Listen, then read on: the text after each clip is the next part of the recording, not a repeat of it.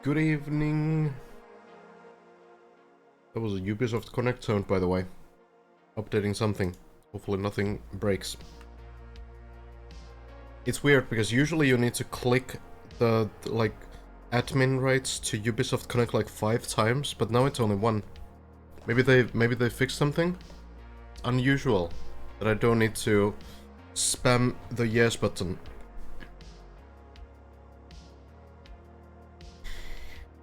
Hello, Joseph, Samuel, not Mace, Tishina.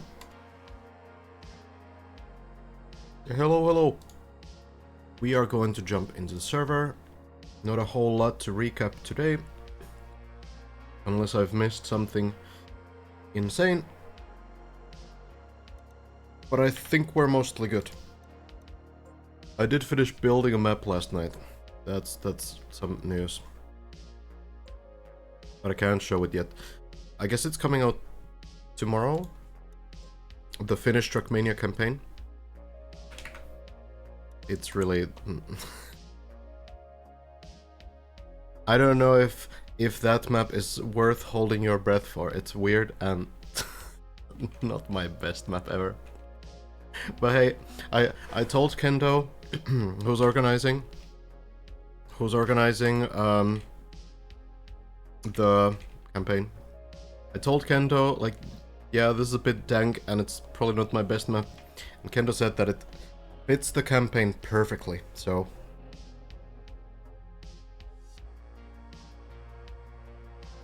It's very wholesome.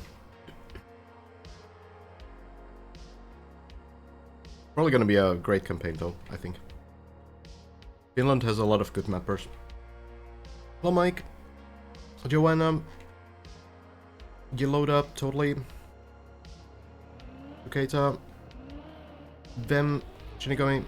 Does this fight with the map you've done? I mean, it's okay. It's kind of fun. I think it's cool to watch. I'm not sure if the gameplay is that polished. I think seeing a replay of that map is cool, and then maybe like you play it a couple of times and it's still okay. Hello, this. Warmy DM'd you with the screen of this map. Nice. There's a lot of really cool mappers, like Viru also. Builder of floor 14 here has been building also to the finished Trackmania campaign.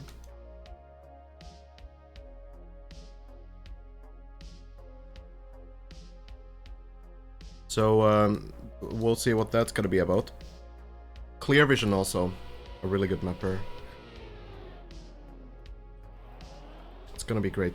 Anyway, talking about campaign, have you seen the Project Minecraft trailer? Yes, I've seen it. It's insane. Yes. It wasn't a week ago, was it? I think it was 3 weeks ago. Oh, Sammy, with the clip here.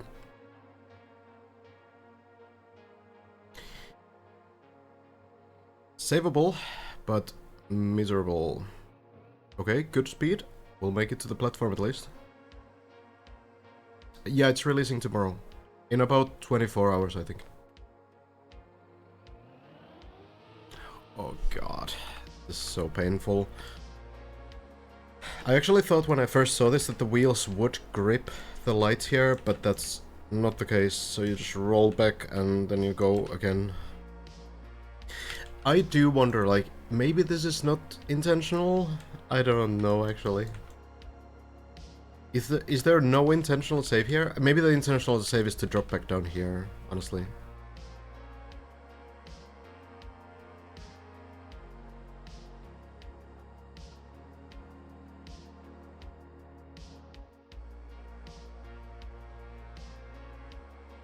What if you could get speed from here? It's not gonna be enough. But what if you could two-wheel on top of this beam, and then you would climb onto it, and then you would drive here, and then you would fall off of the beam and do the plastic launch and go into the pool. Okay, it's not possible. It could be a cool idea though. Hello Elwin, hello Jacob. Alright, so, okay, Sammy here. Waiting.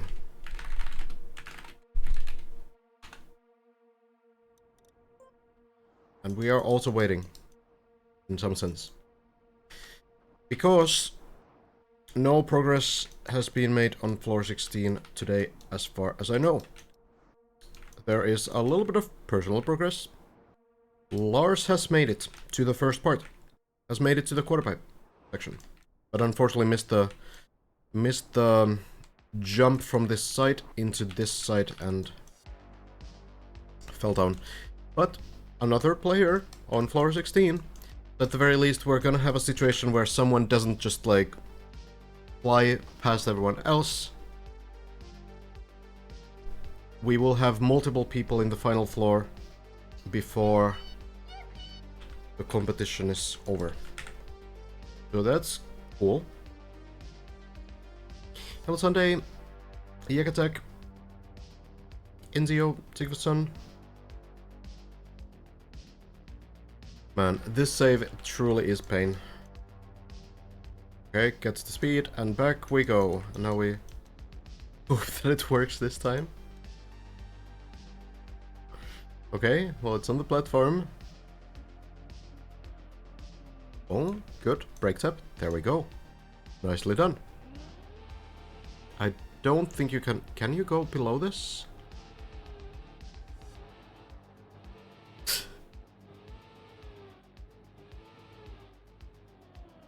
Bit of a headache. Yeah, I think you have to go around, unfortunately.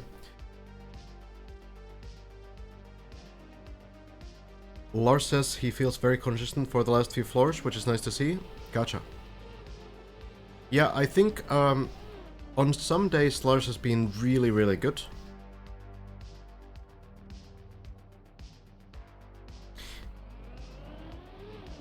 There's been like a couple off days, but everyone has off days, right? I think it's important that, you know, for this final push, you start getting more and more runs into floor 16. And then you just try to clutch those runs.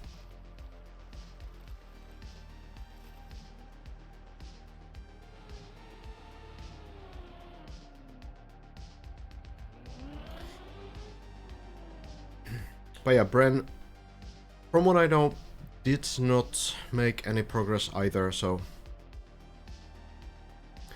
Did virtual play at all the last couple of days? So actually, something interesting came up yesterday, which was that Ludwig is holding an event about speedrunning, and it's like a speedrun marathon type showcase thing, I think. So initially I thought that that meant that virtual is going to, you know, the US and doing it there, so that would obviously be like kinda rough for virtual's progress, but the schedule came out today, and I noticed that virtual is going to be remotely participating. Virtual will do a deep dip showcase. I don't know what that means, but it will be like a remote deep dip showcase for the Ludwig speedrun event. So what that exactly means for virtual's progress, like maybe needs to prepare for it, or I don't know. Who knows what it's about, right? Is someone doing something here? You Strat? He was also sick for the couple of the last days? Oh really?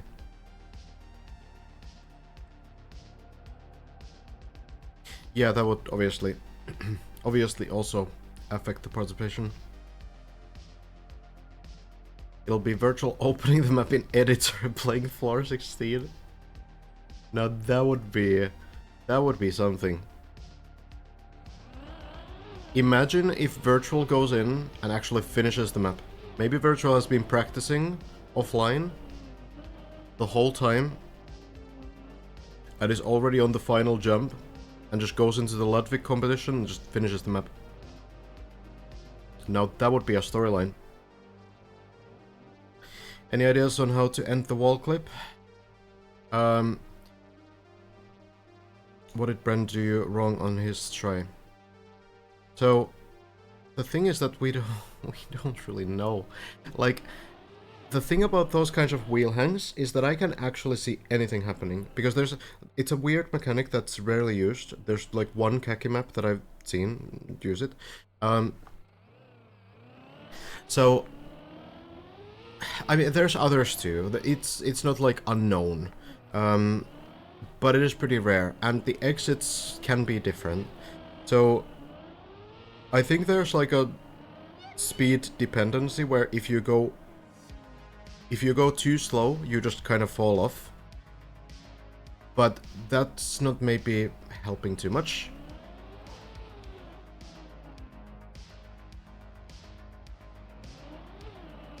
So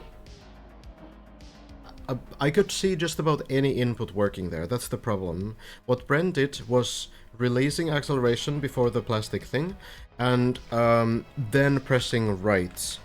So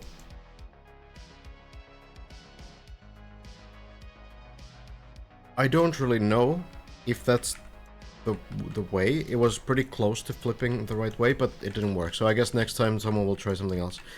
But yeah, this kind of a plastic exit I've never seen before. This is the thing. I've seen that you can drop off when you slow down enough, and you know, just go slow. Eventually you'll fall off, probably, if you press like maybe backwards or something a little bit or whatever. But this kind of a plastic thing, this small item here, that's not like a usual thing. So I think it's just about trial and error right now. Like whether it's just full speeding into it and then slamming the brakes as you land, or whether it's somehow like steering to the right at the end and then landing with back wheels, kind of like you land a lot of the floor 9 landings. It's too difficult to say, honestly. That's the issue there, that there's no like standardized strategy for it. The car can behave like in pretty weird ways.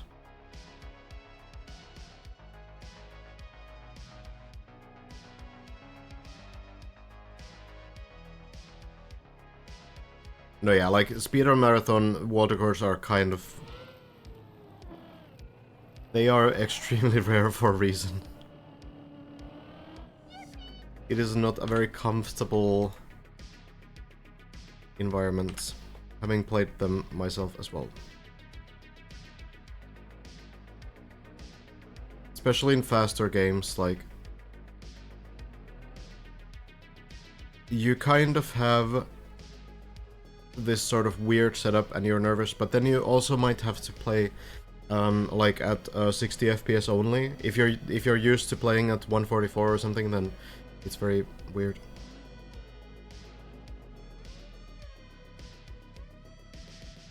Yeah, thanks, Orwo.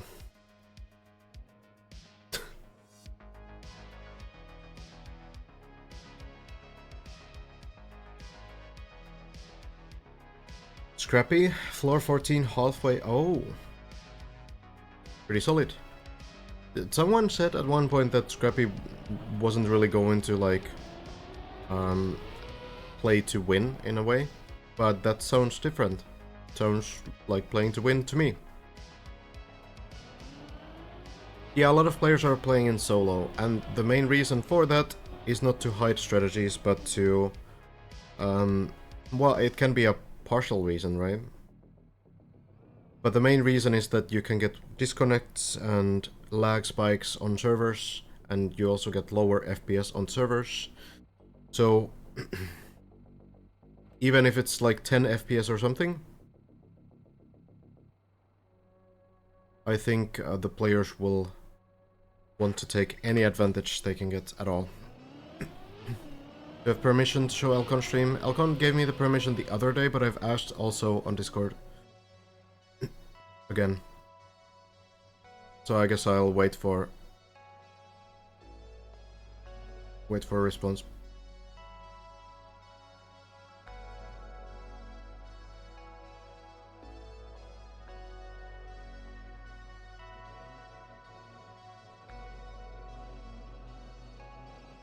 Well, Sammy here.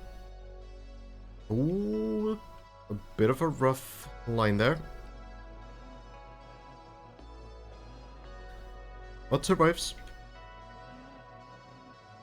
And then the flip. Sammy has been benefiting a lot from practicing these practice floors, and currently is on floor 10, the personal best, where the practice floor is not yet available. Yeah, I don't know if it's gonna be released anytime soon. I feel like maybe in the weekend at best. Hello Nalle. Love the cast, been an amazing way to follow the event. Thank you very much. Appreciate you.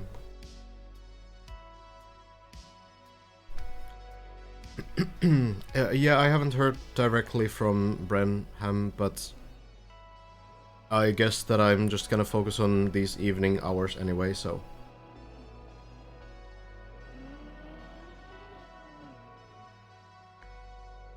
Probably don't need to worry about that too much.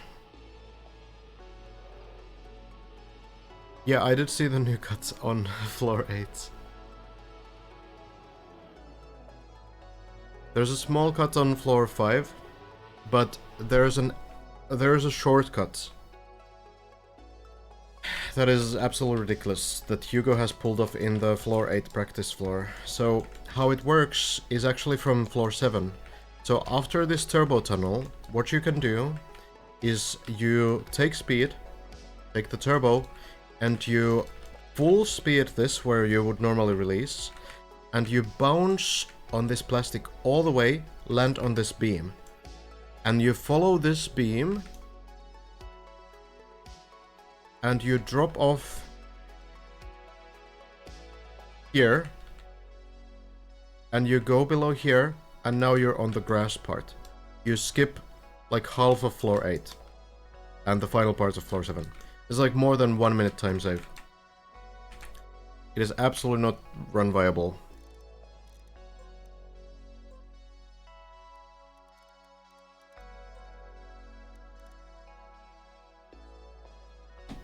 But it is viable on the floor 8 practice map.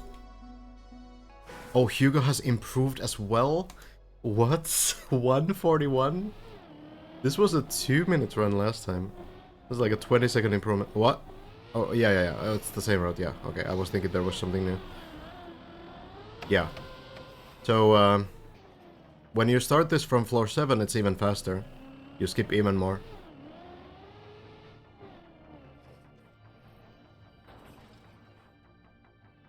Wild.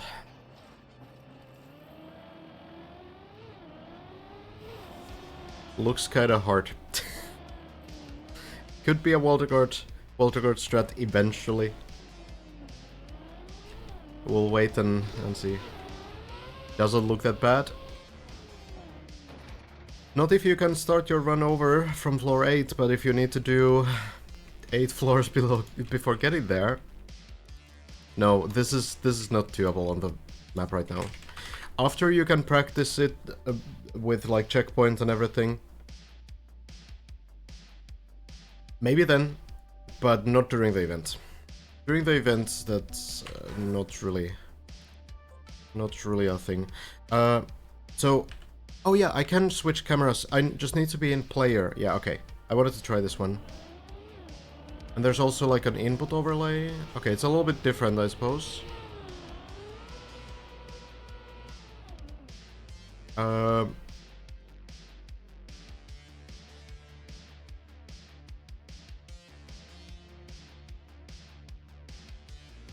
I mean, why not? I guess. I wish I could maybe move the... If I could move the input overlay down here. Oh well. So now I'm like playing, but also in spectating. Is there any settings for this? Magic spectate? Oh!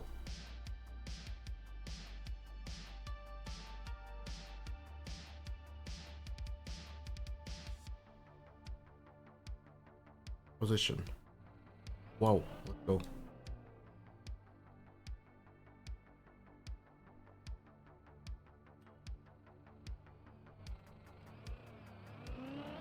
Incredible.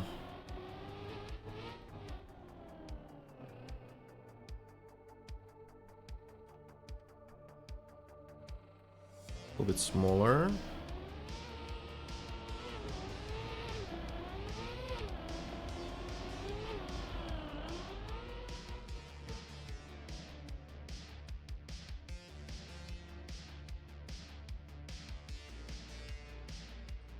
That'll do.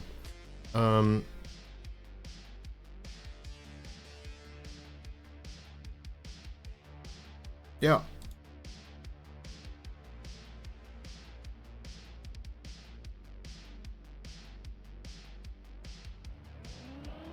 And then I disable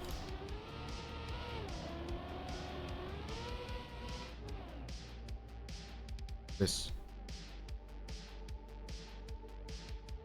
Change shape to match it.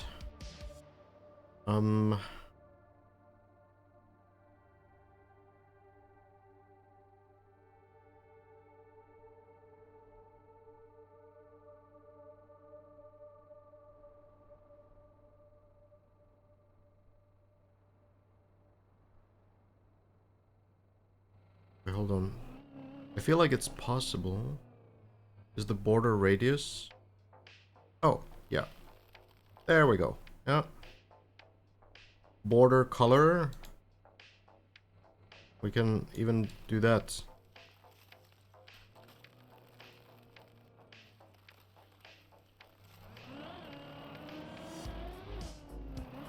Hold on. Almost done.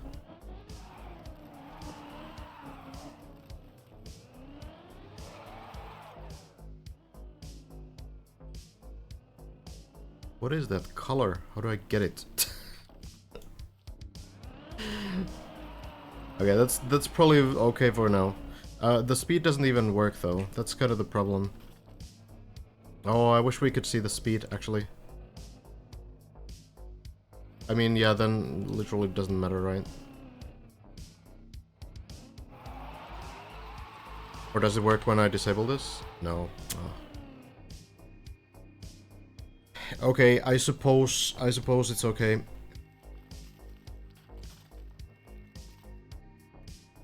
Alright, but this is nice. We can change the cameras, which is kind of great.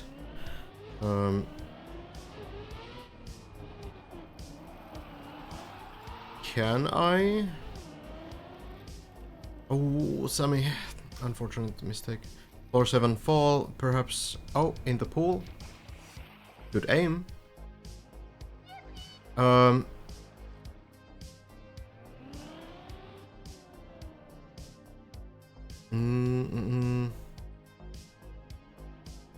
I'm wondering about the player tag here. That doesn't seem so necessary. That might be another thing as well.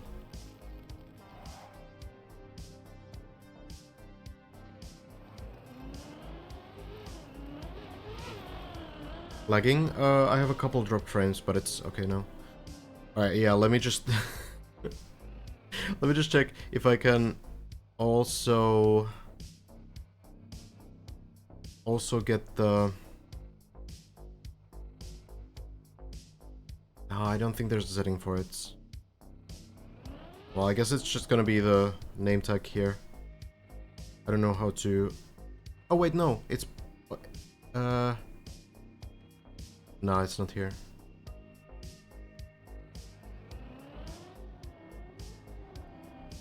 Yeah, this is just about the minimap.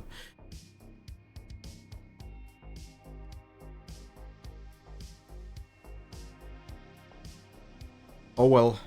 Yeah, I'm not sure about Elcon. Like I did ask again. Elcon did give me like permission to watch the other day, but I just wanted like a general permission as well, so I did ask Elcon on Discord, but I guess I'm waiting for the reply still.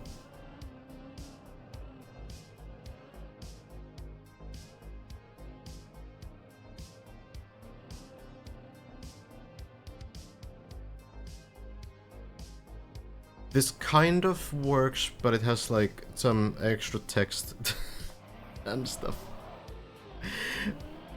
Okay, here's what we're gonna do, right?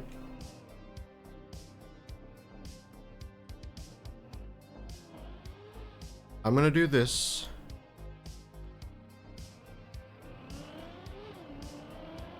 And then I will do this. Okay, this is how it's gonna work. And then I'm just gonna disable dashboard entirely from here. There.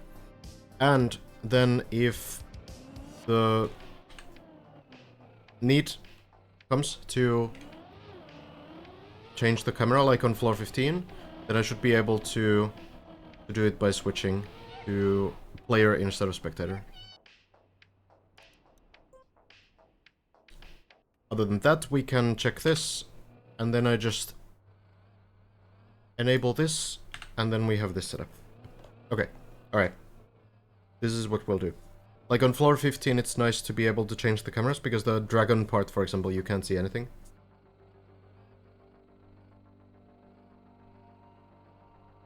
So it's probably a good call. Okay, everything is sorted. What's the Elcon status? Elcon on the grind, I suppose? Not on the server. Yeah, players most likely will focus on playing in solo right now, at least the top competitors, because they want to get all the small advantages that they can. Which means that when you get to like floor 15, you don't want to lose your run because you got like a small lag spike, which can happen in different ways. Like someone just joins the server and you get a lag spike. That's pretty painful. So it's kind of understandable that at this point, the players want to make sure that everything is in their control. Elcon's personal best on this beam, still, as far as I know, was the first person to get there, but didn't quite get further.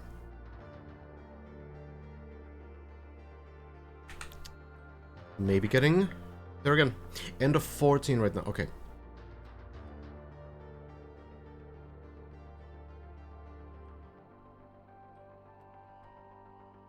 So we can check in on Elcon if the run goes very far. Even if I did have permission to, you know, show their like restream them essentially, I wouldn't want to like take their stream to mine like the whole time. But we shall see when Elcon gets a little bit further, hopefully. Could be a good progression. But yeah, so currently the situation is this. We have a bunch of players that have reached floor 15. And those players are Bren, Hazard, Elcon, Lars. And that's it. Elcon Dead Turtle, ouch. It is unfortunate. Well, hopefully getting runs going though. So yeah. Currently Bren with the world record. We don't care too much about the height right now. We mostly care about progress. So this is the highest point of floor 15. Floor 16, I mean. For a pretty long time. So the height will not matter until, I think, the wall rides. Like, this is all lower than the very first part. So the height will not update until maybe this point. Even this point might be not high enough. This wall right will be, for sure. So that's gonna be the next section.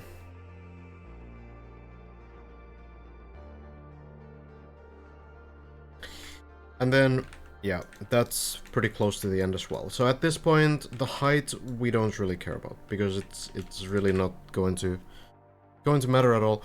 But yeah, Bren is still the top 1 player right now. Bren has made it all the way into the wheel hang section. Failed the landing, landed upside down, just barely, and Lars has made it to this first part. Elkon has made it to this beam, and Hazard, I think, still on this final ice part. At least I haven't heard otherwise. That's probably the case. Then we have Shmaniol and Scrappy on floor 14. And Virtual on 13, and no one else on 13 actually. In fact, no one else on 12 either. So we really have this group of like 7 players that are getting much further. Everybody else, Mada and Simo, Clover are on floor 11, Skandir as well. So, and then rest are on floor 10. So we really have this group of like 4 players that are very close or in the beginning part of floor 16. And then we're on floor 14 with 2 players. 1 player on floor 13, and then rest is on floor 11. So, yeah, it's pretty clear right now, like, who's contending to win. As far as the podium goes, that could change, of course. But I'm not really 100% if that's gonna be the case.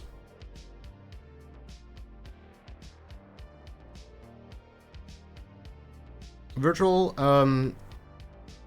I have heard that Virtual has been a little bit sick, I guess. I'm not 100% on this. And also probably preparing to do the Ludwig speedrun event thing, which is going to be like a remote thing, so Virtual at least at home, maybe still playing offline. I don't know.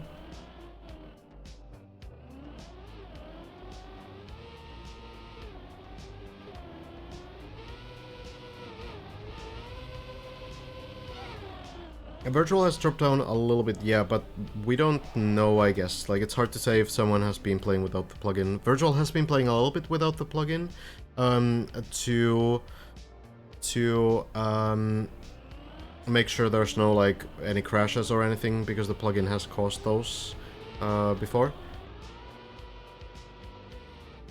Nice line from Sami.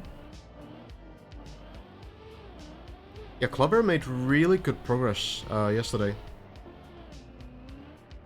TOT is kind of wild. Oh yeah? Haven't seen it. Hello,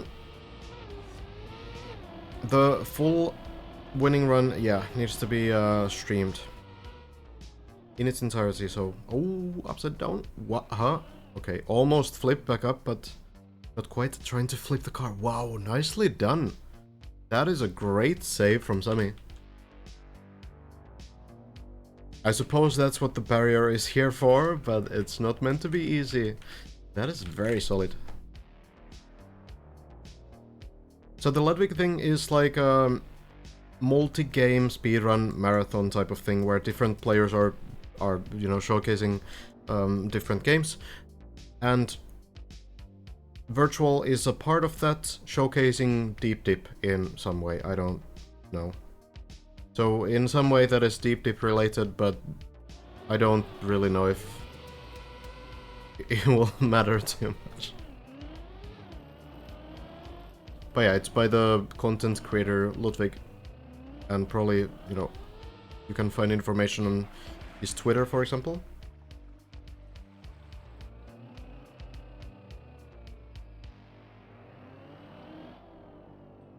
I feel like at this point, players will generally stream everything, yeah. It will probably be the case. For the reason that at this point,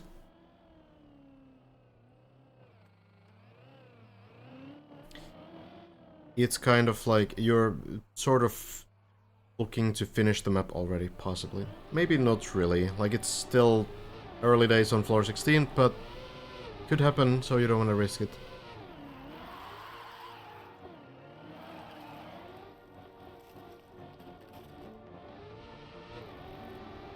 So yeah, again, I've said this time and time again, servers in Trackmania are weird. They are not really dependent on hardware, they don't work in like a rational, logical way. Having organized tournaments, I know this firsthand. Sometimes you get disconnects even though your connection is insane, and no one can figure out why and no one can solve it. Sometimes you even get denied access to a server where you're whitelisted and no one can figure out why. Sometimes you get a lot of lag spikes or great FPS loss, meaning like more than 50% FPS loss. Sometimes you lose like 2/3 of your FPS when you go to like a specific server, even if other servers are working fine. This is just how Trackmania works. I would avoid speculation if you're not familiar with all kinds of server issues. The players who play off the server do it legitimately to avoid those issues. We already know Scrappy has disconnected multiple times during runs on the server. Elcon has done it as well.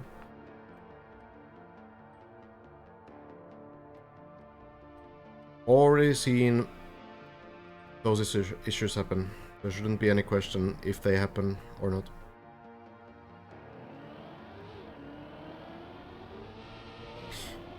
I mean, back to floor 10. Back to try out the tricky part. Anomaly.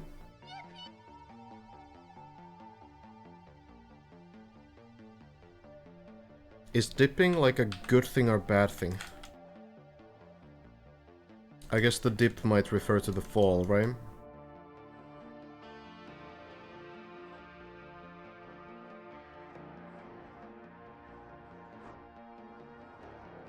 Big floor.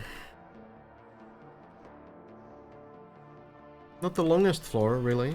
Actually, it might be one of the shortest floors in a sense.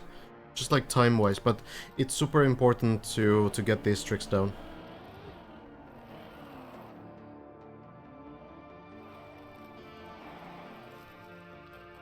Depends how deep you dip. Fair.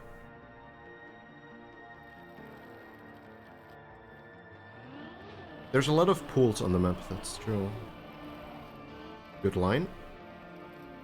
Getting some great practice on this floor. Floor 11 is really like still the hardest floor. I think we can kind of like see it every time. Like there hasn't been a single situation where someone isn't currently on floor 11 trying to figure out the like middle parts. Currently, we have Mada, Simo, Clover, Skandir, Ixon, maybe as well, though I think this is the half pipes of floor 10. Most likely. Any updates on 416 restreams? I've sent messages. Hazard permission I have, but I've sent messages to others and I'm still waiting.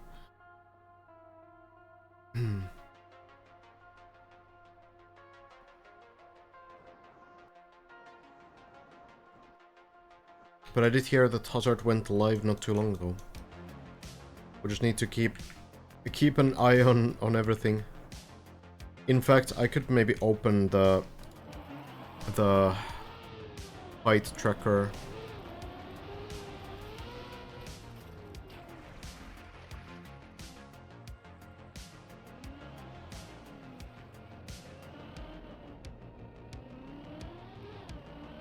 I think Lars skipped. being stuck in the middle of floor 11, but he failed. Start of floor 11 a few times to make it even. No, yeah, like, the thing is that we still see all of these top players fail floor 11. Oh, Sammy.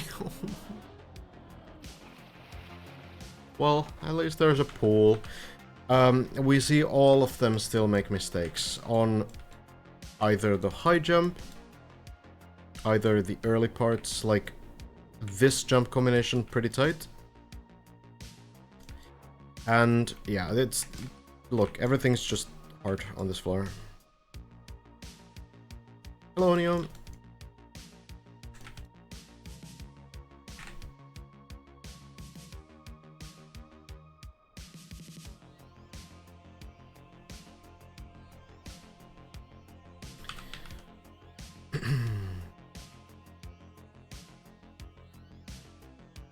Please don't trash talk streamers on my channel.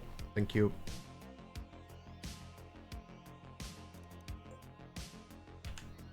You can do it on, you know, some other platform. Hello, Luca. Hi, Simon.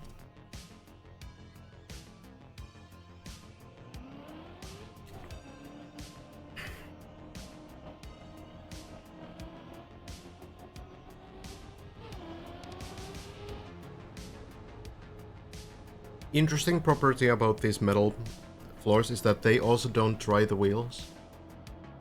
So you will have to do this whole thing with wet wheels.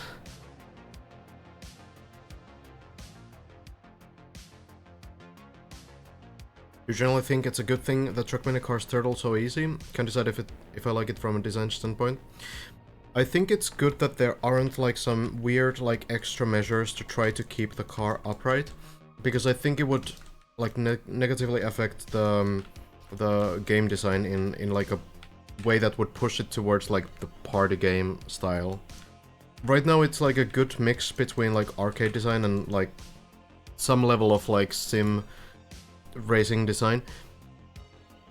And I feel like if there was some sort of weird thing that like allowed the car to flip upright, other than water. Like, water is already pretty goofy, but water is used so rarely, and it's actually kind of nice to have one sort of like very sort of specific surface that allows you to flip the car. But yeah, I don't think there should be like any extra measures to make the game easier, because I think that would just take away from the satisfaction that the game generally has. Yeah, and also, like, this map is not the traditional Trackmania map. Most of the time, you will not struggle keeping the car on the track.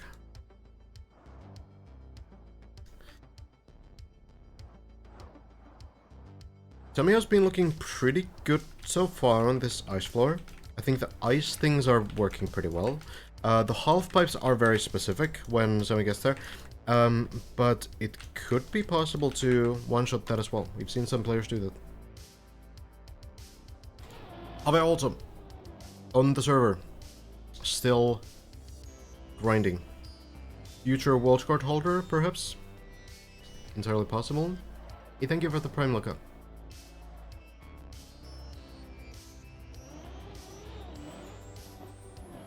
Even pro players didn't need to know about turtling? Yes, like, in like a normal map... Well, okay, turtling is different than like landing upside down, right?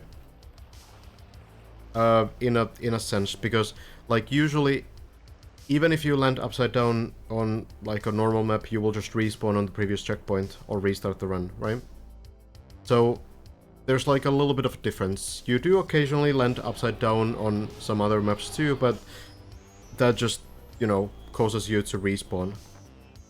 Here you obviously can't do it, so you need to deal with it in a different way. So that also kind of like... makes it a little bit different. Hazard online, yeah.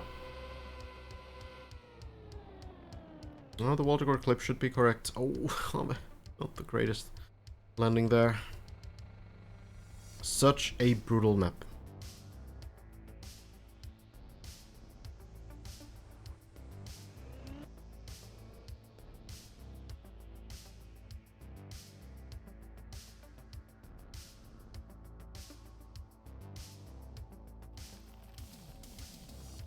I mean, with great progress. Overall.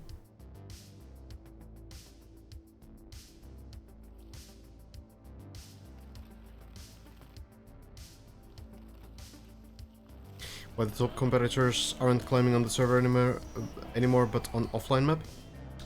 Basically just to be sure that nothing weird happens. Because, you know, let's say that the server has like a hiccup or something, lag spike, or maybe a disconnect or whatever. That's not something that will happen in solo. So, at this point, I feel like it's correct to be a little bit paranoid. It's not like it's impossible that something goes wrong. Already happened to several players.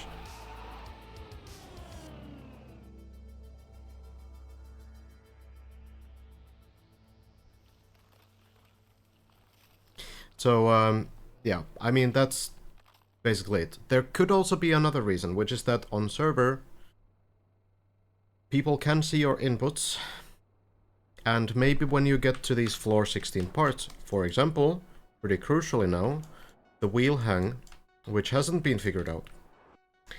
So maybe there's like an input combination that you have figured out, or you will figure out, and you don't want to show that. Of course, like, people, when they watch your stream, they can see the wheel position and such, so they might be able to like kind of figure it out, but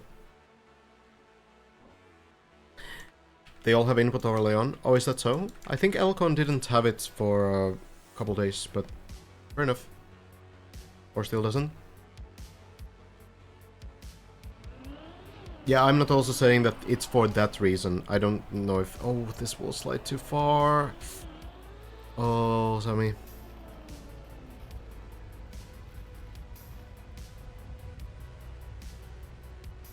Tough times.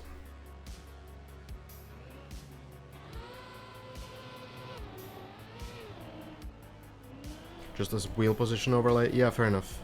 You kind of need that, actually, because there's no other way to tell your wheels. So the reason why pretty much everyone will likely have it is because if I don't have anything,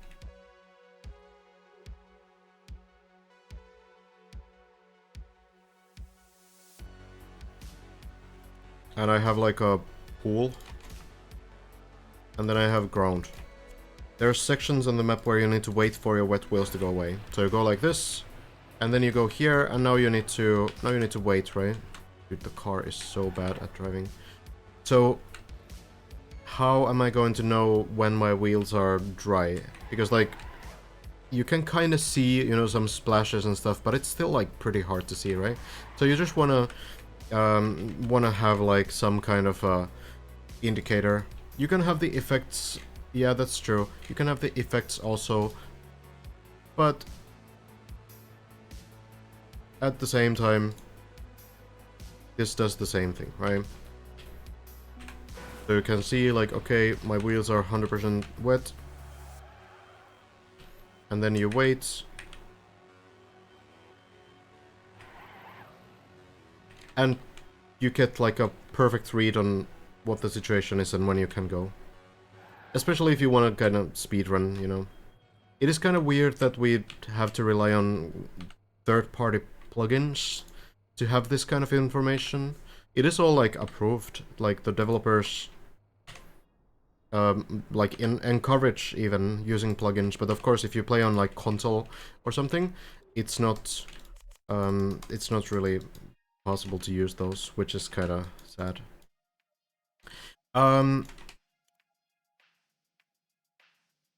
Okay, now that we're in the editor, and I guess no one's on a super good run, at least on the server, I guess one thing I haven't really gone through over this thing, like we talked about some specific surfaces, but maybe like a quick like introduction to all surfaces would be in order. Like, what do different surfaces actually do? We have like a couple different main surfaces. There's the slippery surfaces, which are grass, dirt, and plastic. You can have plastic in different colors, so it's always going to be the same material. It's just gonna look a little bit different. So all of these are the same material. And also you have like different types of plastic. This block is the same block as well as this. So the gameplay on this one is the same, which is kind of, you know, can be a little bit confusing. But yeah, that's why you can also plastic bounce on these glass blocks, and it might look a little bit weird sometimes, but that's how it works. So they work basically the same way. It's like plexiglass. Plastic. Hello, Ion. So, but yeah, all of these surfaces are slippery. There's not like a huge difference between grass and dirt, except that you get dirt wheels from dirt. But that you don't really need to worry about either. So the big main difference is that you have these dirt road blocks that work in a little bit different ways. So, you know, you have these kinds of blocks. We don't really see too many of these on Deep Dip 2, but I think the surface type is less of a difference than having these differently shaped road blocks. You also have custom grass roads, which look like this. They're still a little bit different from dirt roads, but yeah, they exist also. Hello, actually didn't know about that about the glass. Yeah, there's a lot of surfaces that actually work in the same way, but look completely different. When it's better to brake versus release acceleration, generally at high speed, if the turn lets you keep more than 400 speed, it's usually a release, and if it doesn't let you keep 400 speed, then it's usually a drift, if it's not full speed. So the dirt wheels mechanic really, to my knowledge, don't do anything but increase the strength of braking, and also allow the zoops into ice a little bit. So here's like a comparison, right? If we go from dirt to ice, you can notice this like zoop, right? Which kind of pushes the car. But if I go from grass, you don't get it. So minimal differences. Yeah, it goes.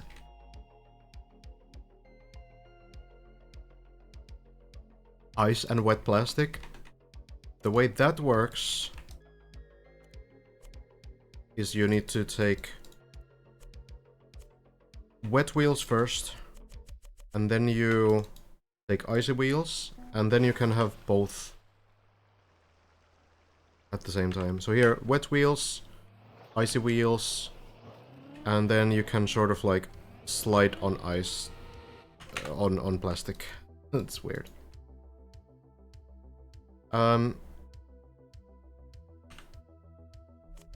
Sees no difference. It's maybe, it was more obvious when I showed it once on the diagonal. Like this should be fairly visible, because this will kind of like give you an upward boost, so you can jump all the way over, right? But if I do the same with grass,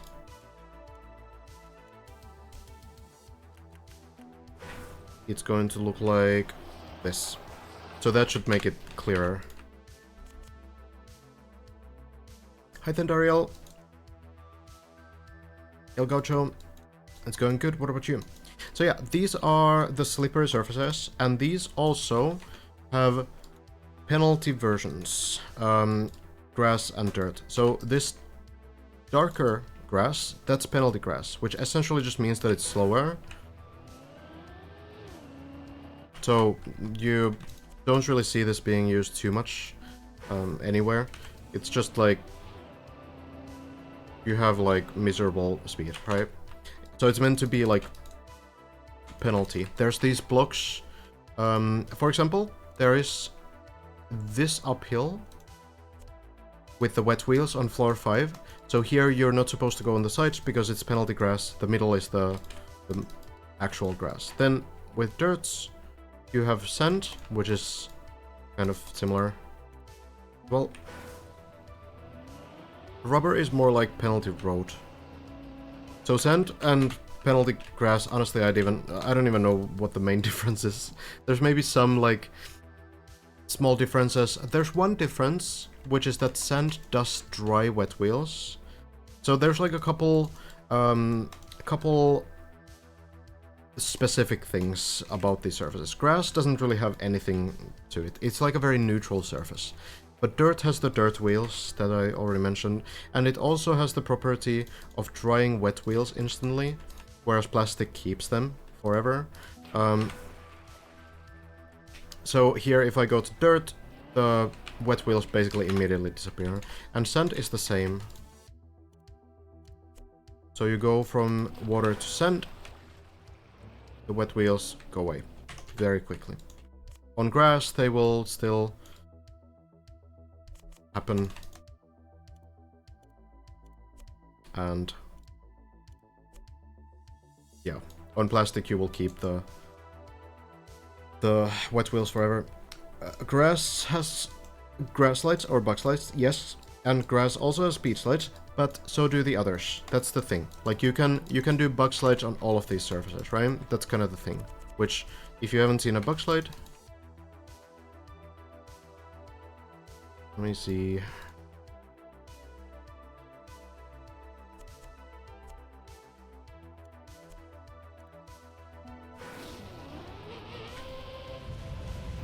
Okay, this is a bad setup. Maybe I can? Hold on.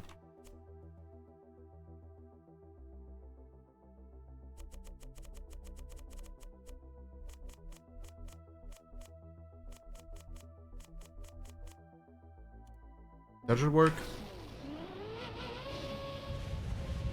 Okay, terrible. It's way too low. I also forgot I can do this. Okay, alright, that should work. So this is a bug slide or a grass slide. Basically, you turn sideways and you hold, brake, accelerate, and steer. If you steer a little bit too much, it's not gonna work, but that's basically it. But you can do this on all of the surfaces. It works on plastic and dirt as well. It works on any surface, actually. There's very few surfaces where it doesn't work. For example, like wood, it's not working on. Wood is a pretty interesting surface too.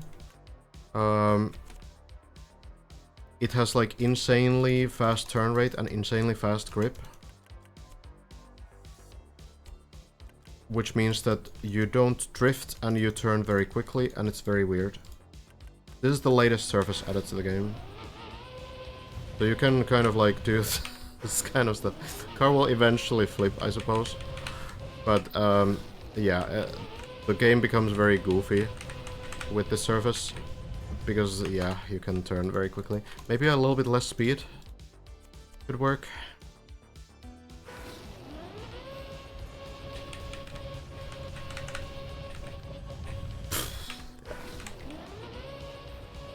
I don't know. We have one wood part on Deep 2, which is on floor 13. The reason why there's not more is because the map was basically already finished before wood was released by the developers. But yeah, it's I'm not sure if it would be used that much anyway. It's kind of strange. So it was only added like late in the building process. So then we have the ice surfaces, right? So we have ice, and then we also have bobsleigh. Those are the same surfaces, but they have a little bit of like different sort of playing style still. So both are very slippery and give you icy wheels, but on bobsleigh you essentially take very different lines where your goal is to try not to drift at all. Try to just keep your speed.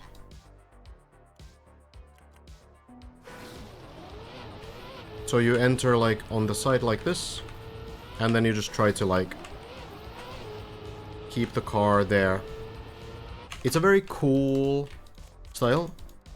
Pretty difficult at first, especially getting those like clean lines and not spinning out of control. But then ice is like very different. So like ice and bobsleigh communities are completely separate in this game. On ice, you focus on ice sliding. So this kind of a technique. That was a slide out because I got the third gear there. But yeah, it's a very, very different thing. We actually had an ice map in Track of the Day not too long ago.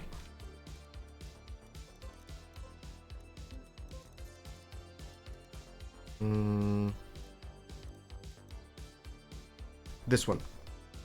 And there's probably some bobsleigh map as well. So same surface, but very different gameplay. Are there some surfaces not published yet? More to come? Who knows? They don't... Nadia doesn't really tell what their plans are, usually.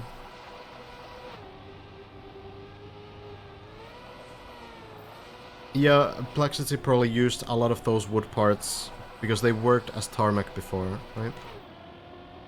Yeah, there's a very slight speed slide overlap difference between dirt and grass, but you really don't need to care about it. But yeah, this is like an ice map, focusing on those clean lines, clean ice slides, and then you have... Oh, that's a bobsleigh map. Usually there's more bobsleigh maps in Track of the Day than ice maps. Then you have bobsleigh, which is same surface but completely different gameplay. So you just focus on keeping the car between these red lines on the bobsleigh, and then, you know, getting as much speed as possible. Kill her, go!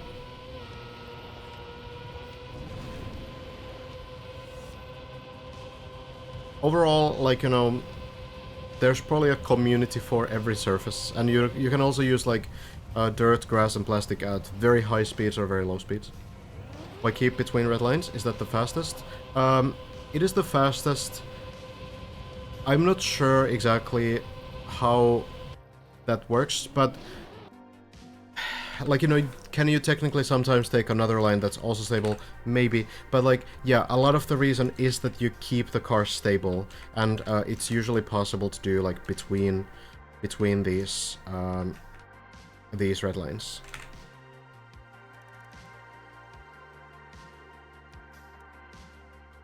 As a newish player, I like Bob a lot more than Ice. It's much more easy to understand and drive.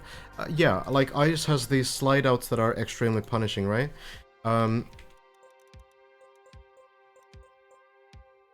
Bobsleigh, usually you can... I mean, yeah, bobsleigh is also punishing, like you can spin out of control and fly off the map. Yeah, the goal is to steer as much as possible while keeping the car stable, but the steering thing is also a little bit, like, there's more to it. Like, you don't generally want to steer at full speed at lower speeds. You want to steer, or like at full percentage. So keyboard players use a lot of action keys. Actually, so what are action keys? So there's 5 buttons that you can bind that limit the steering of the car. So this is a full steer, right? And on a keyboard that I'm playing with, you're usually going to be limited to either 0% steering or 100% steering. Of course, you can like tap very quickly and you can get something in between, but there are these action keys that are supposed to bridge the gap between controller and keyboard. So if I activate action key 1 as I'm turning here, so I'm gonna press it, and you can see it on the inputs as well. Pressing now, you can notice that my steering is now at 20%, right? And then action key 2, that's gonna be 40%, action key 3, 60%, action key 4, 80%, and then I can go back to full steering. So action keys allow you to do this kind of a thing, and when you're on keyboard, and you play bobsleigh maps, like Catzy does, it often ends up being like a pretty weird sort of combination. Like if you look at the inputs of Catzy, if you just stare at the inputs here, you can notice in the very beginning that it's already going to be action keys, right? These very first turns here are on action key 3, right? So activating action key 3, and then you look at this, like, yeah, the map is not even 2 seconds in, and we're already using 2 different action keys. So first, action key 3, right there, you can see the steering go only 60% in, and then action key 4 towards the plastic, right here, that's action key 4, and then full steer. So bobsleigh players are kind of like this when they play on keyboard. So here, you look at the entry, action key 1, shortly, a couple taps with action key 1, and then action key 4. 6 seconds into the map, we've used 3 different action keys. And then you keep the action key 4, and now you're full steering. And then you enter this next one, and it's again going to be action key 1 in the entry, very shortly, right here.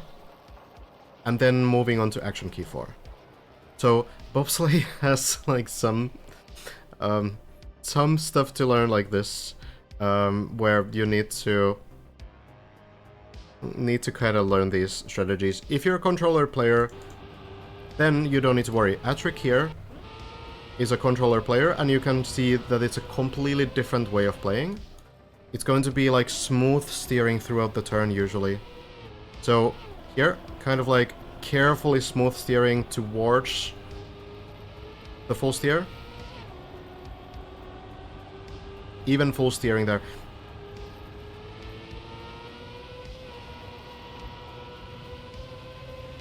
I don't actually know how the controller strats work. I've only ever learned the keyboard strats.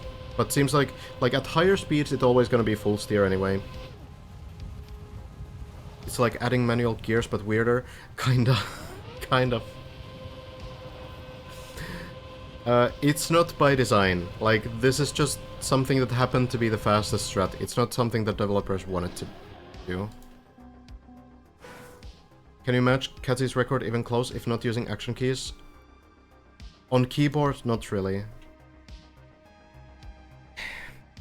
Not really, because a bobsleigh is a style where you need to like full optimize every single turn to get enough speed. So, you know, if I just kind of do this and I, you know, do the first bobsleigh a bit bad, Katzy's already gone, right? There's no way I'm ever gonna catch up to this. So it's kind of ridiculous. If I use action keys, I can maybe stay a little bit closer, but probably not very close. Still got a bad entry. It's a snowball style, so... It's actually a difficult start, goddamn. Do you use action keys on non-bob maps, or is it easier to tap on those? It depends. There's some, like, no slides that you need to do. Yeah, I can get, like, a little bit closer at least when I'm using action keys. So yeah, I'm not gonna catch up to one of the world's best bobsleigh players, but, you know, at least I'm faster than last time.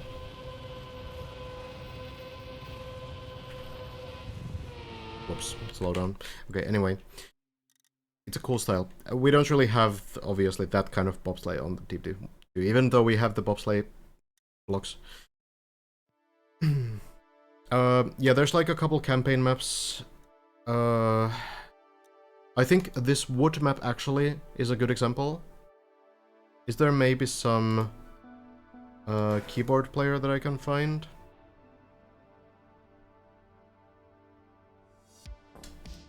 Probably not. This is a very controller map, right?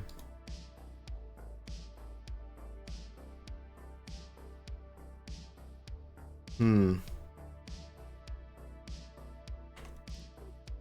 there be any other map?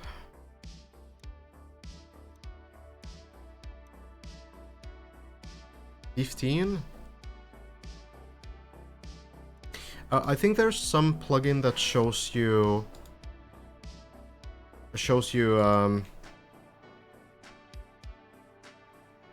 which action key you have toggled at the moment.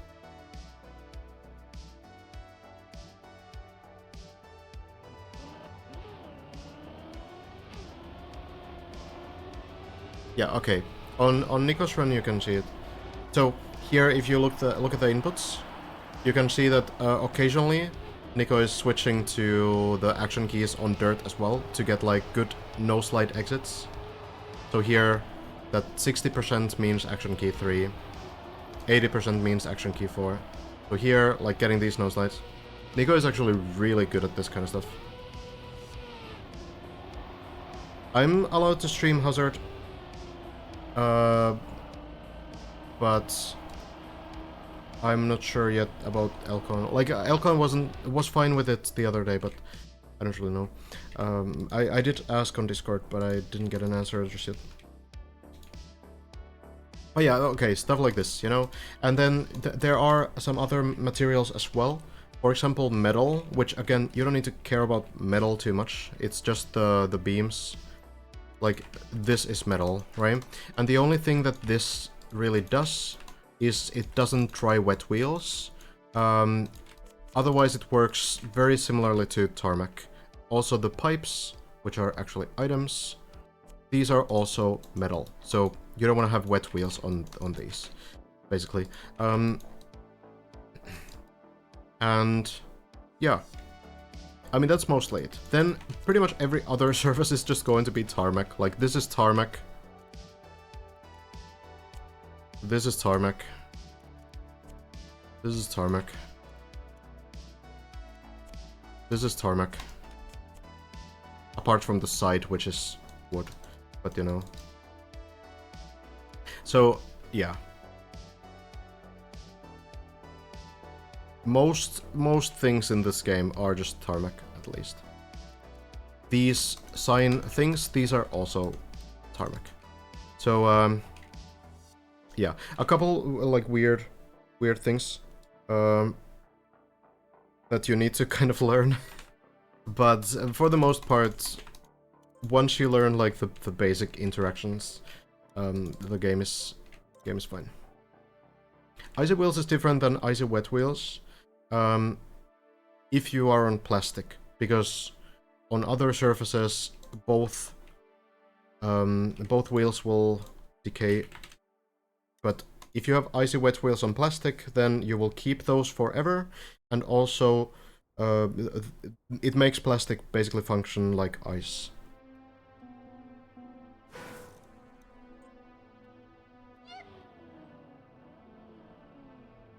Yeah, the white on top of the road borders is rubber.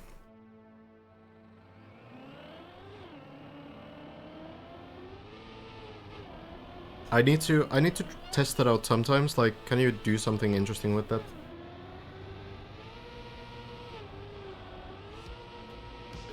I suppose on metal as well, actually. You could probably have, like, icy wet wheel metal as well. I'm not sure, like, that should work just like ice as well, though. Hazard on floor 13? Okay, thank you. We can potentially check in on that progress as well. Tommy on a 2-hour run. Channeling also the Hazard within. Let me do this. These final days will be a little wonky because so many players are not playing on server, but yeah. Hazard on a floor 14 run.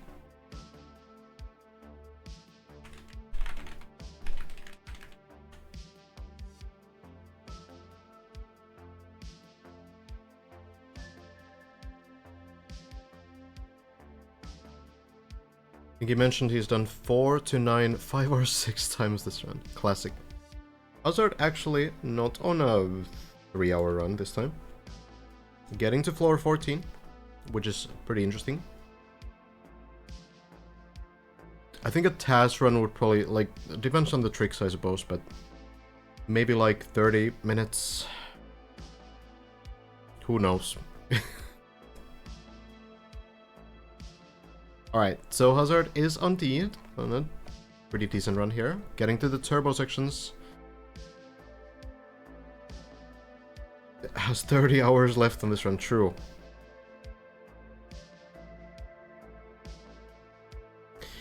So these turbo walls, if you haven't seen them before, they work in the way that you get boosted as you touch the wall. And because the turbo has no other way to push you, it pushes you up the wall. Clean landing. And then you do the backflip. This is how this section works as well.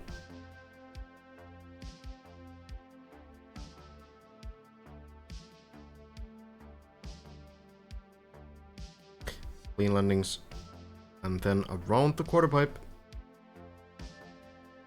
And now into the turbo wall, and as soon as the wheels hit the wall, you will get the boost. So the danger there that we've actually seen from some people is that you don't grip the wheels, you don't turn the wheels correctly into the wall, and then you will not get the boost. And, you know, it's very anticlimactic. Just fall off from there without having anything happen. But that's how turbos work. Yeah, I believe Hazard's personal best is still at the very end of floor 15.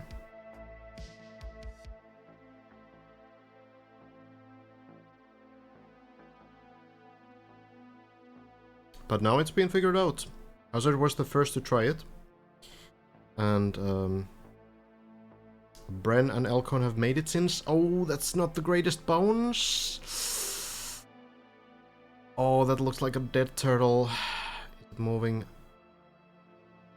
Moving anywhere at all? Moving forwards? That's not good. Very unfortunate bounces. It's not like backwards would be a lot better anyway.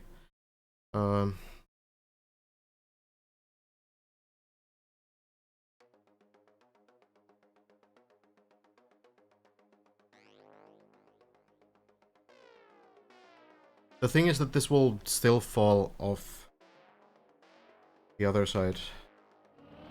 If we take a quick look. Yeah, the car didn't bounce on its back.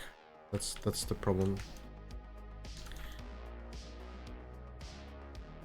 So we are here, right? So, I mean, it could maybe land...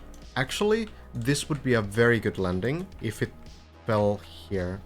So, the car is going this direction, right?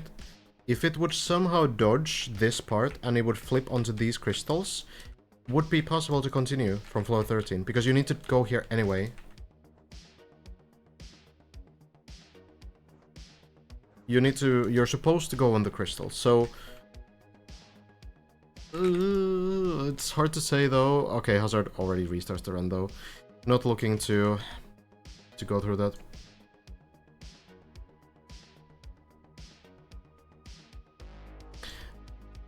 Yeah, there's a lot of plastic on the map. It's just because there's so much more possible with the plastic items than any other surface. You have more variety.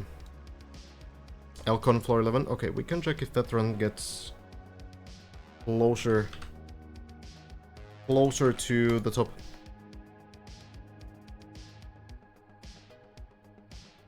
We'll switch to these streams if the runs gets close to PB.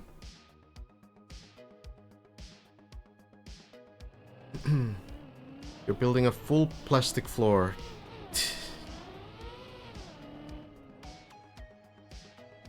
Good stuff. Good stuff, Plexity.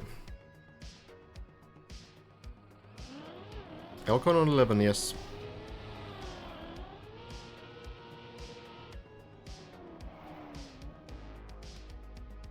But that is far from the PB still. A little bit of an increase. $31,658.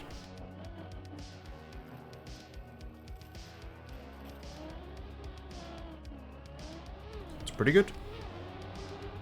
So 50% go to the first finisher of the map, 30% to second, and 20% to the third finisher.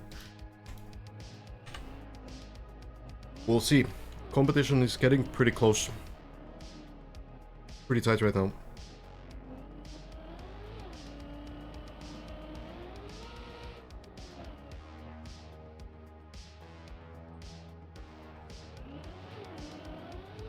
Don't remember Khaki having as much plastic as this whole map. Yeah, because you can use more custom items on Khaki, so you can do whatever you want. It's really just about that. Like, if these guys had the luxury, the possibility of using as many custom items as possible on a huge map like this, then I'm sure the map would also look very different. But you can't do it, because it adds the file size too much. And then the map will not work on servers anymore. Hi, Metal! Did you have a sigh of relief seeing that Bren didn't complete it while you slept? I mean, it might happen eventually.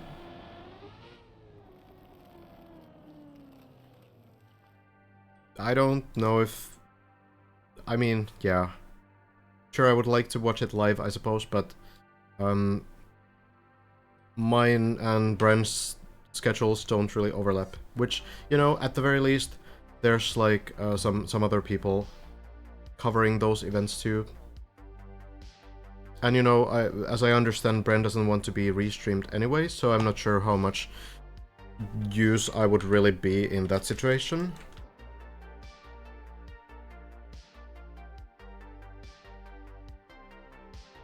Which is completely within his right, of course. He's the one doing the grind. It's his stream and content, so absolutely fine.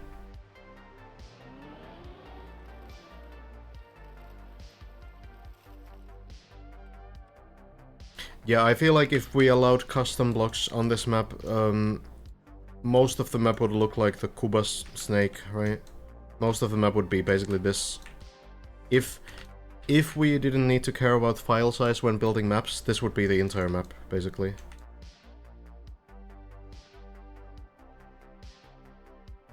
Probably. Maybe it's good that we need to care about file size, actually. Have we discussed the Scrappy comeback? Yeah, Scrappy making it halfway through floor 14. Already, so actually pretty good. I don't know how much of a comeback it is in terms of, like, the podium, because the end of floor 14 still took quite a long time for others to figure out. And also floor 15 seems like it requires a little bit of repetition, but it's possible. It's possible that Scrappy is still fighting for top 3.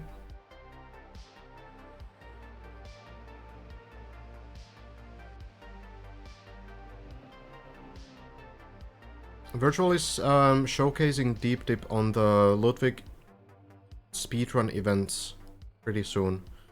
This weekend, I think. But he's not going in LA, actually. Omniscious. So, the schedule was released. And I noticed it on Twitter by chance. And I noticed that Virtual is one of the few people doing a remote run. Unfortunate for Bolle there. That plastic hit there. Happens. But yeah. I mean, most people are flying in. It is like a live event, but Virtual is one of the people doing like a remote showcase.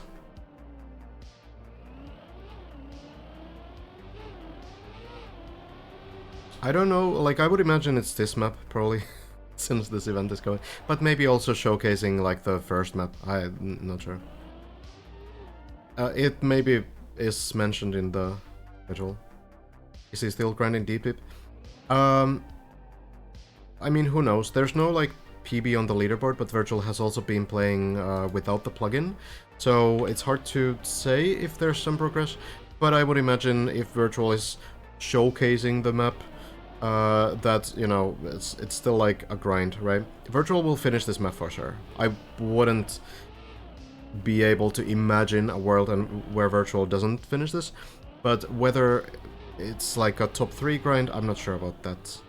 I feel like right now, at least our top 2 will be formed out of the players who are currently in the top 4. So Bren, Lars, Hazard, and Elcon will probably form at least the top 2, and maybe someone else can get, or let's say like 2 spots on the podium, and then maybe someone else like Scrappy or Shmanil or Virtual can be able to climb to like 3rd or 2nd place or something.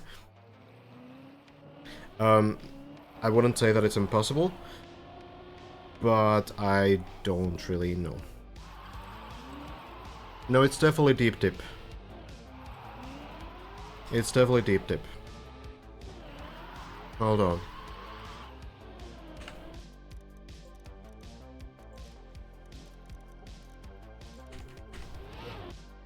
Let me find this information.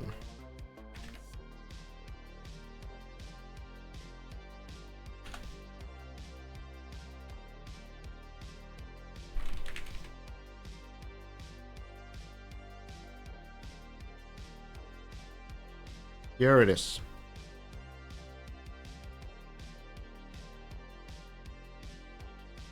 And there it is. Okay.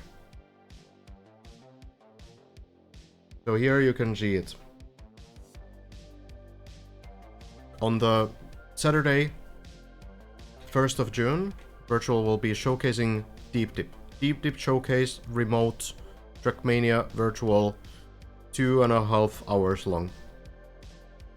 Who knows what that's gonna be exactly, but this is the information we have. So that's basically it.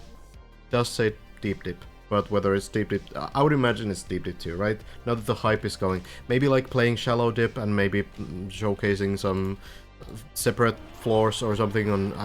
Look, who knows? Who knows? But that is the information. Maybe just playing the map for 2.5 hours. Like, it could just be that. Oh, have I? Good flip, good flip. I didn't look at the time and I already closed it. Maybe Virtual will finish the map, who knows?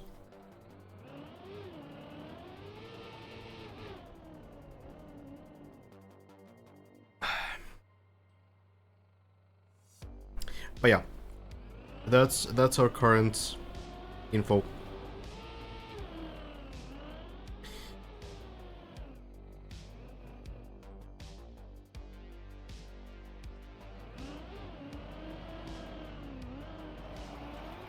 Maybe Mods can do a Have shoutout, by the way.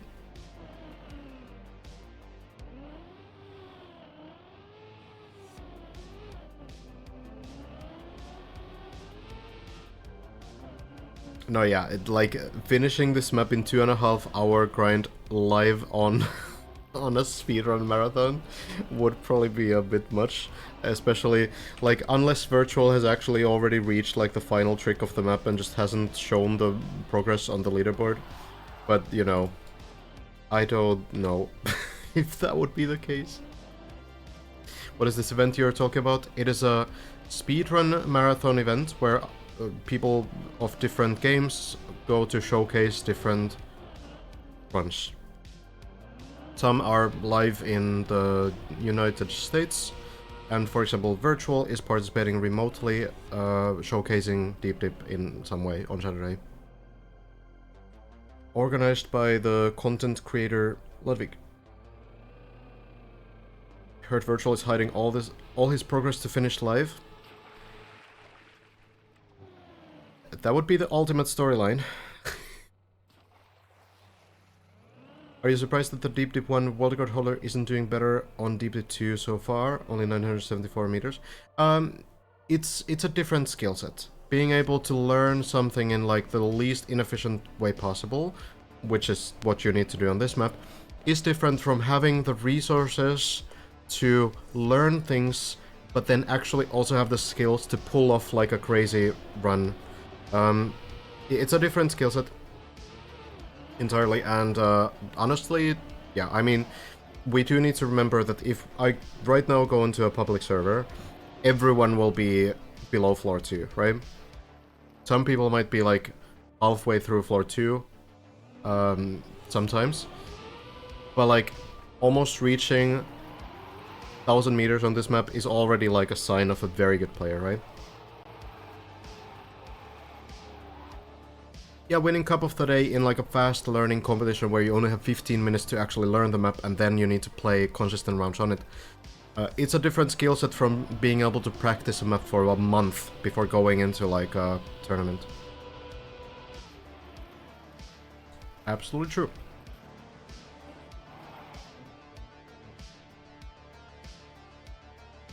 Yeah, a lot of players are playing in solo, not really a private server, just playing like locally. So essentially playing in like an offline session and streaming that. Servers can be weird, yeah. Disconnects, lag spikes. You generally get lower FPS on servers as well. So you don't want to really risk that. We will check in. We will check in on Hazard and potentially Elcon also. I think I have Elcon's permission from the other day still, but I did ask again as well, because that was just like one message on his stream chat, so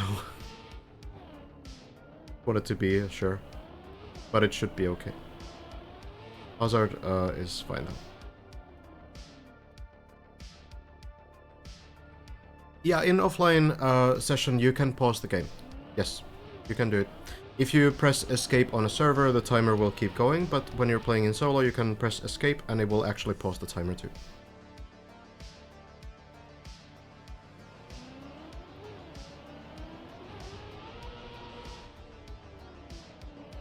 I have asked the top players, but I'm still waiting for responses from some.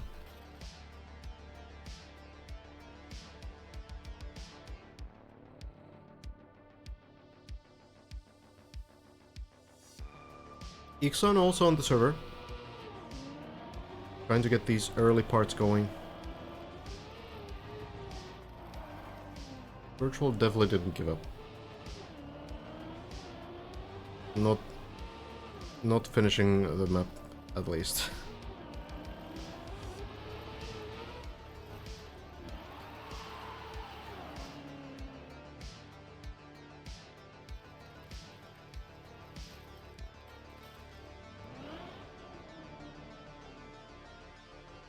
Ixon, one of the players currently on floor 10. We're kind of entering another phase where a lot of players are on floor 10. So, Ixon, Bijans, Matt, Tammy, Bernardi, Giuliano, and Tally. And I think you go as well. So a lot of players on floor 10. It's a tough floor to clear, and it kind of shows as well.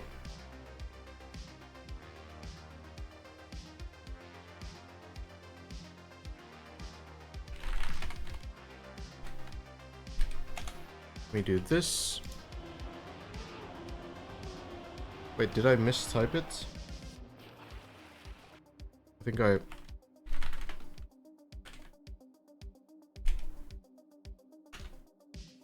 The channel you're shouting out does not exist? What do you mean it doesn't exist? Oh, it's Have now. Oh, it's just Have? Okay, gotcha.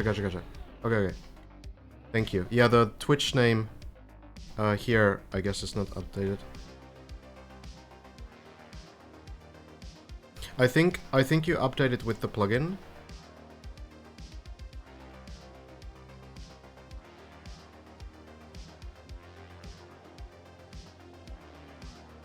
Somehow.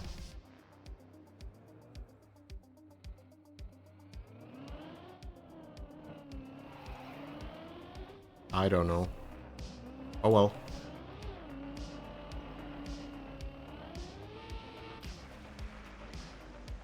Okay, well let me try Have then.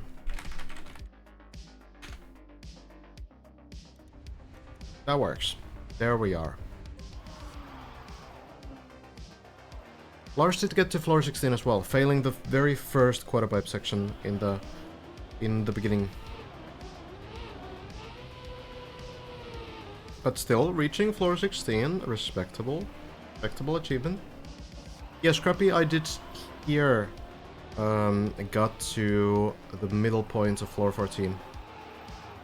Very solid as well. Bren called Carl Jr. the best Trackmania Stadium player and Granadi the best Trackmania player overall. Yeah, that I can see the argument. Yeah, I think that's reasonable.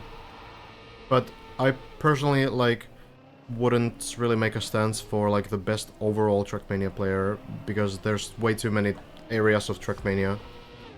And no one has mastered all of them. It's also, like, it's kind of difficult to even say, like, the best stadium player, because it really depends on the style that we're talking about. Like, Granadi is the best, like, traditional competitive player in Trackmania, for sure. No argument. The most world championships, super good. But there are styles of Trackmania Stadium, like this specific car, that are also going to favor other players by far. Like full speed, ice, bobsleigh. So it really depends, like, what you personally care about, I suppose.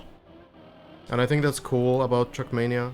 Like, the same way as it would be really difficult to say, like, who's the best, like, speedrunner.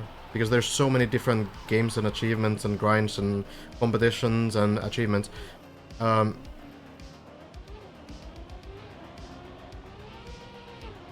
So, it's kind of the same. Oh, how about this time? Not looking like it flips, but maybe able to time this. Oh. Oh no, it goes into the wall. I don't know if this is savable. Ah, that's so unfortunate. The floor being a little bit tilted there often results in this, like, wall right angle, which is very strange. Best Kaki players overall throughout history, probably gonna be Simo. Oh, interesting strat actually from Belay. That's interesting, I haven't seen this before. I guess you don't need the turbo. Is the turbo bait? Maybe the turbo was bait all along. You can just jump here as well. It seems a lot safer. Oh, but now falls down. Cool idea though. Cool idea. Yeah, Kaki starts on 1st of June, so it starts on Saturday. Hello, Leia. Good to see you.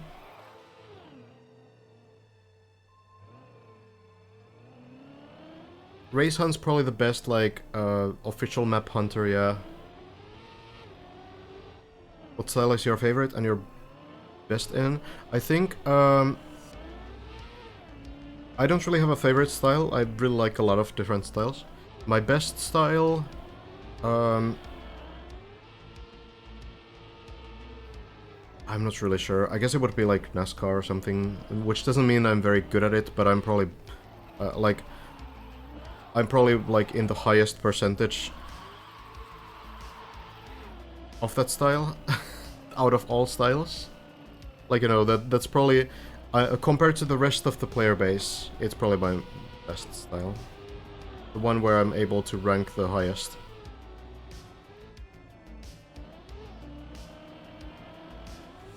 Just beat Shallow Dip, never been this proud in my gaming life. Well done, Vernick. That is not an easy map. Well done.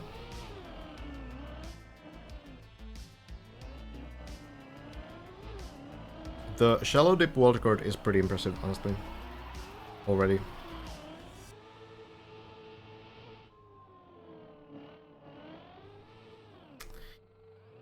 A lot of players trying to get these runs going right now. Have you heard of Dopamine? Of course. Dopamine got the world record on my recent NASCAR map too. And yeah, Dopamine is the best NASCAR player. Hazard back to floor 10. Okay, okay.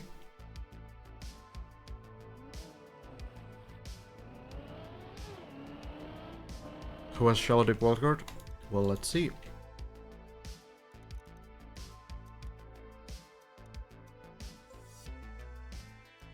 I know that Mr. Phil had it at some point.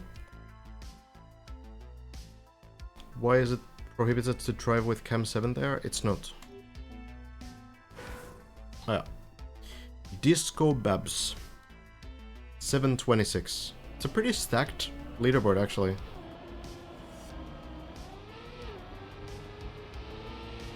But yeah, if you haven't heard of this map, this is like an easier version of Deep Dip 2. Which doesn't mean it's easy, but it can be something where essentially a new player, someone who's new to Trackmania, will be able to grind through this. Gonna take some time for sure, and it will be like a comparable grind in some sense to what our players are doing on the full map, but possible.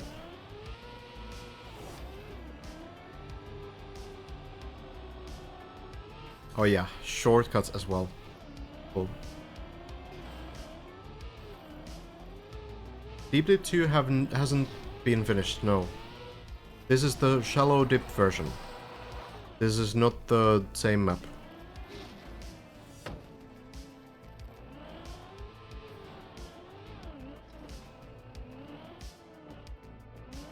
Still on floor 2 for 9 hours or so. Love it. It's like, it is the like easier version, but it doesn't mean that it's easy. Yeah.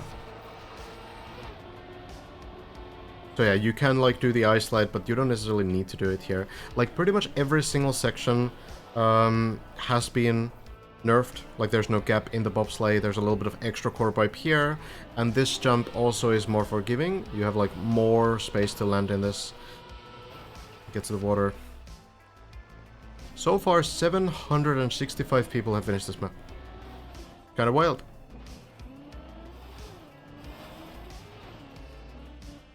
Wow. A little bit of a shortcut here too. Personally blocked that cut in the original, but people insisted to swap the bobsleigh to sausage. Yeah, I mean, fair enough. No, but it's fine though. I've seen people struggle a lot with the bobsleigh on the full map.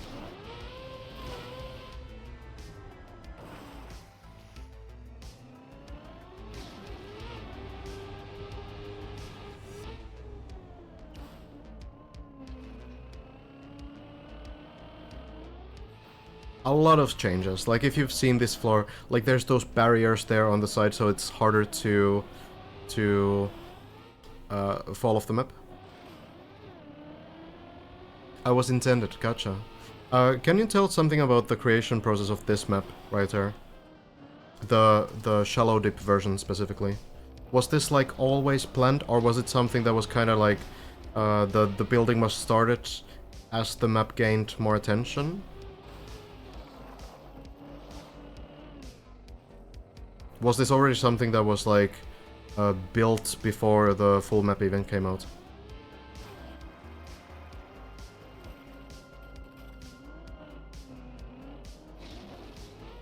Still has all the same sections, but then, you know, like this uphill thing here is a lot easier. There's like a border there as well.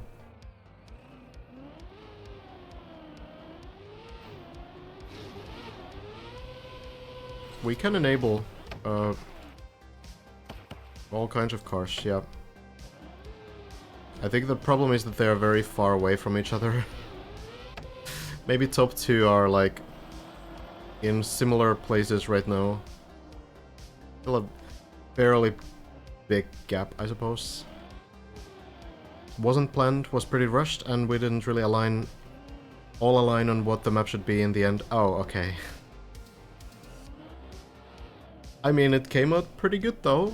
People are enjoying.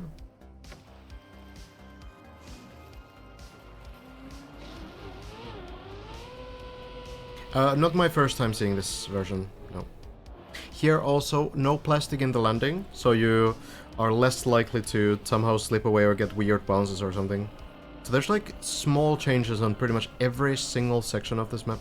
So if you want to try this out, if you're new to Trackmania, you can give some attempts to it.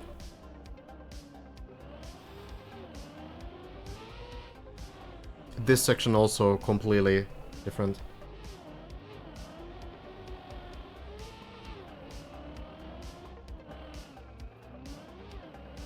How low will this wall grid go? Hard to say. There could be some shortcuts, I suppose.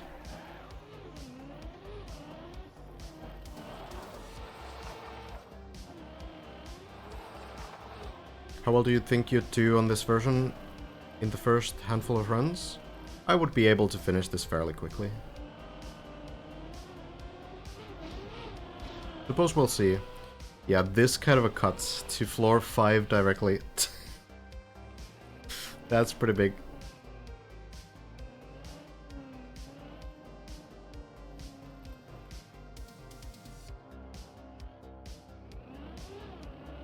I saw some other players there go backwards. What is that about? Are they still getting here? Oh, they did end up here. I guess maybe just trying the wheels or something? Yeah. No, it's cool that this map has like a lot of speedrun potential.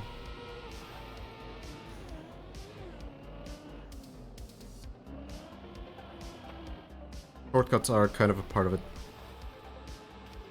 I think it's nice that it's not so polished that you have to like always do the same route, because I think for a lot of more experienced players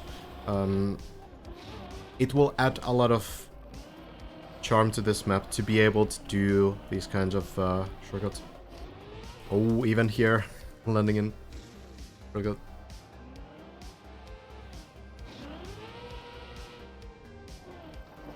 This section also a lot easier. This wall is not plastic for one, so you can kind of... Basically you do like the setup that you do on Deep Dip 2 as well, but it's a lot easier to set up too. Yeah, floor 8 or floor 7 got cut. And it's a big one. It skips half of floor 8. Half of floor 8 and a little bit of floor 7.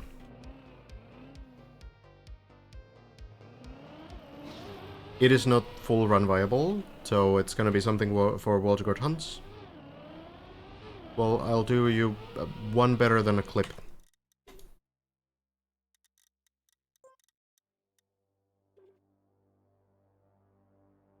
It's in the very beginning. So Hugo here, a little bit faster than the rest, about 1 minute faster. So you drop down to floor 7, and of course you don't need to drop down in here if you do this from floor 7. It should be, I think the cut should be possible like this. And then, yeah, you flip onto the beam. That's simple, yeah. Drop down and go on the grass. So everything that you skip here is basically the first turtle part over here. All of this stuff. The second turtle part, and then the speed check from here onto the grass. So it's, yeah, it's a big shortcut. So, actually, I'm kind of curious like how the speed will look if you try to do it from here. I guess it's gonna be a little bit less speed than when you drop down and chain it, but maybe it's still enough to do. Either way, like, it's still a shortcut, you know, you can go to floor 8 and drop down and then do this, I suppose. If it doesn't work from floor 7. It's kinda crazy. What's the shortcut? Literally what I just showed. Good luck, Muck. It was 1 minute ago on the stream, you might be able to clip it.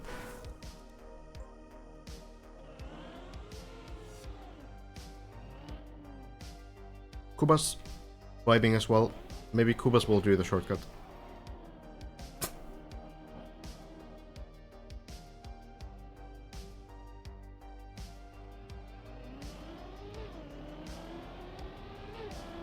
Yeah, it's really cool that the shallow dip version is still, for the most part, apart from like the turtle section on floor 2 and such, it's the same map, right? So you can kind of connect to the players who you're seeing here do these tricks. Well, not these, because you don't get to floor 7 on the shallow dip, but still, you get to do all these same tricks, just like easier versions of them. Really well done.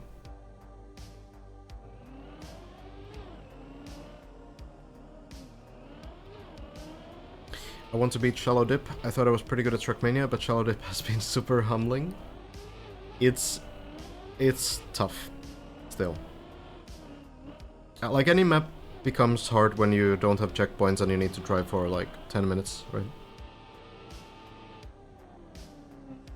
Current ranking is Bren on the 3rd trick of floor 16, Lars on the 1st trick, floor 16, Hazard on the 2nd last trick of floor...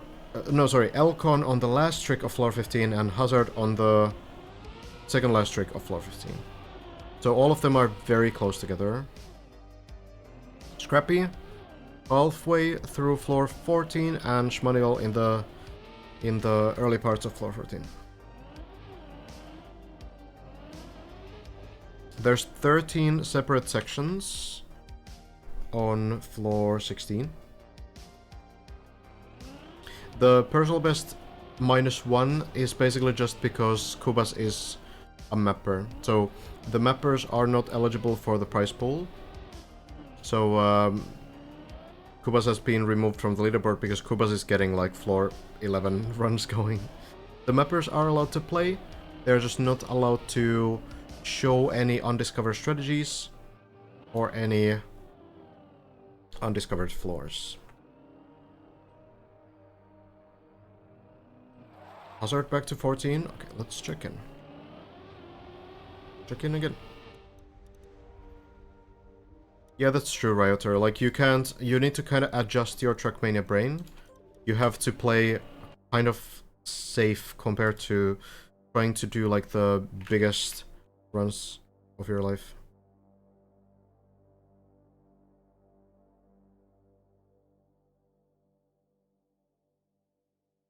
Alright. Hazard is back. Hazard back onto 14, maybe getting a little bit further. We can check in on what's happening here. The turbo balls again. Getting those zoops through. Oh no, Hefa. That is so unlucky.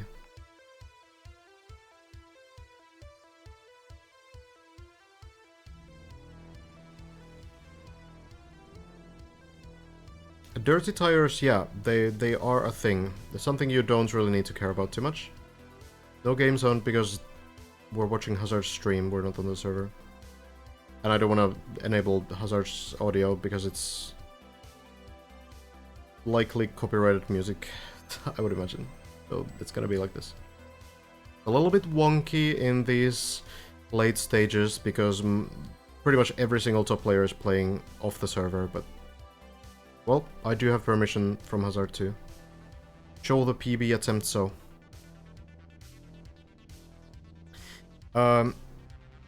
Yeah, so there are dirt wheels, and dirt wheels affect two things. One, if you go from ice, from dirt to ice, you can get like a small zoop as you turn with dirt wheels.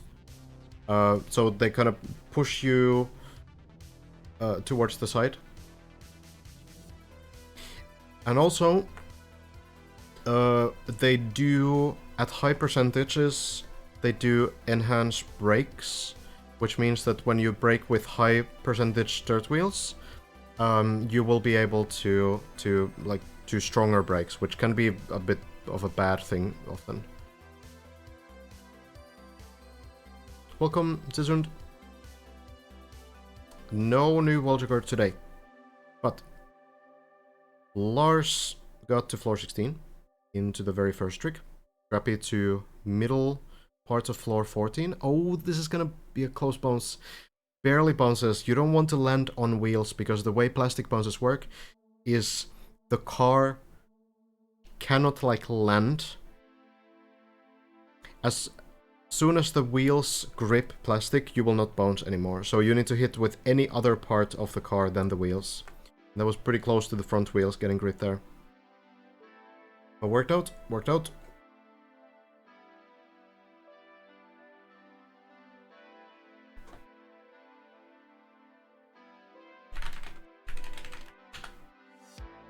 Oh, my hazard shoutout is on cooldown for 20 more minutes. Here we go then, one of the toughest sections, this quarterpipe jump up to the right. Very good line, lands it clean. And we keep going.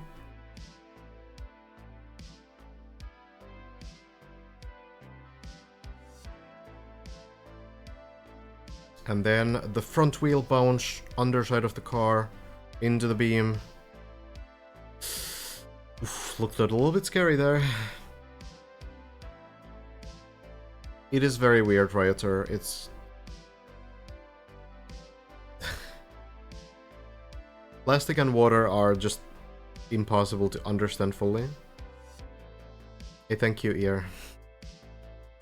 Alright, then the turbo sealing. So the way this works is that the wheels, again, need to be touching ground for the turbos to affect you. So you want to get into the ceiling, the turbos push you upwards, and because upwards means going through the slope into the pool, that's what happens, and Hazard does it really nicely.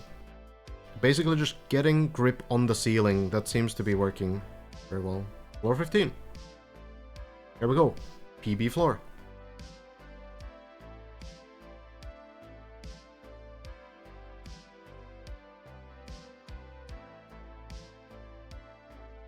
You can ask about the watch time from Uhu, maybe? I don't really know. Uhu might know some stuff if there's like some mistake or if it's not calculating. Is restreaming legal on Twitch? I have explicit permission from this streamer, from Hazard, to do this. I would not do it otherwise. Do not worry.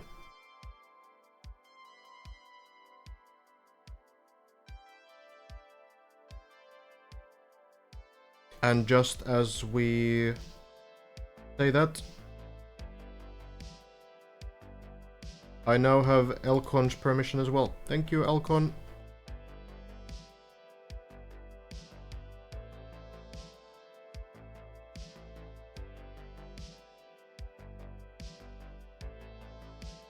So, we'll see. Floor 15. We have a couple tricky sections here. First of which is the very beginning.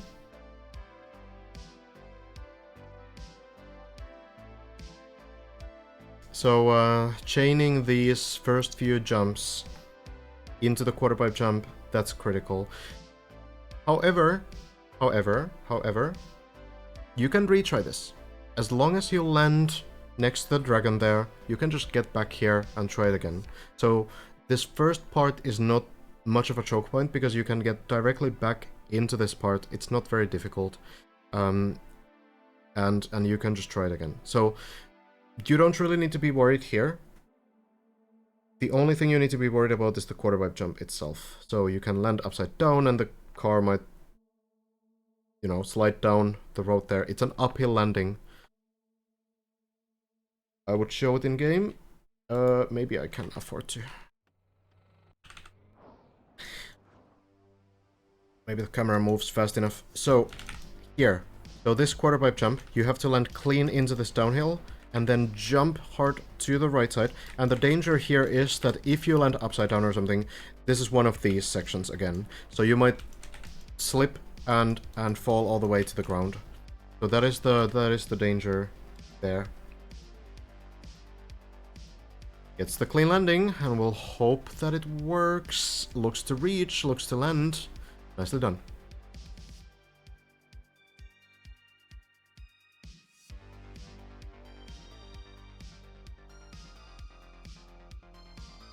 Hazard found a pretty good setup for this next part too. Starting just ahead of the middle part there. Clean line, lands into the ramp. And then the upside down flip here looks to work. There we go. Generally speaking, the players are playing in local to avoid weird things happening from servers, like lag spikes, lower FPS, disconnects. At this point, you know, the competition is getting real, right? So you want to gain every advantage you can. Small wall hug there, this looks good as well. It's gonna bounce, but hopefully land afterwards. 2 bounces even, but the second one is pretty small. So we are going fine. And then this flip, ooh, seems to be pretty free. I was the most scared of this jump here, honestly, but, well, I was completely wrong. It looks to be very clean. Hazard crashes the turbo. As long as you're sideways on the turbo, it's not going to push you to any direction. So you have to be either facing towards or away from the turbo for it to actually push you. So doing this kind of line against the turbo wall sideways is going to be fine. Brent failed it earlier today. Okay. Well, it's still like, you know, 90% success rate, I think, total for everyone combined. Now to the dragon. Is it gonna reach? Oh, barely. A little bit of a sideways line, I think, on the middle landing on the dragon, but still works out. So any kind of a drift will slow you down on plastic. If you're under 200 speed, literally any kind of a drift will slow you down. If you're more than 200 speed, you can do small drifts, very like narrow drifts, which are speed sliding. Yeah, Argo, I'm explaining it right now, okay? Just give me like 10 seconds to finish the sentence, okay? Well, here we go then, into the rings, not chaining these just yet. Doing with the internal camera to line this up correctly. Elcon, interestingly, oh, Hazard. That's gonna be floor 12 drop down. Is it gonna land? It looks to land on something, and it will flip back up. So fortunately, we'll be able to continue this run at least. But yeah, those rings are very scary. Elcon, interestingly, did those with camera 1. So Elcon just not really scared of lining those up. I think, yeah, doing them with this internal camera does help you stay in the middle of the block. There's even another strat that some people use. If Hazard can get the save, looks to be clean into the middle part of floor 12. It's not that bad. It's not that bad. So yeah, one thing.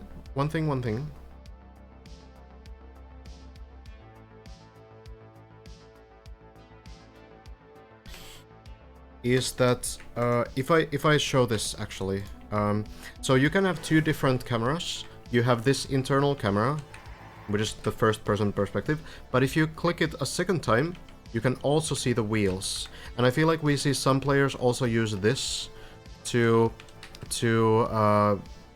actually like line up for these kinds of narrow sections better.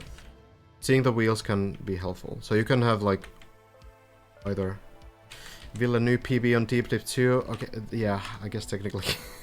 That was good. Good try. No, we'll drive up the tower eventually, after the event.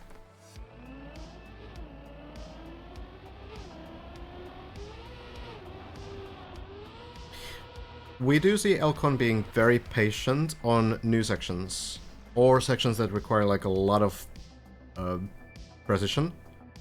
But it feels like the rings are already not one of those sections. People use the camera on Mudge's floor? Oh yeah. Understandable. This Trackmania is just Trackmania. Trackmania 2020, sometimes known as. But I think on like Steam it's Trackmania. So It's not Trackmania 2, it's not Trackmania Turbo, it's not Trackmania Nations Forever, it's not Trackmania United Forever, it should be just Trackmania, I think. Confusing, I know.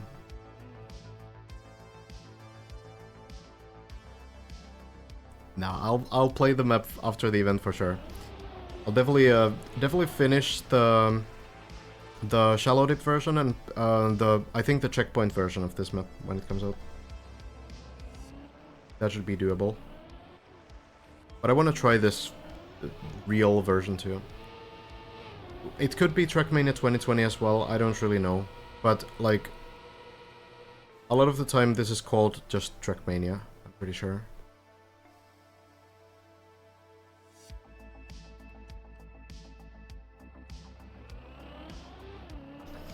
On tricky parts on floor 7.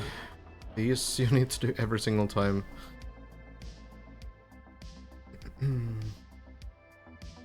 Lars can definitely win, yeah. Any one of the top 4 players right now can win. All of them are very close to each other.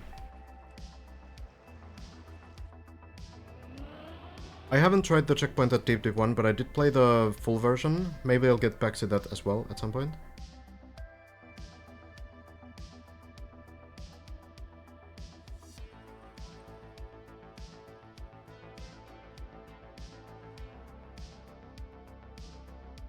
I can't win, that's for sure.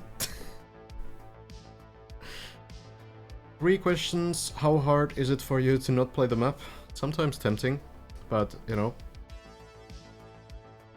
It looks pretty fun. Some floors look really fun. Has anybody grinded the game more than you have casted?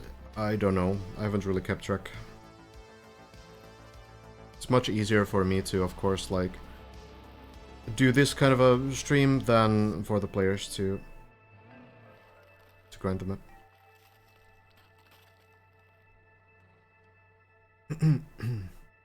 I once heard you did not play because of being unbiased. Why is that? What?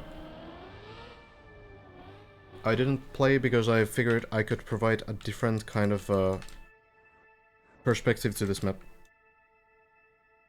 Something more educational, something where players are able to understand these tricks a bit better when the players are, you know, focusing on the gameplay. And we can also try to, you know, get people more into Trackmania and make this more comprehensible for people to follow. Yeah, floor 11, I think I would probably not enjoy too much, but I think a lot of floors, like floor 10, I really want to try. Looks fun. Yeah, people are playing a lot on local sessions because they want to take every advantage that they can. Meaning that on servers you can get disconnects, lag spikes, lower FPS.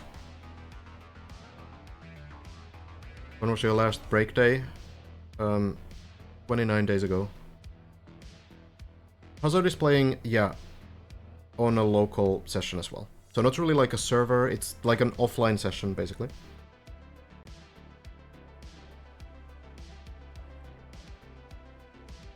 That's most people. Hazard is back to 14 already. Let's check in on that. Getting a new run going. We can look in.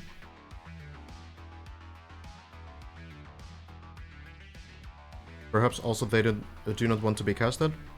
I've asked for permissions. Elcon and Hazard are completely fine with it, so that's at least not their reason. Back to the turbo walls. The backflips look intimidating, but honestly they seem to be just about the most consistent part of this late map.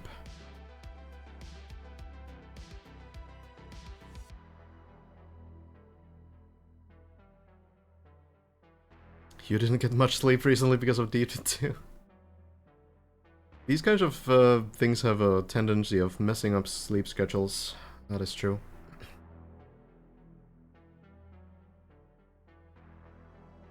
Thanks for the intro to services. No problem. And feel free to ask about anything else. Also, that we can we can use to kind of explain these things. Because the thing is that I've, you know, spent thousands of hours in this game. And I know all these kinds of things that are very, like, just obvious to me. Like, self-explanatory to me because I've played this game for so long. But they are not obvious to everybody. So just feel free to ask about absolutely anything you're wondering about. No dumb questions here. Well, maybe some can be, you know. If you have some weird conspiracies about the players, then, you know, maybe don't ask about those.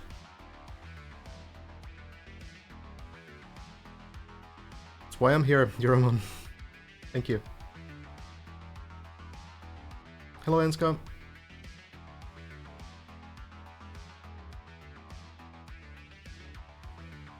Hazard takes the careful line up here. Was a little bit off.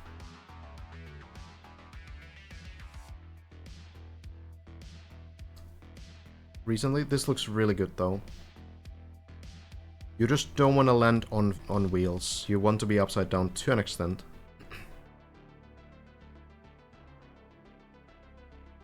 If your back wheels are off the edge of a block, what surface you can climb?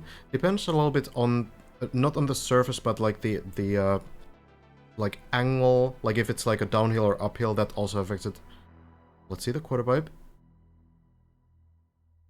I think the surface, I'm actually not sure if the surface matters all that much. I feel like it's usually going to be possible. But if you have like wet wheels, I think that makes it significantly harder, for example, or icy wheels. Bouncing in, very clean. I could do a pinned message maybe about the fact that I do have permission from the people who I am showing here. Now to the final turbos, and again into the ceiling.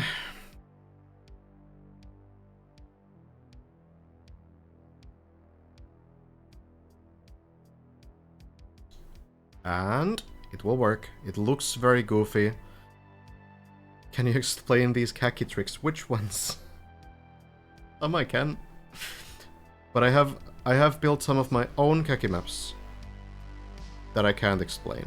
So sometimes it's just like something happens in the game and it's consistent enough that you can build a map out of it. Floor 15 again. We go back.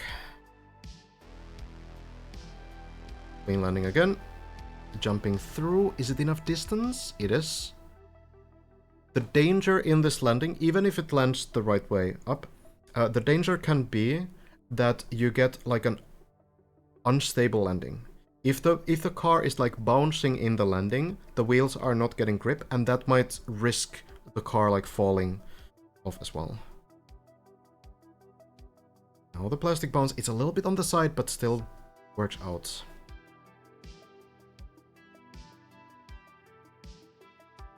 There's a jump from end to fin, basically. Big jump. How much is the maximum height in the map editor? Vanilla, I think it's 40.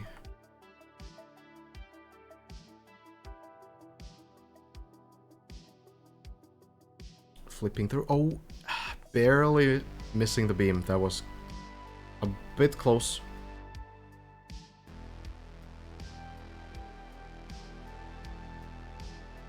And then landing in. There we go. You can build as high as you want, basically, if you have the skills to make very custom map bases. Hazard again goes against the turbo. It's very clean.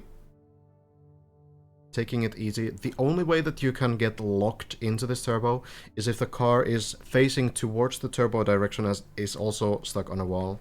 That is unsavable, but as long as it's sideways on the turbo, you will be fine. Back we go, into the dragon this time. Oh, it's a little bit short. Is there any kind of recovery at all? Trying to slow down, land on floor 14, but I think it's gonna go back to 12. Let's see how exactly. Well, it's a semi-clean landing onto 12. Again, a little bit of a more difficult recovery, but it is possible. We've seen people do it.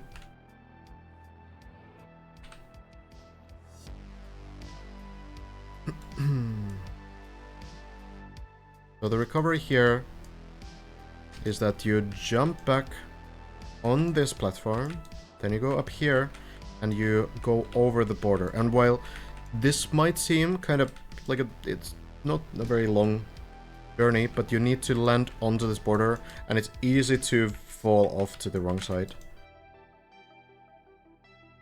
So that is kind of the danger there.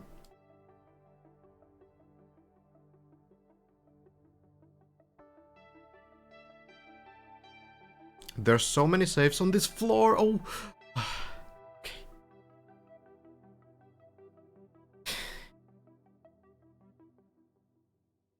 All right. The actual save goes pretty well. So we will check back in with Hazard in a moment again. Close landing. So what Hazard actually did there was a kind of like bug slide on the landing. I wonder if I could demo that a little bit. It's so difficult to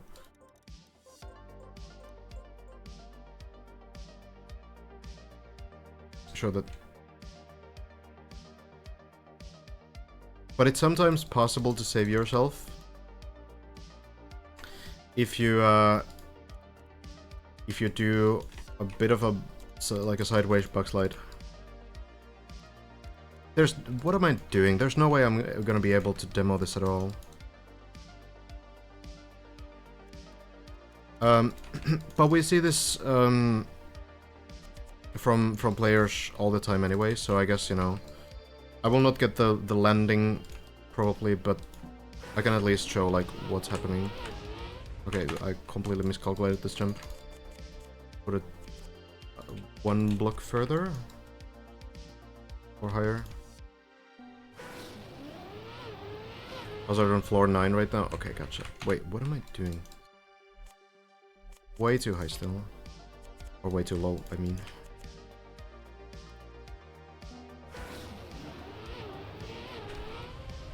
So sometimes if the players need to like quickly slow down, they can do some like combination of like a sideways landing and a bug slide. So again, you accelerate, turn, and you brake at the same time. And sometimes it can help you kind of like get a very quick sort of sideways line. If I'm somehow able to land on this edge... Oh! Okay, I tried it there. It didn't quite work because I didn't get grip with the wheels. But it can be something where, like, sometimes it can help you get, like, a very sudden left line, where normally you would maybe just bounce away. It's too hard to show, unfortunately, like a successful attempt there. But that's kind of like a technique that people do.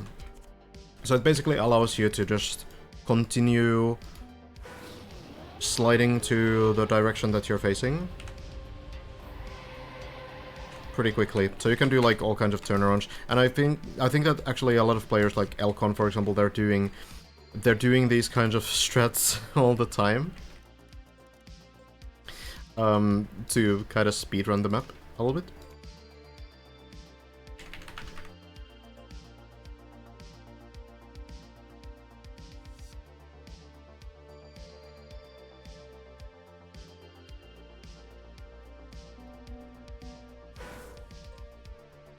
One place where you have to do that technique is floor 3, this ending part. So players are jumping with the wet wheels, landing sideways, and then doing the bug slide to gain enough speed here. You can't really do this otherwise. You will not be able to gain speed. And then the dirt is here to get the wet wheels off the car.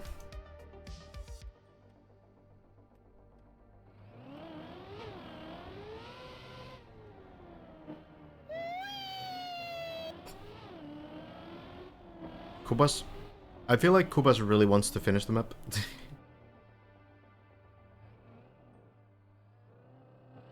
Really sort of...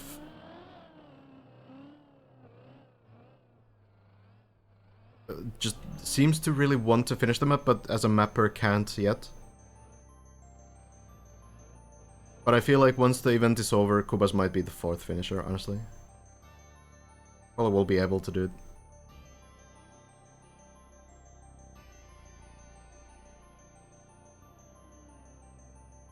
I basically stream full-time, yes. But I also do freelance production from time to time. In Trackmania. Can you explain the plastic pools? Why does that surface combo flip the car? Well, it's really not the plastic itself, it's just water. That's just how water works. Like, I can show one thing, which will kind of show it. So, the actual plastic doesn't really have much to do with it. The plastic is just some, you know, it's like an extra component in the pools.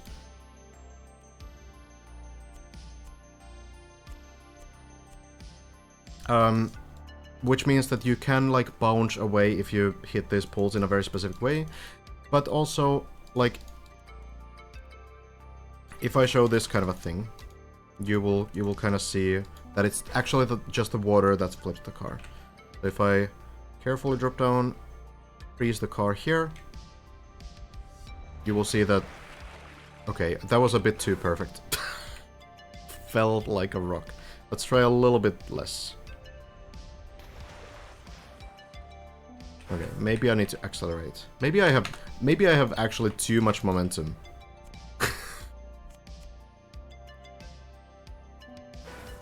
What about a little bit less? Maybe? It's not turning at all now. I don't know. Maybe I'm actually maybe did I break the game? Can it flip? Okay, there it flips. Alright, I guess if I'm perfectly, like, upside down, then it doesn't really do it. But, like, yeah, generally, okay, this is what I tried to show. So, it will flip on the, like, first contact in the water, right? I suppose if it's, like, perfectly upside down, then it can fall down like this. Interesting. There are very few scenarios where you would fall like that, but yeah. This is the deepest dip, yes, this is my version. This is the floor that I submitted, but they didn't like it. But yeah, just generally speaking, like, even if you land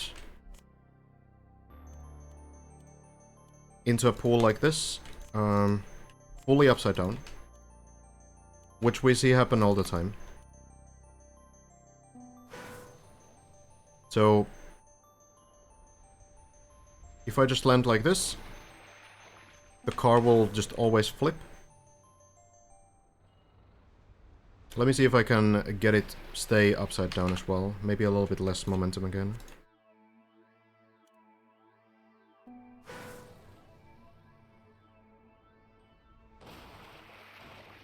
It's very weird and confusing which way it flips. Yeah, I don't know how it's flipping like this now. Okay, let me try the slightly different pool. This one.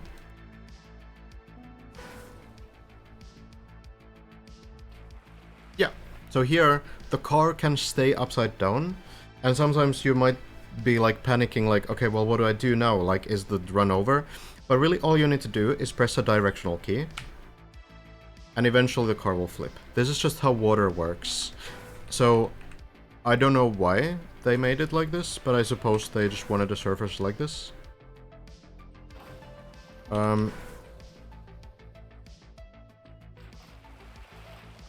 It's always gonna be recoverable. Now I don't even need to press anything. The car will eventually just turn.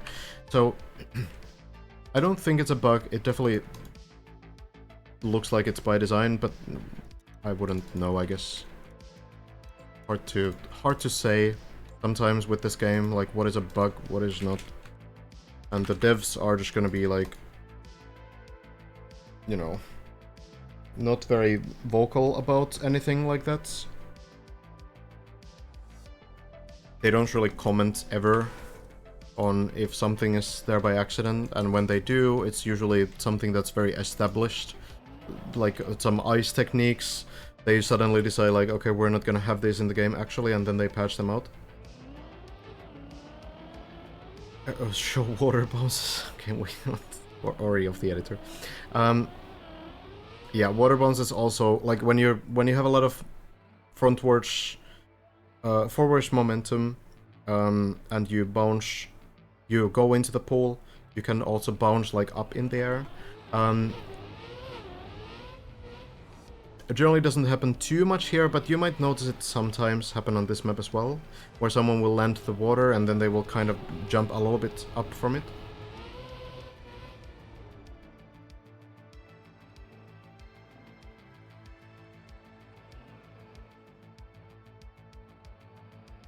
The line between feature and bugs are very blurry in this game. Yes.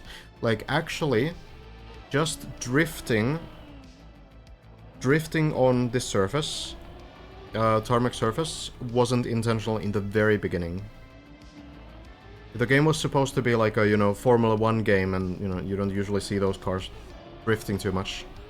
But players found out that you can drift and you can... Or maybe the devs already found that out in the, like, very early alpha testing. It was found out very quickly, either way. That drifting would be sometimes faster to get, like, cleaner turns.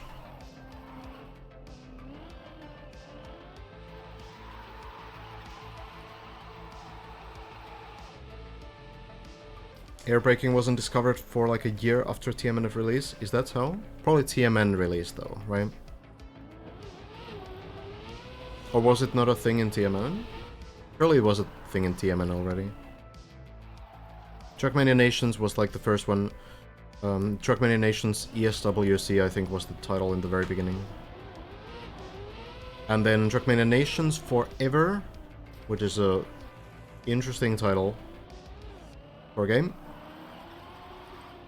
That was like the new version that came a couple years later, I think.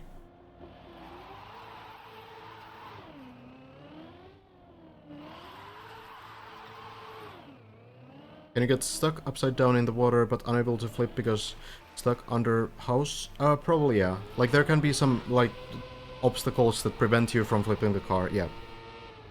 That can probably be a way to get stuck, yes. Kuba's actually close to floor 10. We could scout if there's maybe some secret strategies. Yo, Shmaniel! Thank you so much for the raid. Much appreciate you. And Vinitras for the 5 gifted. Very generous. Thank you so much. How was your stream, Shmaniel? Any new progress? Welcome, welcome, everybody. My pleasure, Vinitras. Thank you again.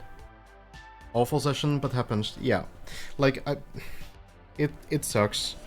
But it happens. Like, here's the thing about these kinds of grinds, is that there's going to be a point where you will stop making progress every day.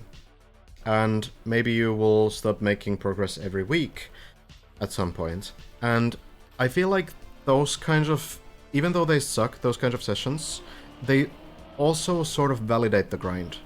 Because if you had this like constant progress where every day you're getting further and further, I feel like the end result would be less rewarding than when you need to overcome those days when nothing goes right.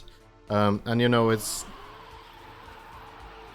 it sucks to be in the middle of that grind. I've been through that grind myself. Sometimes you don't make progress for like 1 month. And it's awful. But it's also making the end results better, always. But I mean, overall, like, I think when you look at your, like, full week's progress, it's very good, Shmanil. Shmanil currently 1,521 meters.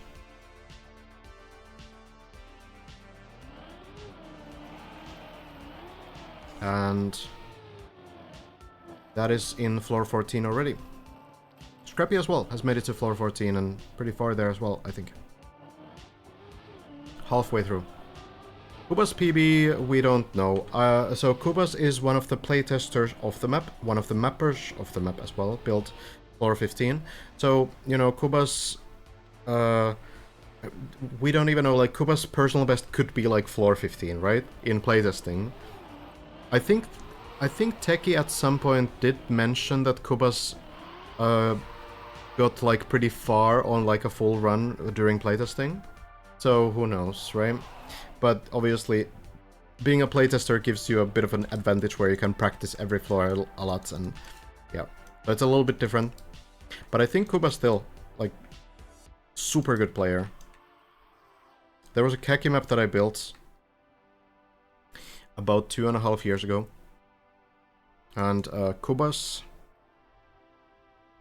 was one of the like 15 people who finished that map during the khaki season. Very weird magnet map. Honestly, not my best map. It was pretty weird. At the time I wasn't super good at Trackmania, and it took me 64 hours, not 66, 64 hours to validate that map. Almost 66 hours. It's like a 25-second map or so. Kubas was one of the like 15 people to finish it during the month, the khaki month. And Kubas not only finished it, but finished it like 20 times during the month. Because Kubas wanted to get the world record on it. So that should tell you something about this player's skill level. I can show the map at some point. Hazard back to floor 14 though. We can check in. Again, I do have permission from Hazard. A lot of players are playing in solo right now to prevent any server issues. It's getting serious. It was built, yeah, floor 15. Yeah, I feel like Kubas might know some strats on, like some shortcuts and such, but can't show them. Running into the server wall, it looks to work. Here we go. I could have offered the deep organizers to just add one of my khaki maps to the top floor, but I don't know if they would have enjoyed that idea.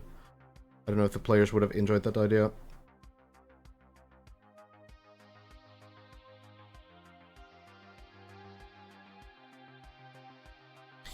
Let's see now. Couple shaky lines, but did make it very clean last time.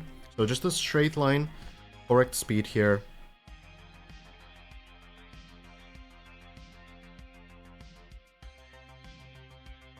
Car will flip thanks to the turbos, and then counter steering. You actually notice in the inputs what Hazard is doing is spamming left, right, and brake. So brake doesn't slow you down in the air. It only stops the rotation. But why is Hazard spamming left and right? Why not just hold counter steer? Because you can stop the rotation of the car by just counter steering. So the spam strategy is also what I've personally found very good. Because here's the thing. If the next jump works, it will. Here's the thing. Counter steering, yes, it stops rotation in the air, but it's only left or right. It's not both. You need to have the specific direction. Oh, that's a little bit short. It's gonna land on floor 13. Dodges everything there. Oh, that is so unfortunate. A little bit far. Floor 9. Turtle is alive. We'll be able to, I think... Oh, it's a little bit weak. A little bit too weak. Let's see the default movement. It's going forward. I think this will save.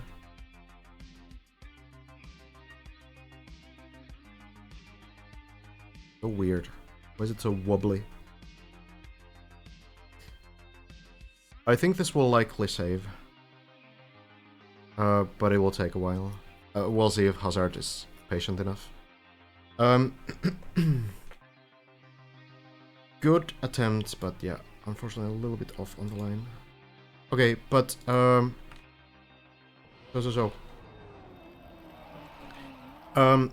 yeah, so when you have like some jump,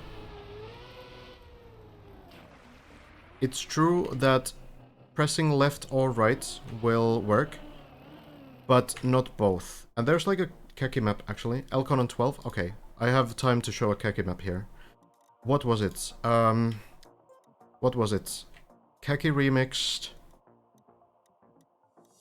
I was struggling with this a lot. God, what was the map where... Wait, it's one that I didn't finish. I should actually be able to find it pretty quickly through that.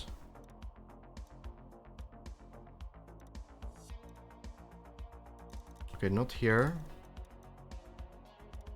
Wait, am I even looking at the right campaign? I think I am, yeah. Okay.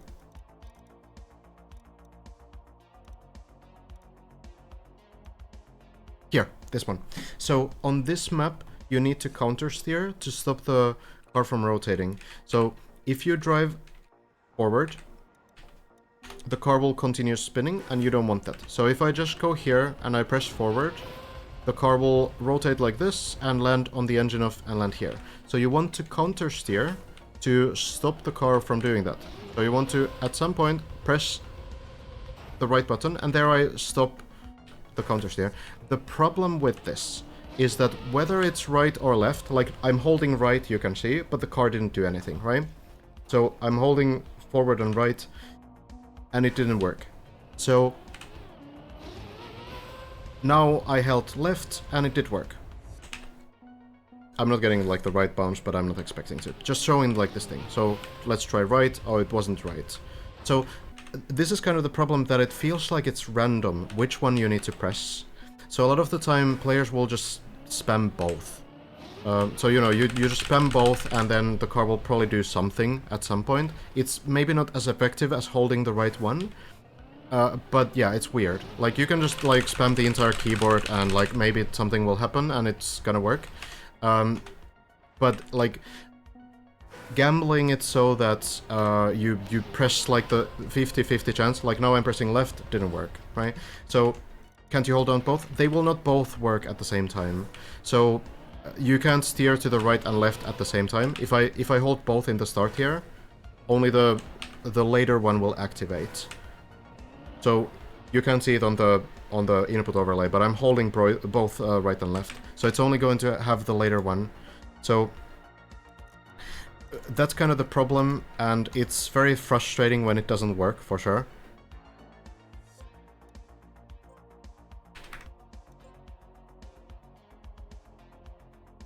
Air brake usually is very consistent, but not everything can be stopped with air brake. So for example, like backflips are not possible to stop with air brake. You need to do counter steer instead. And the counter steer, it's not entirely consistent.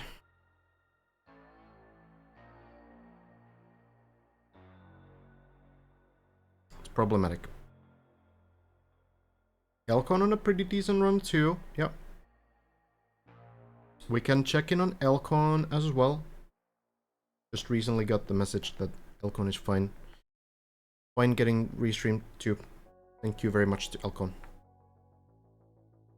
Yeah, so I have permission from Hazard and Elcon.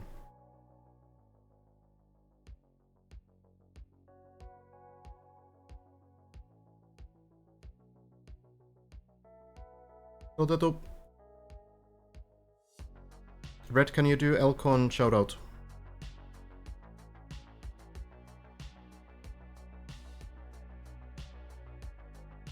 Elcon 21.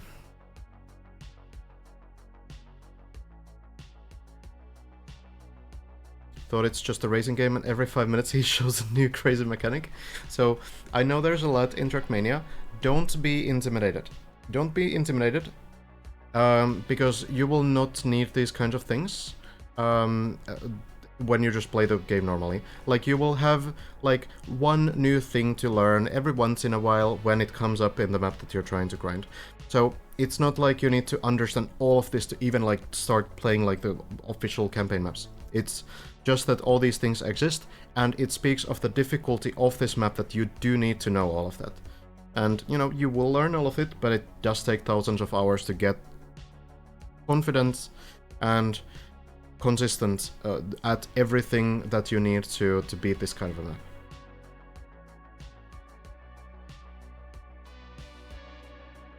Thank you, Red.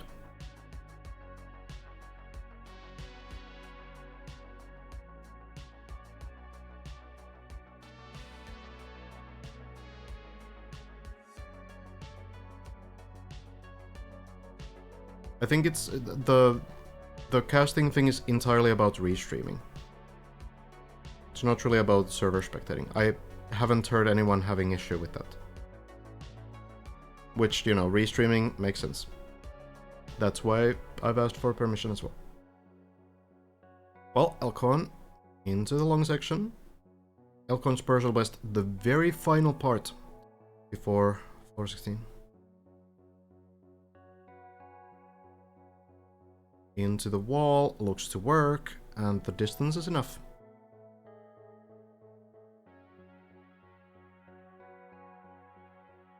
Is there a way to influence the way the car flips in the pool? If there is one, I don't know. It feels kind of random sometimes, but there's probably some like logic to it. There are actually, as always, there are khaki maps where you need a specific kind of a flip, and usually there's just like it's about how the car lands in. Oh, Elcon with the bounces works out fine.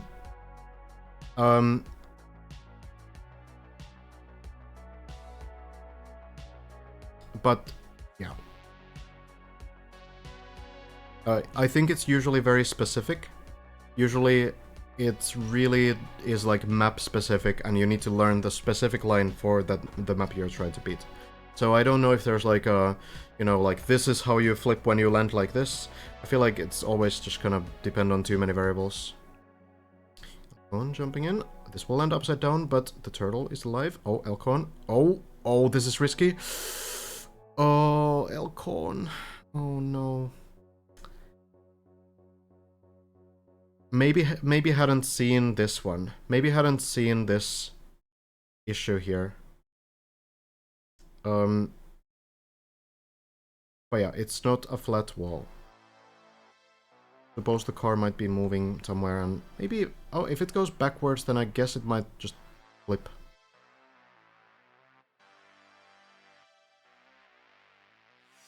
Looks like it's moving backwards.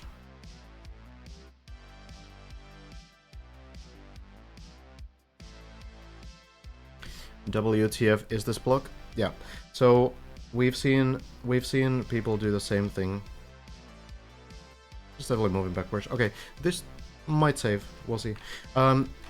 So here is the thing. Here is the thing.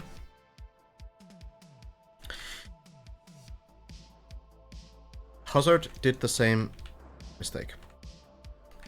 And then after that, figured out that there was a better way to do it. Where is it? Here.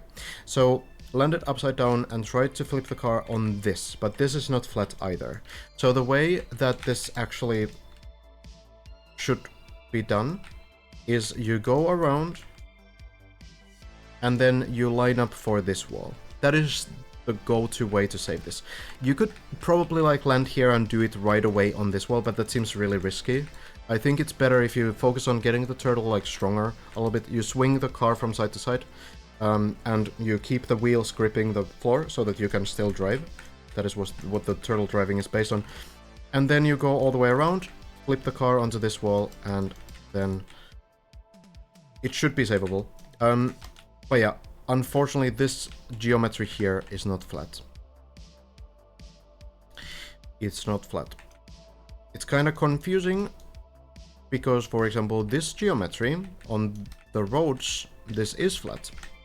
So you don't need to worry about anything weird happening here, even though there's a little bit of depth to it. But on the boxes there, this is not flat.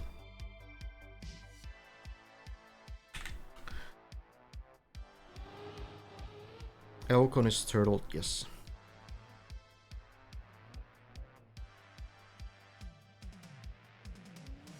Yeah, so again about the casting thing, even though it doesn't really apply anymore because not many people are on the server, but I've reached out to the players when the event was in the beginnings, and they did not have issue with what I'm doing. They mostly had issue with like watch party type things. Not really like the type of casting where you kind of try to provide some more value into the event than just showing someone else's gameplay. So, yeah.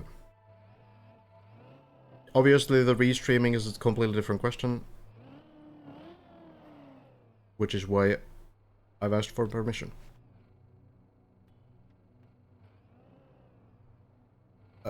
Elcon might be watching the other streamers less, yeah, might be watching the strats a bit less. Unlike Floor 15,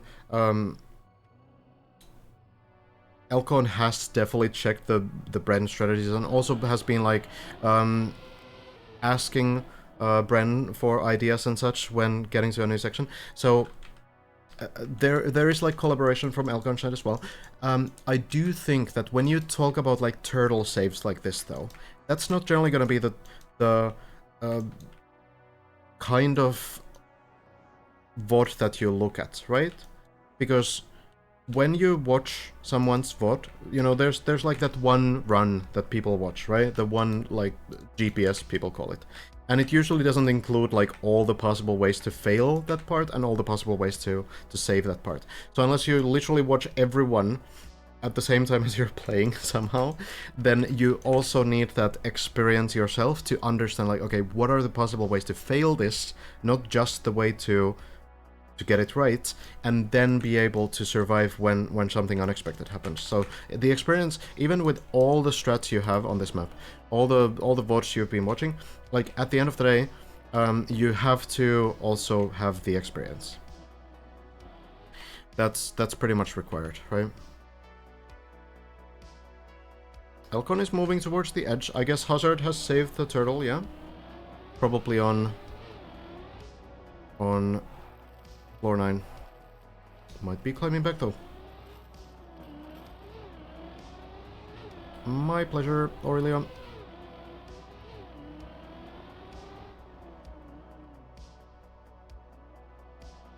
Oh. Is this a problem?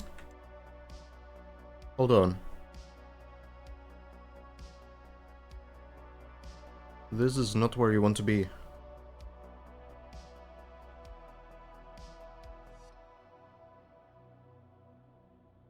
It looks like something might happen. I feel like it might even glitch through the block though. I'm not really sure. I feel like it's probably gonna just fly out of it eventually. It's just normal Trackmania. Yeah, there we are. See, the danger there is actually less so than that it gets stuck here, and it's more so that it glitches through this block. I was more afraid of the car actually glitching through the block, because that is something that can happen as well. Oh.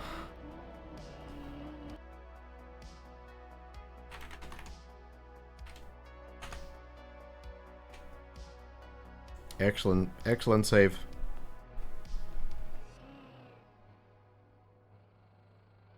Also a very common khaki trick, to glitch through walls. Pretty much everything weird you see happen on this map has already been built into a khaki map.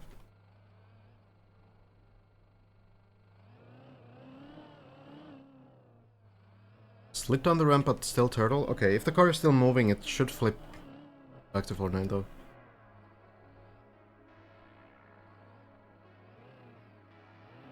Nicely done.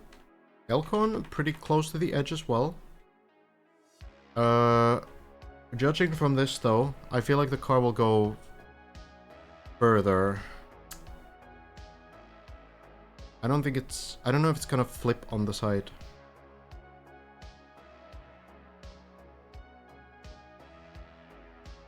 I'm kind of trusting chat to actually keep me up with Hazard and Elcon, which you guys have done, and I appreciate it.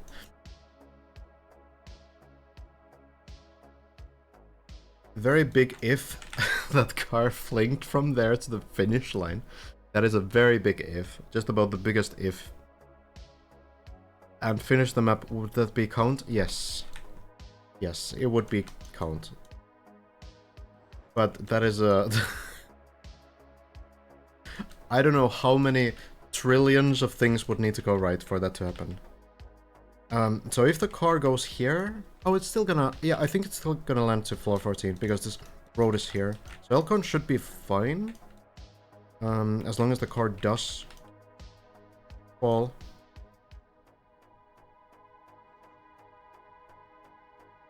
Be okay. 1 in a cacillion. Yes. Pretty much. Well, Juliana also turtling. This time on purpose. Flipping the car right there.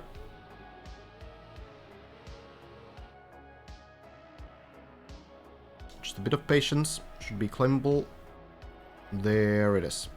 One wheel off the platform. Be fairly simple.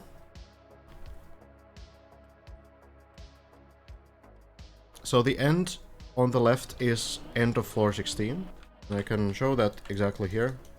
I'm flying around a lot right now. But this is the end on floor 16. Floor 16 is over when you reach this point. From here, you do these pretty casual jumps. Don't know about this jump, but it should be okay. It looks like you will get a lot of speed for it. Probably not like a maxed out jump or anything. Then you climb over here, which shouldn't be a problem. And then you have the final jump. So this is the actual finish of the map. So basically, it's marking the end of Jumper's floor, which is floor 16, and the beginning of Sparkling W's ending section. So difference between mappers here. Jumper, floor 16, Sparkling, the end section. How close are we getting to a finisher? Close.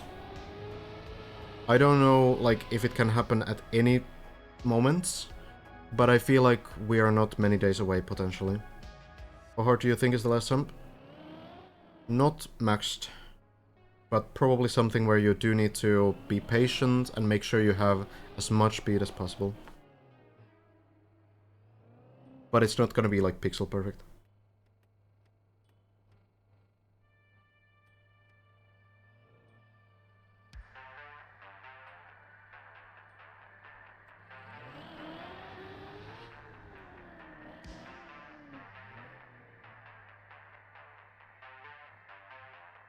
Can happen, Ashmet. Right now we have top players essentially playing around the clock, so it's a real possibility that someone will finish when I'm not live as well. MX Streams, thank you for the tier 1. Much appreciated.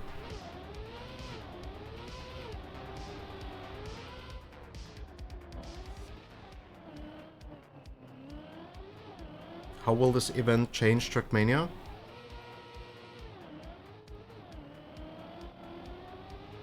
Well, one thing for sure is that there will be a lot of tower maps in the next few months. But they will probably not really have a lot of, like, players, because I think everyone, including viewers, will be kind of, like, exhausted about this sort of a concept. I actually think the biggest change that will happen, other than, you know, the Trackmania history being changed a lot, is that the tower maps, I think, will be kind of over. I think this is the ultimate tower. I don't know if you can do another tower and have the same level of like, prestige to it. Oh, Juliano lands in. We'll be able to retry this section.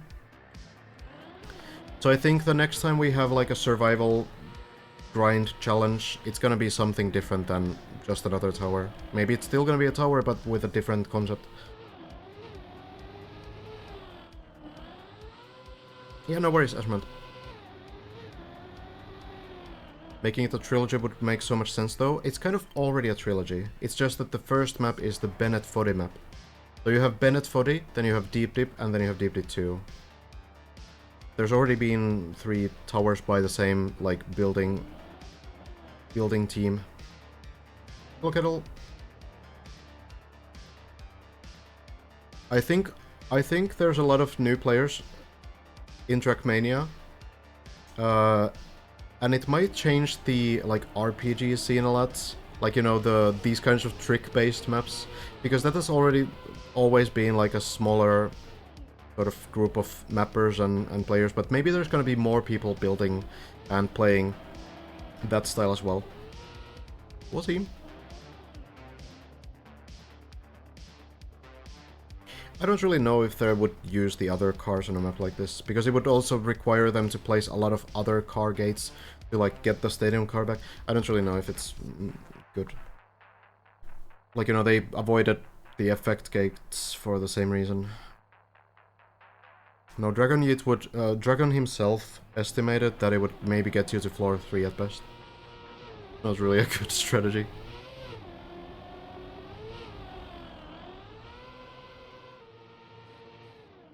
I feel like this map showcased so many problems with this game in terms of bugs, etc.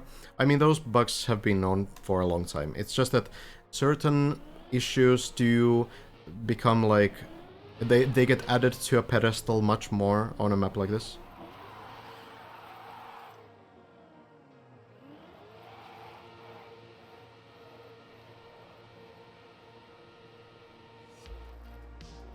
I think the movie titles are AI voice. I'm not 100%.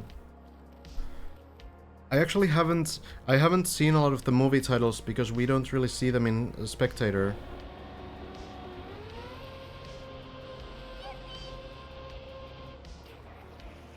So I'll need to check them out when I start playing the map finally. Oh, really, Kubo? Gotcha.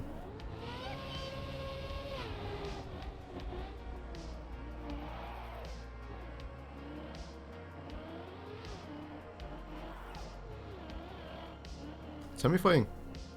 Trying to get back to floor 10. Back to the PB. As a mapper, what are your thoughts on the next challenge map type? Will be...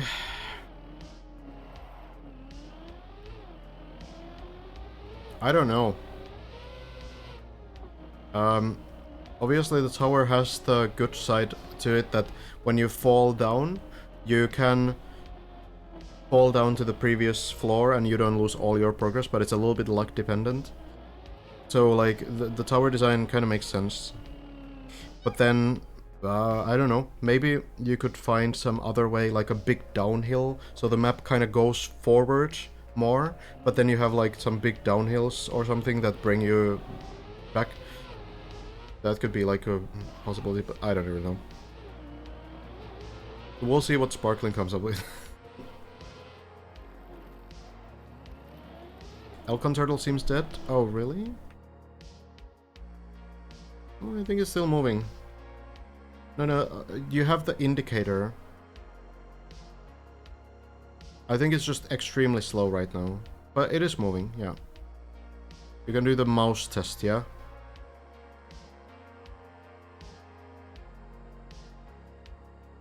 Oh, the mouse is disappearing too quickly. It is moving though, because the default movement plugin, the green, blue and red here, they kind of indicate the direction, so it should be fine. Oh, blue dot is 10 minutes and red dot is 20 minutes. Gotcha, gotcha. I actually didn't know that. Thank you. So yeah, it's gonna be a while for Elcon, but I think it will at least land into floor 14.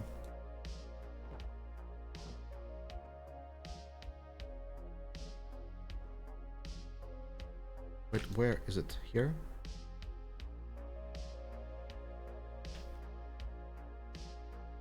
Like if it goes through here and it drops from here, that's gonna be floor 14. It'll be okay. Definitely faster and a lot easier than to clear every floor until 14, of course. Hazard almost out. Okay, okay. That was floor 9, wasn't it?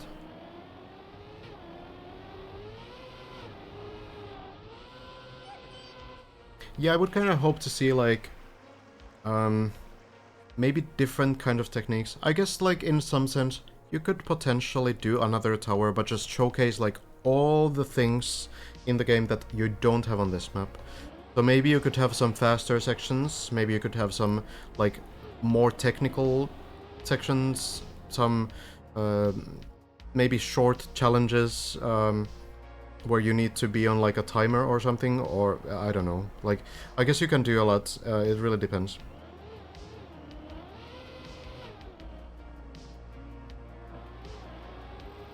We'll see. Maybe I'll talk to Sparkling. Get some inside info. How would we make a timer in Trackmania? Well, you could... you can do a lot with, like, custom game modes as well, right? Hazard Unturtle? Okay, okay. So floor 9, onwards.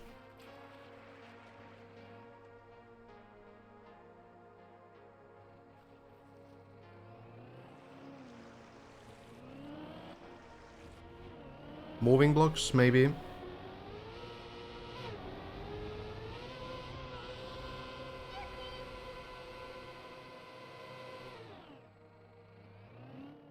Yeah, it's really difficult to add checkpoints.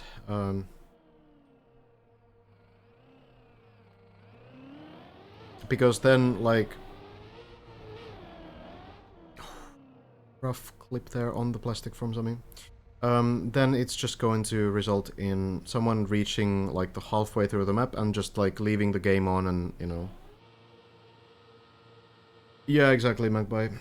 It's not good. God, run all deep dips in a row. No, that would be a great idea. What if deep dip 3 is just deep dip 1 at the bottom and then deep dip 2 right after it? That should do it. Basically just, you know, somewhere over here, maybe, the height. Somewhere there. Should be okay, yeah.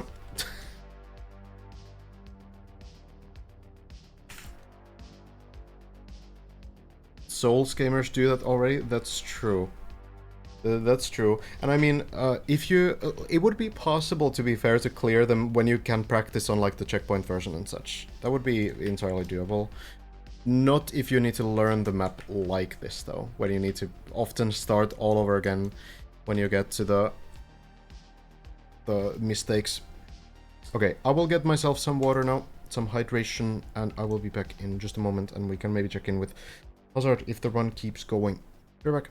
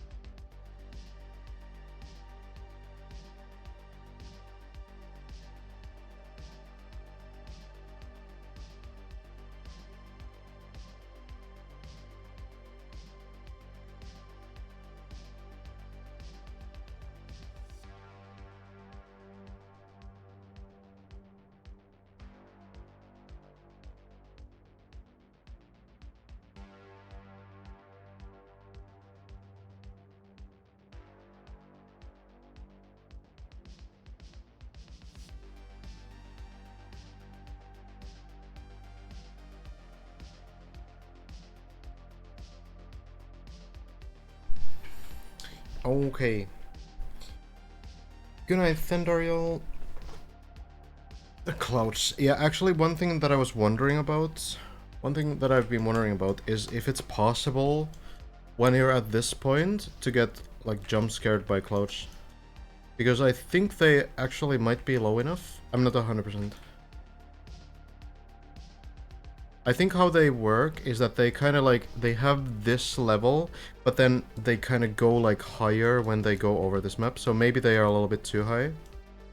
Like, you know, maybe 50 blocks higher or so. Could be the case.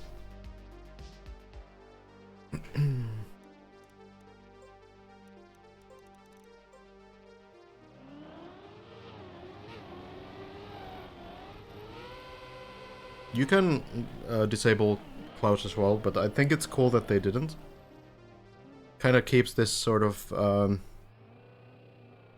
it reminds you how high up you are, because you're not often looking like down, right? Oh. Oh, that's the unfortunate part about this wet wheel line. So risky, so difficult to save. Clouds do not have hitboxes, no.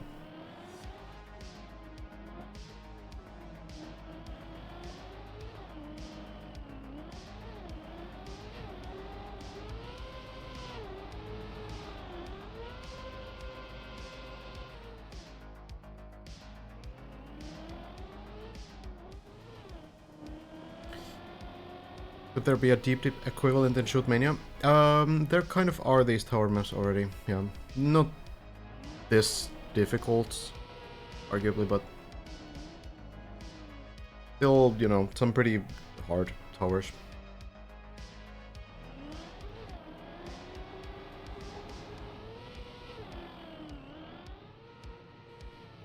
I built a tower once, which is maybe 20 blocks high, which is maybe 10% of this height, and it took like, for some top players, it took 7 hours to finish or so, and everyone hates me for this map. Horrible.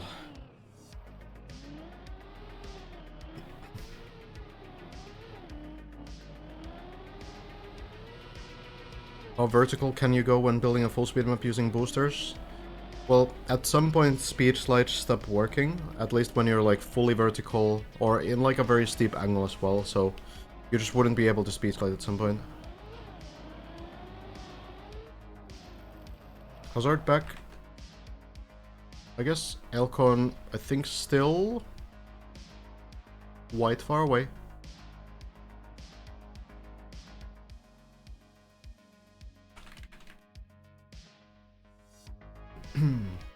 Just make deep dip in Shootmania.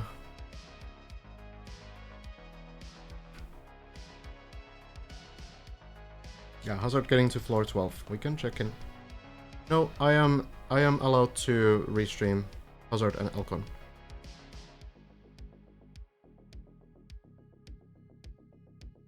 I have asked for permission and I have received permission.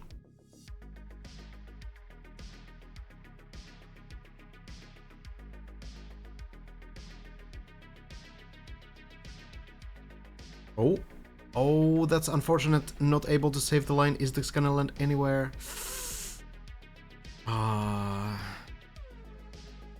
Floor 7. Floor 7. That's... Yeah. So generally speaking, it's fairly retryable when you get to those points, but you do need to react in time.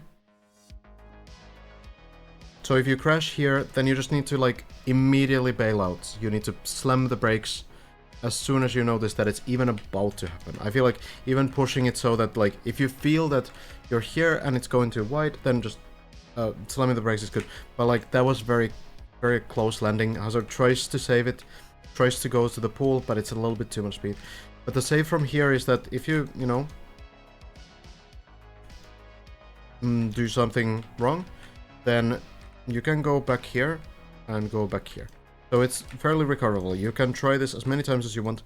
But of course, like if you accidentally or on purpose commit to a line that doesn't have enough speed, then yeah, that can happen.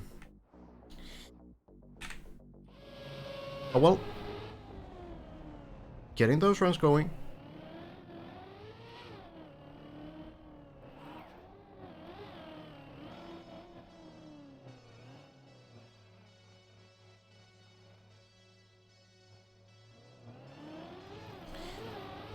At the very least, not falling all the way down, though floor 7 not the greatest floor to fall down onto. You'll take it over falling down all the way, but floor 7 very tricky and punishing.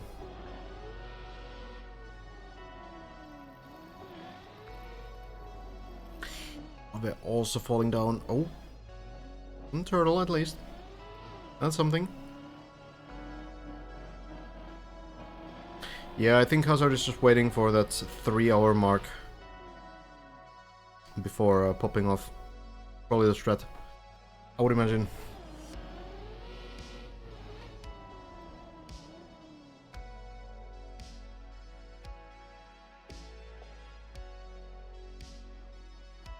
It's the 200 minutes. 200 minutes on the clock, and then Hazard. Back to floor 15. So this ice section is still in the next part for Hazard to clear. 3 people have made it. Lars, Elkon, and Bren.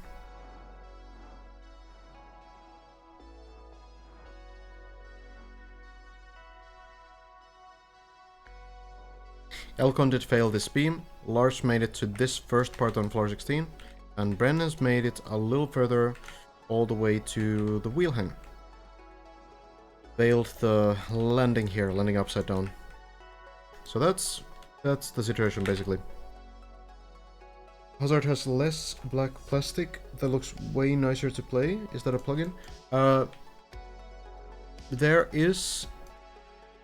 There is a plugin that turns ice into like this more bluish color, and maybe it changes the plastic color as well. I'm not really sure.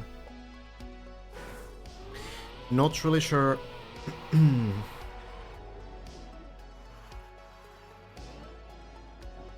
Intellectric also. On the grind. Probably came into this map pretty recently. Very strong player on Royal, especially. There's a lot of Royal players actually on this map right now. We have Clover, we have Intellectric, some others too. Some of the mappers, like Maverick, also. Old Royal player and mapper. Hi, Sammy. Called Better Textures, and yes, you can change the black platforms to silver. Oh, cool. It's kind of useful. It's sometimes really hard to like tell fights apart from each other.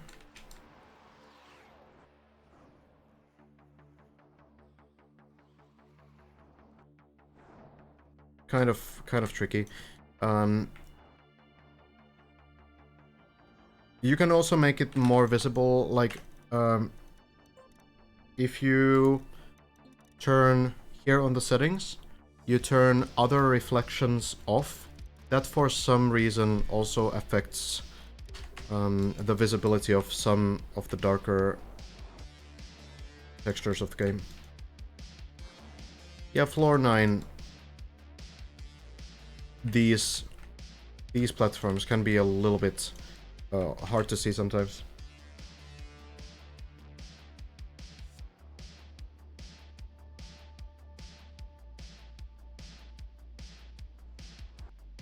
Texture mod sounds pretty useful. Or plugin, rather.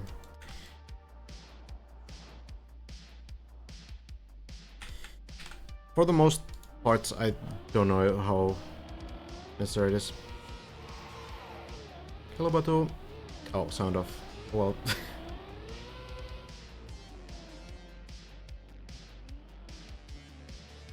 Yeah, Alcon is waiting right now.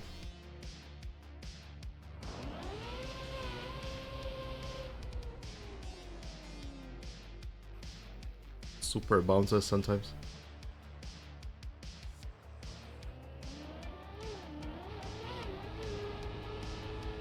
Yeah, no, I do think that maybe the ice and road should look a little bit, you know, different from each other still. Kinda silly that we need texture mods to make that difference clear. Especially when, like, you make big maps, you often have these shadow bugs. Like, you know, all of these 4 different colors are the same surface, right? But this is just how the game works. Like, the light map, basically the amount of shadows you have in this game is pretty limited per map. So when you build very big maps, you often get these kinds of shadow bugs. Yeah, white plastic as well is hard to differentiate. Though, you know, as a mapper, at least you can choose to use some other color with plastic. You can't really choose to use other colors with ice.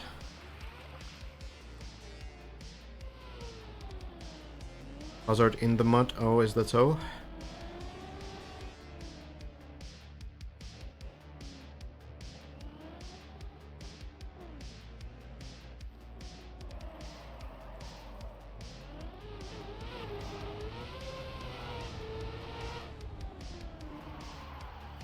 It's not Yuri. Because the next big map is gonna release in the summer. I think it's called Still. And it's built by like 20 very strong mappers. Like a competitive sort of technical map, and it's like half an hour long, I think.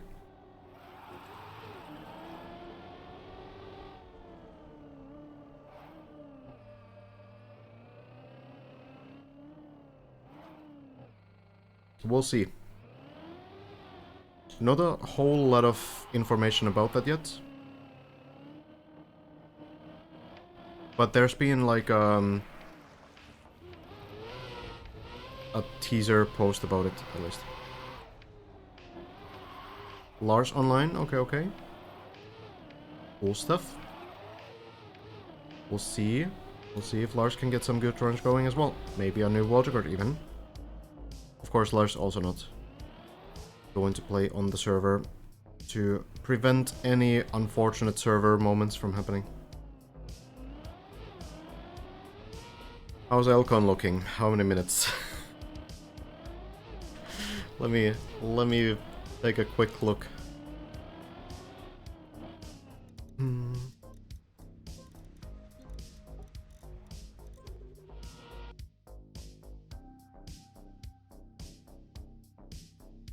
Elcon, not too long. I think it's maybe only like 4 minutes.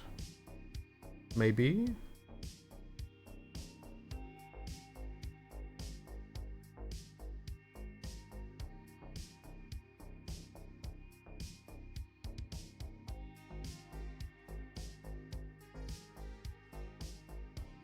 Yeah, I think this is not gonna take super long. And the line looks pretty reasonable, yeah?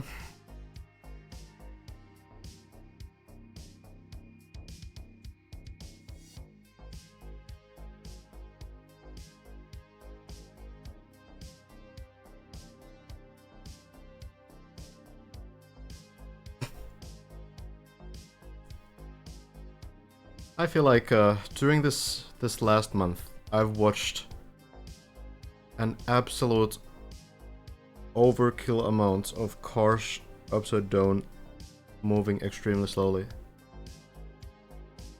You could probably make like a 100-hour compilation of Deep Deep 2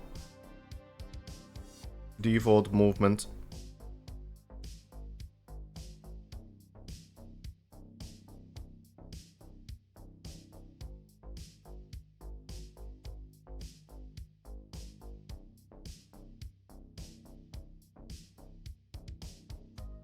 It's gonna be, I think, only like 2 minutes though. Some of the, maybe three. I think the fact that it's in a little bit of a like diagonal angle against the edge, it will also make it more likely that it will actually fall down.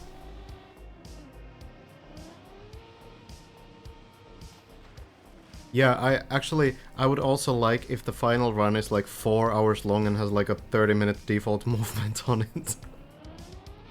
Oh, hey.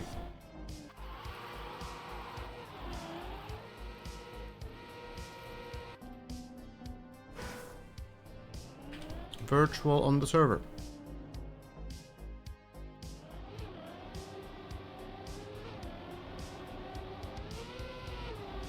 I could actually...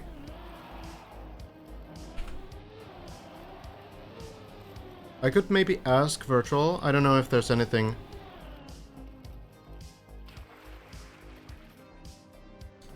about the virtual deep tip showcase on Saturday.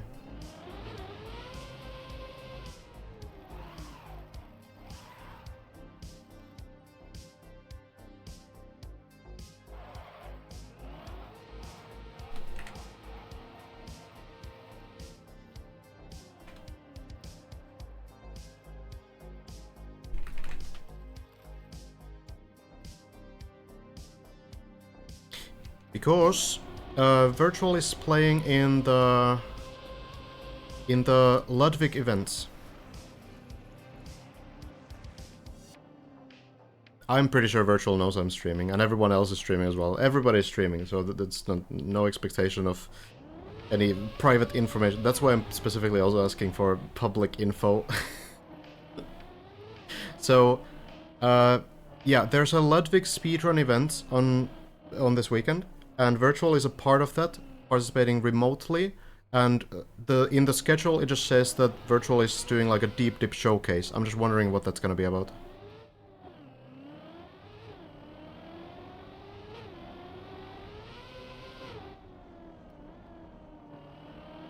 Of course, Twist. Whoever laughs while they're typing, you know, crying while laughing emojis. Didn't happen.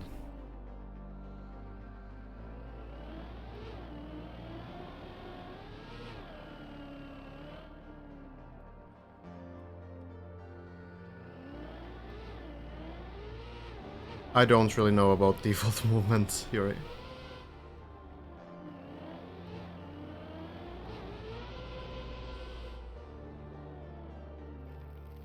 Okay. I guess there's no public info? I'm guessing.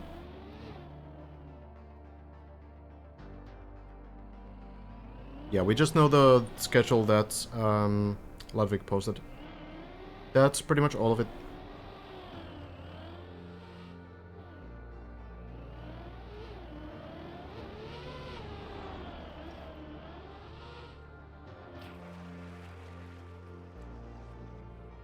No info yet, but it'll be pretty crazy. So that's +1 info. Alright, I guess it's gonna be something different. We'll see.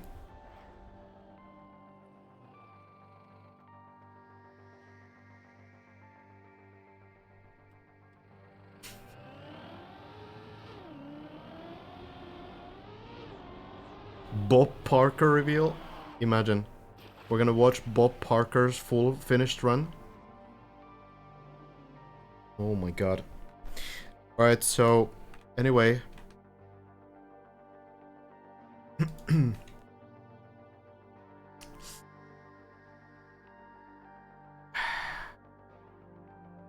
The car has been rotating, right? The car has been rotating like a little bit to the side somehow. It might be that it got to the edge and kind of rotated. Ah, this always happens so often.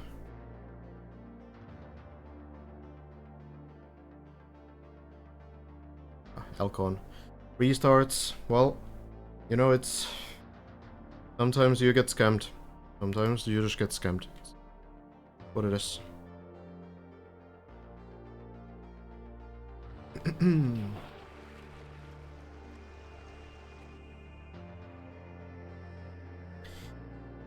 Well.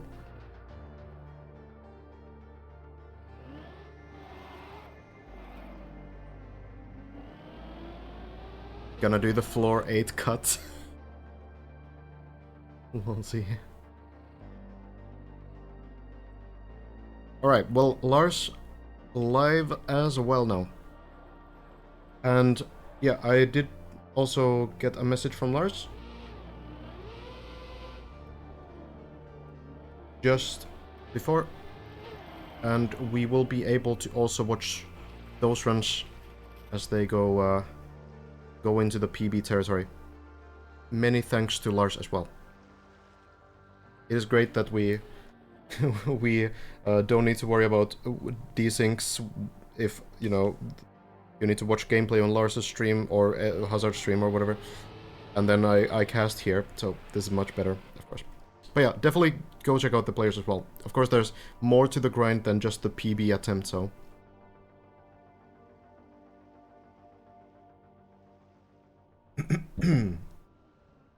Ixon in the pool.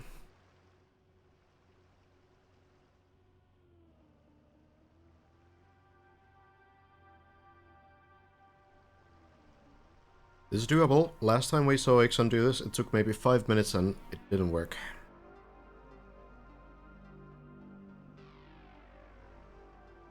Oh? So the way this kind of a climb works is that you keep the front wheels in like a little bit higher than the back wheels.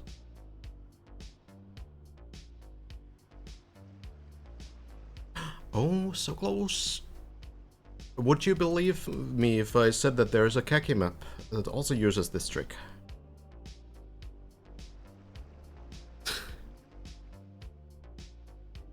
No? Okay. There's always a khaki map. Every single time.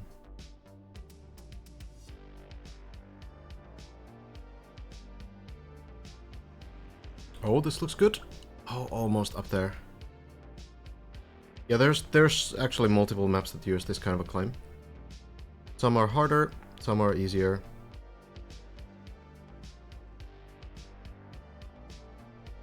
Yeah, like this is probably like one of the basic underwater techniques.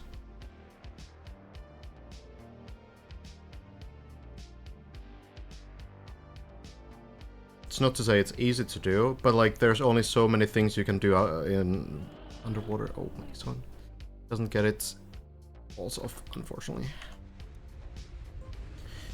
So just to showcase like what's possible, though this is built in a different patch, so I'm not 100% sure. One of the few maps that I finished, I think. Yeah, this map. So I'll show my run.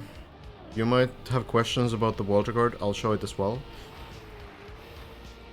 But basically, on this map you have this like similar thing, though it's the pool border instead, so it's a little bit different material. Might kind of affect this, but yeah, basically like how this used to work is that you do like very careful steering kind of from side to side, and you can like climb this all the way up basically.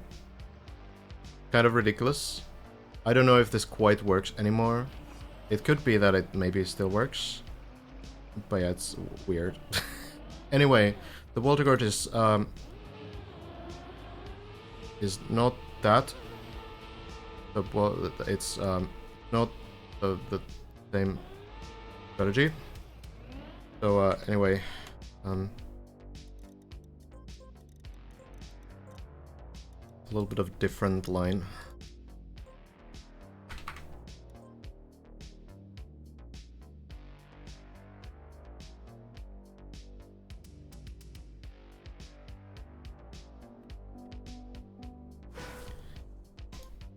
Moving blocks are fun. Moving blocks are plastic as well, and they move. And sometimes when you hit them, you things happen.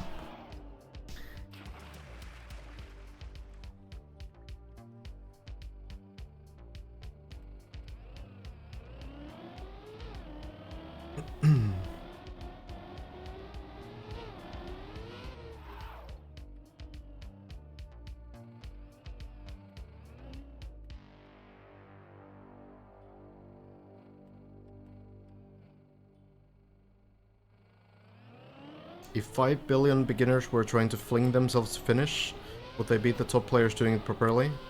On the khaki map that I showed, or this map? On this map, not at all. But on the khaki map, yes. No, this map is... it's way too long for, like, random attempts to make it anywhere. 5 billion players doing, like, random inputs?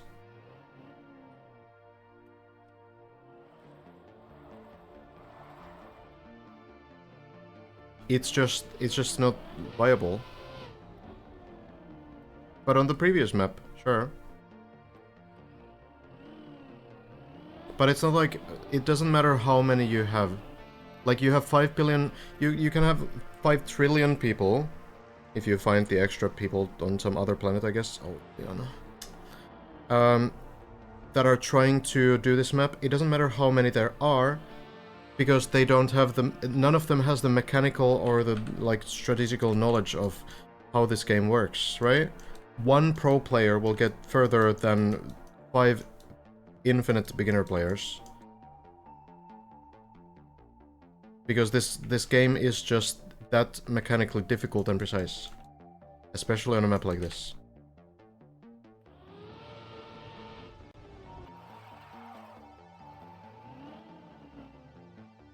Same as, like, you know...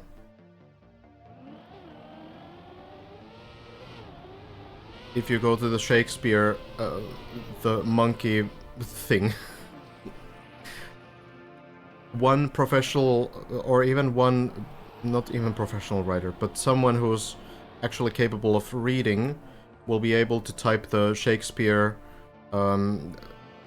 works faster than any of the infinite monkeys will, right?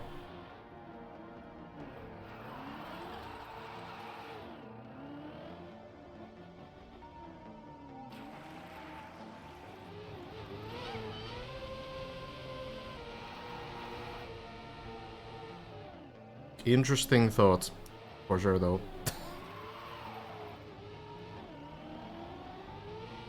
I suppose if you had infinite players on the map, maybe the question changes, but you know.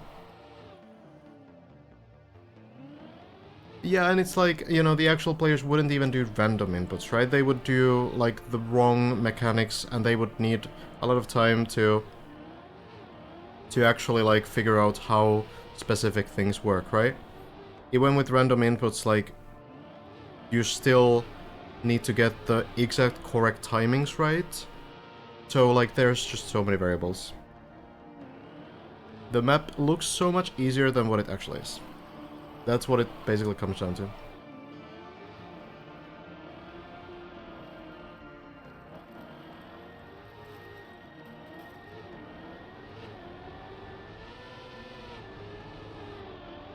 If we are talking about the water khaki map, then no problem.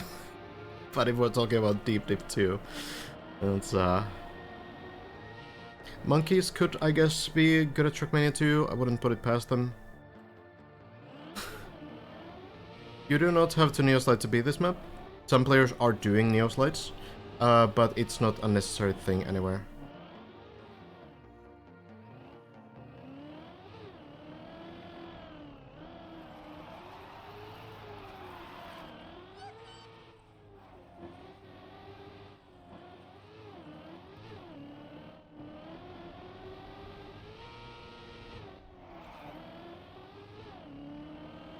Infinite random inputs, yeah. Like, you know, if, for example, there's the AI project in Trackmania, right? Where there's this guy who makes YouTube videos, where the AI is like self-learning, right? It's finding the lines on maps itself, but it needs like an absurd amount of practice to finish even the simplest maps, right? Like the maps that the AI is doing, I haven't seen the latest video, but the maps that the AI is doing are still not like on the level of like this kind of a floor. So even like a self-learning AI, which will be so much more efficient than any beginner player will be in learning, not efficient because it's like learning from its mistakes, more efficiently. If anything, it's completely the opposite. But the AI can try the map so much more efficiently, right? It can, like, speedrun through the practice so much more. So that in that way, it, you know, does get, like, more practice in. It's less efficient practice, but it's so much more practice, right? So, like, even that kind of, like, a project would struggle finishing anything like this. Like, it's really cool, but it's not on this level yet.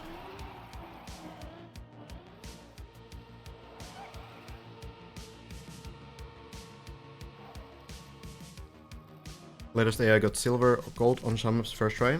Yeah, it's really impressive, don't get me wrong. And it's really cool that people are doing these kinds of projects. I always find, like, task runs really fascinating, for example. But, like, on a map like this, it would be such a massive challenge for, like, a self-learning AI. Maybe eventually it will happen as well.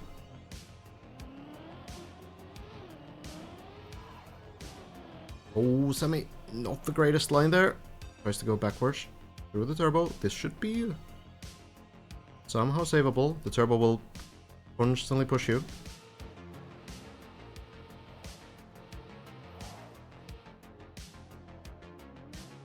Yeah, it's less efficient practice because it doesn't really, like, it learns from, like, a large sample size, right? Whereas a human can learn from, like, a single attempt a little bit more.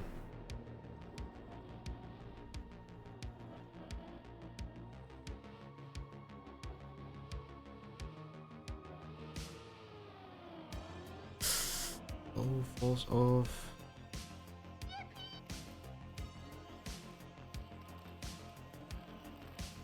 Unfortunate. But a lot of people trying to get those runs in. Virtual on the server too. So the benefit that AI, like especially self-learning AI has compared to TAS is that, of course, TAS will for the longest time be much faster, much more impressive. But self-learning AI has the benefit that it's not dependent on human input at some point, which can mean that it can find something on its own, right? It can find, like, a new strategy on its own. And that's kind of exciting.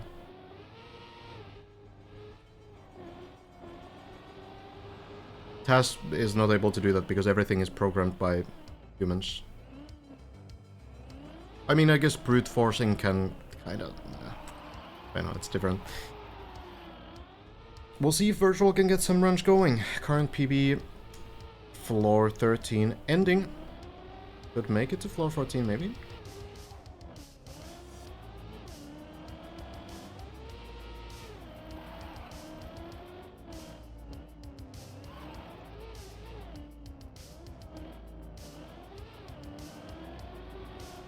AI will never be better than TAS.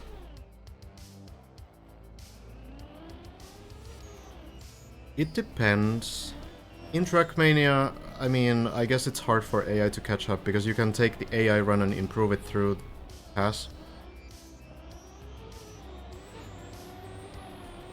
But if you go to, like, other games, like for example AlphaGo, it's kind of cool.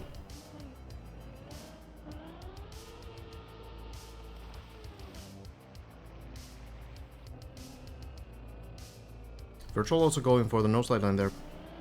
Works just fine.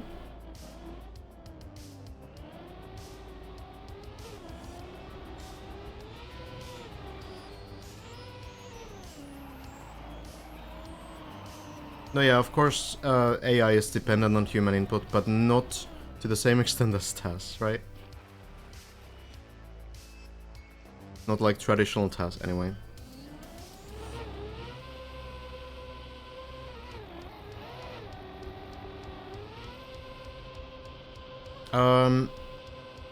I do believe that this is the correct thing. I do not play Go. But the AlphaGo documentary is super cool. I don't know much about the game itself. Yeah, I'm pretty sure Virtual's PB is still here. Got like a pretty bad landing here and missed the jump through the window, if I remember correctly. So this should be the 93 height, pretty much.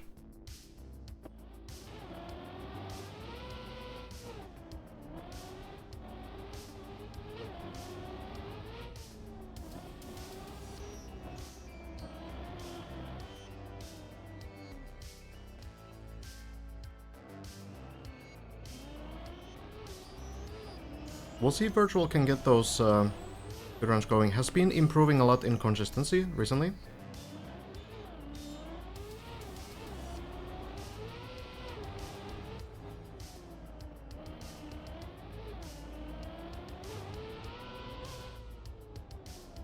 I'm not sure which one that would be, Lorenzo.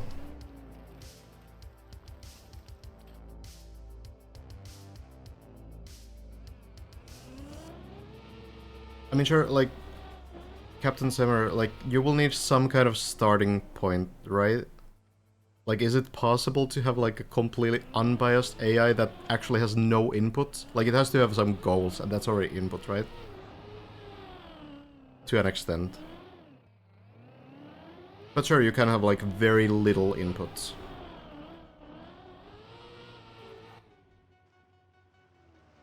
You need, like, you need the AI to understand, like, the win condition of the game, right? Which can limit it a little bit, I suppose. I mean, maybe not realistically, but, you know. I am not an expert in the topic, by the way, if that needs to be said. Probably pretty obvious. Alright, Virtual. Getting a run closer to floor 7.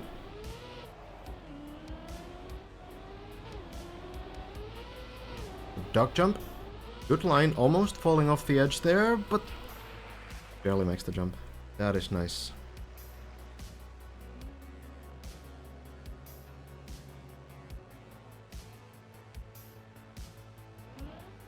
Does the wet plastic. No issue. Virtual has been doing a lot of these optimizations as well. I do remember when people still on this floor 7 beginning weren't really chaining the start. We're kind of like, you know, taking the dry wheels and also kind of taking a careful line into the first jump. But now everyone's just kind of driving through it. Virtual also doing the floor 8 shortcut, if we get to that point.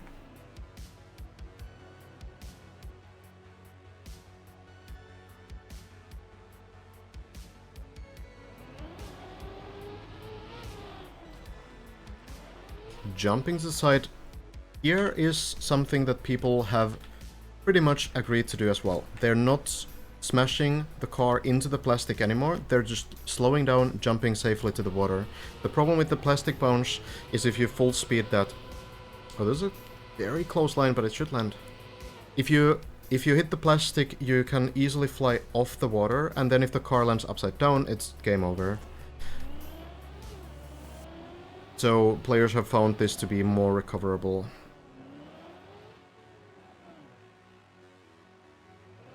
Yeah, Elcon is actually chaining the dirt flick. I think Lars was going for it as well. Yeah, and Elcon does something even wilder, honestly. What Elcon does on floor 10 is Elcon is chaining this section.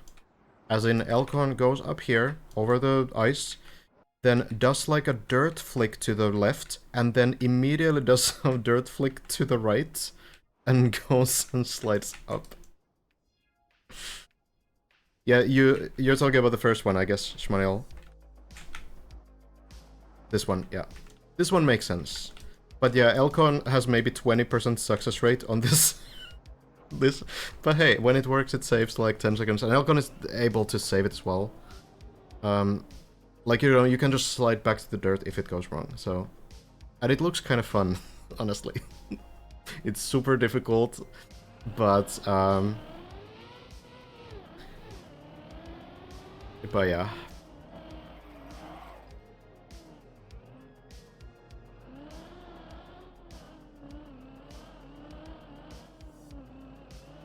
Well, here we go. Virtual also very good at turtling.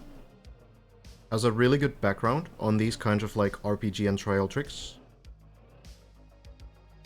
Great flip. Now for the beam landing.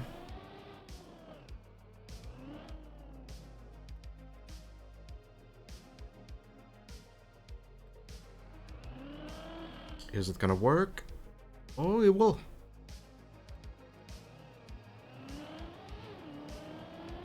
Landing in.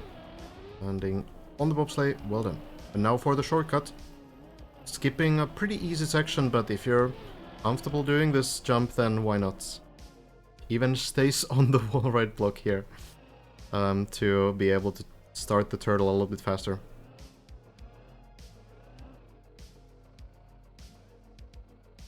Yeah, Sami is chaining the beam landing as well. I think you can really see the fact that some people have practiced the official practice floors. And Sami has been grinding those a bunch. So it can really help you also get some speedrun strats. Which is pretty cool. Okay, we have some spectator lag, that was looking weird. So the end on the left side means the end of floor 16, and then there's a final section remaining, which is basically just the final jump. Virtual, chaining this jump as well, works nicely.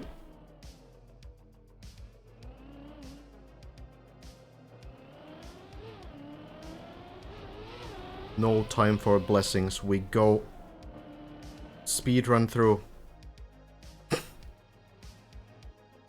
This is actually pretty good pace, 15 minutes. Almost on floor 9.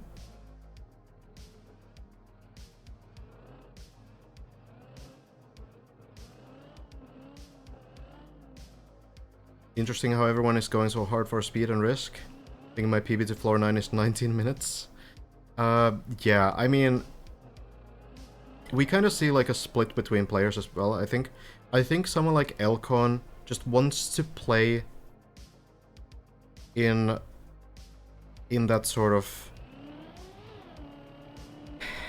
comfortable way, you know. Like, Elcon is used to playing in a certain way in this game, and maybe it's like a mental thing to kind of like feel at home to play in that kind of way as well.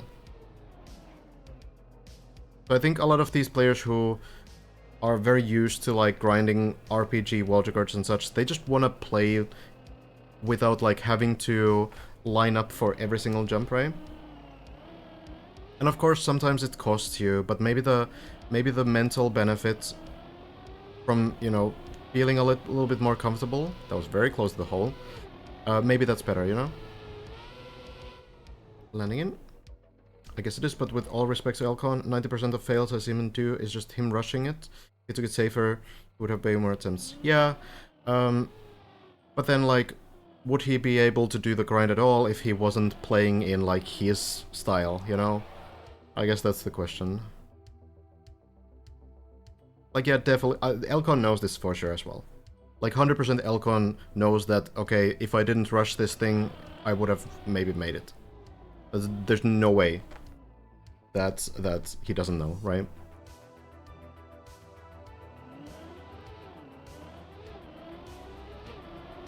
But maybe there would be even more mistakes if Elcon was playing like outside of his sort of usual style.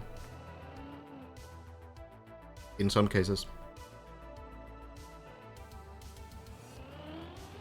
Here we go, virtual, clean lines, air brakes, and landing clean.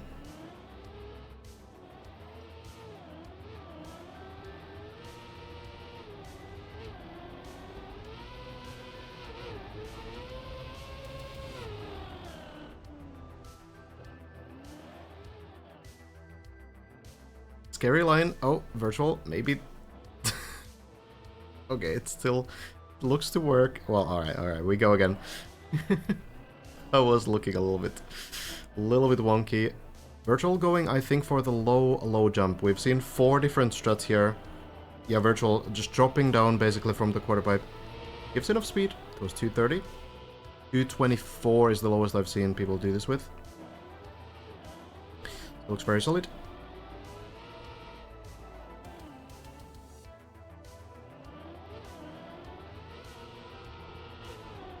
Let's also remember that Elcon has been trailblazing on this map, has been figuring out strats as, you know, recently as on the end of floor 15.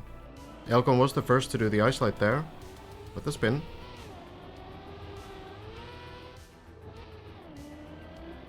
Or with the break tap, I mean, not the spin. So, honestly, I feel like Elcon, like when Elcon needs to be patient, he will be patient. Here we have the virtual, the chained flick that we see.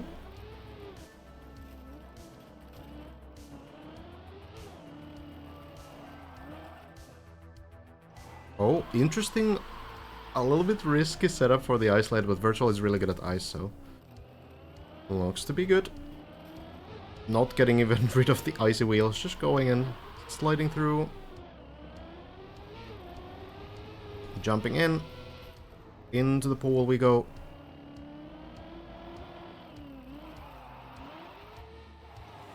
Actually sliding around that. But yeah, Elcon also tries to chain this one with very few successful attempts on it, but will barely make it too.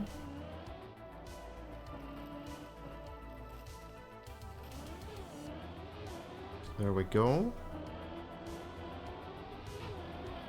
Looking like a pretty solid run so far. Ah, low jump. Good jump. Needs to really push for that right side line to get the jump through. And now the spin. No problem. Very solid. Elcon just fell from 12 to 7. Gotcha, gotcha.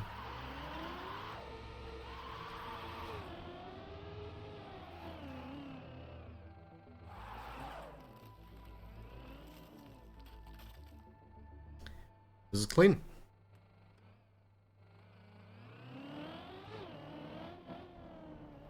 And now the half pipes.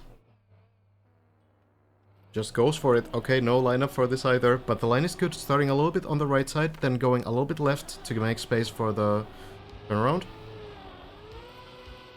This is a live run, yes.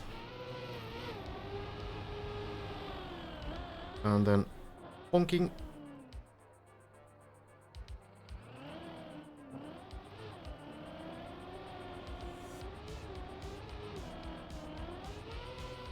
Floor 11.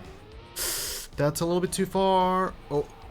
Oh my god. Okay, a bit close. But alright, yeah, we go. No problem. Oh, whoops. Alright, doing just fine. I guess for this one we will still set up, at least roughly. Not like an exact pixel perfect setup, that's a little bit slow, but virtual slams the brakes. Great save. It's really important that if you clip this landing, you just slam the brakes immediately, because there is this pool below on floor 10. So all of these players know that if you get a bad landing, you just have to slow down immediately, because the best possible save is that you stay on this block, which can get you back to this if you want to.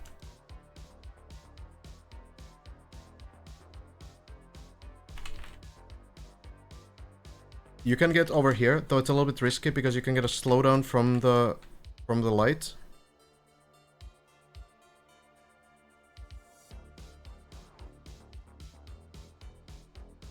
But yeah, even if you don't do that, there's this very generous pool that you can use.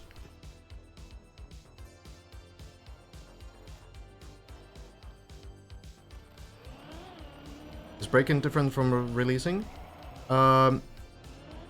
Yes.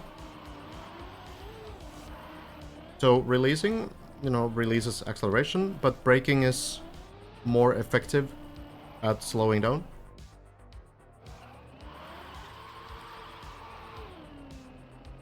which, you know, I mean, that goes without saying, I guess. I suppose the surprising thing is that when you're in the air, you actually will not slow down by pressing the brakes. You will slow down by releasing acceleration, but braking just air brakes. So in the air, it actually works in a different way. I love it. So you can hold brake during airtime, and it will not affect your distance, your speed.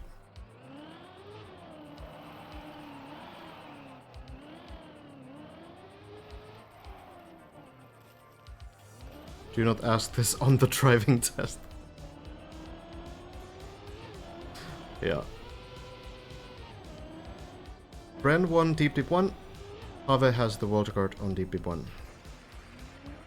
Those two players are also... they are... what's the word?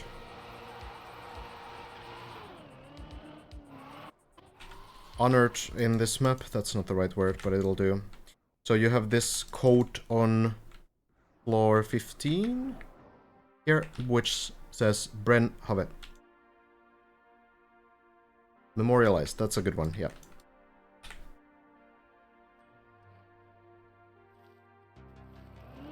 Commemorated, even better. Thank you. Now the turn around again. Virtual, doing really nicely. It sounds like a word, yeah, something like that. Discombobulated, I don't think is the right word this time. Close. Close one. Alright, virtual this time. No, clipping the landing. And here we go.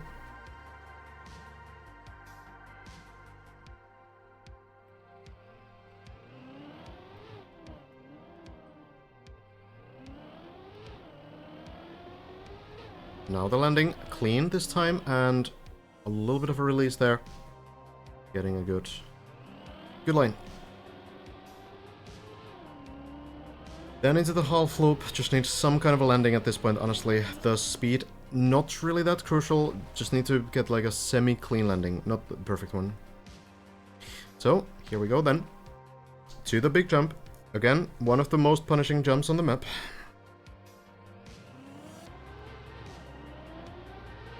So what you want to do here is, as you get to this quarter pipe, land here, jump up to the left. A lot of players are trying to hit the left back wheel onto this wall to slow down. Virtual, slowing down, doesn't hit the wheel, but the car lands still. The reason why you want to hit the wheel is because the car will flip nicely onto the platform instead of landing with back wheels. It will give you control of the car a little bit earlier as it lands. Great landing to the pool as well. Stable enough line. Through the plastic. Wheel clip low-key bad line. I have a secret line that's better. God damn, Schwanel. Are you jumping to the right side? Elcon tried that a couple times, but decided not to go for it further.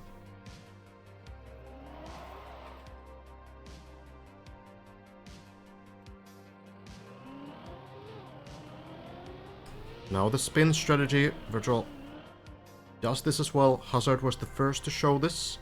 Now everyone's using it. Much better than trying to somehow hit the wall there to not land upside down. And then, clean landing. That will definitely land. There we are. More to the left. Release right as I get airborne and land basically right before the plastic wall.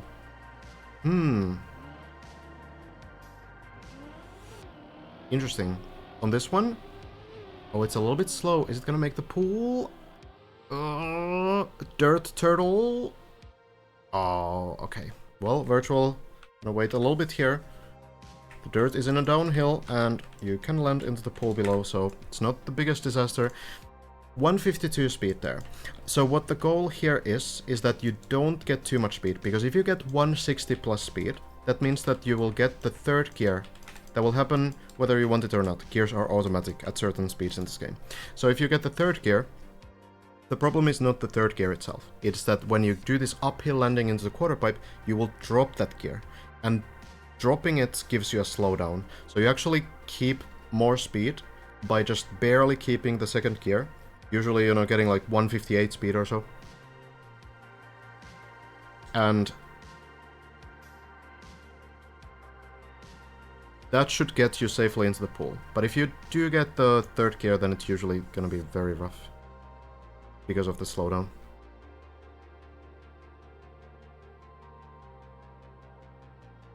We have a turling in mode.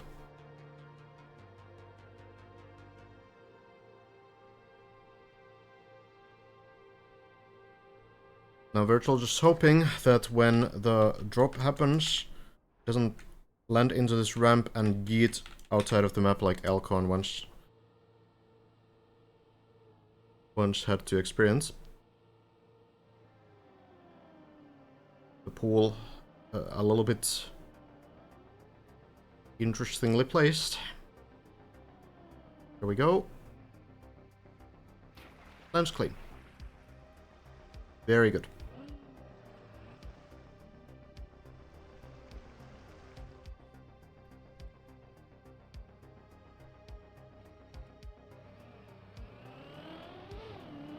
We go again.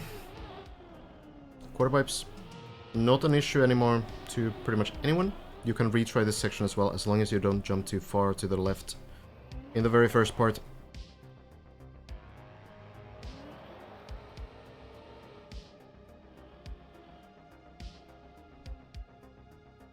Why is he offline? I don't know.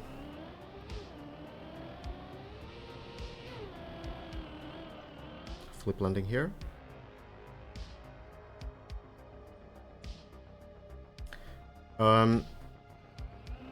Might be a little bit, yeah, might be still a little bit sick. Oh no, that's an unfortunate clip there. That's gonna land into floor 8. Oh, well, it's gonna fall down. Is it gonna land on the platform? Not quite. Floor 7, turtle, savable. Ah, there's not enough space. Not enough space, unfortunately. Floor 7 is so difficult to save anything on at all.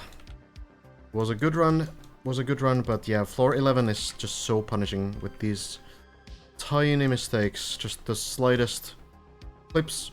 Suddenly, you know, you hit the wheel a little bit and then your line changes and suddenly you're jumping towards floor 8. Absolutely nothing below for that. Tough times.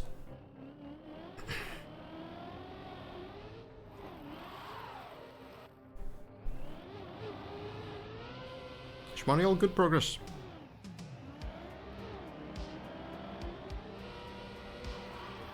Excellent car skin.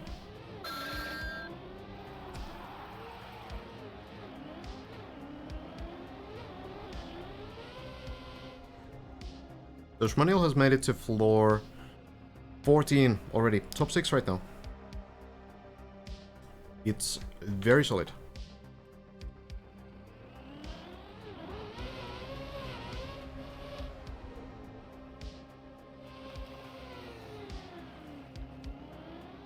Gonna be a little bit of a tricky time getting through the floor 15, as we've seen from others as well. Floor 15, even though like it's been figured out, just seems like it's mechanically very difficult. That's really the main thing about it. There's pretty heavy speed checks, pretty difficult lines. But well, getting into that. The first step. 15 looks tough, yeah. It's one of these floors that's much less about like figuring out what to do and much more just about executing everything perfectly. I hope so, Shmaniel. Keep it up.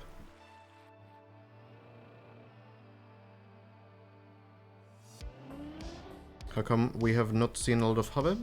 I think Have more of like the skill set I think is more of speedrunner than like discovering this kind of a huge map. Separate skill sets, you know? Learning things with this like very inefficient thing where, you know, you imagine that your personal best is for example on like this jump here.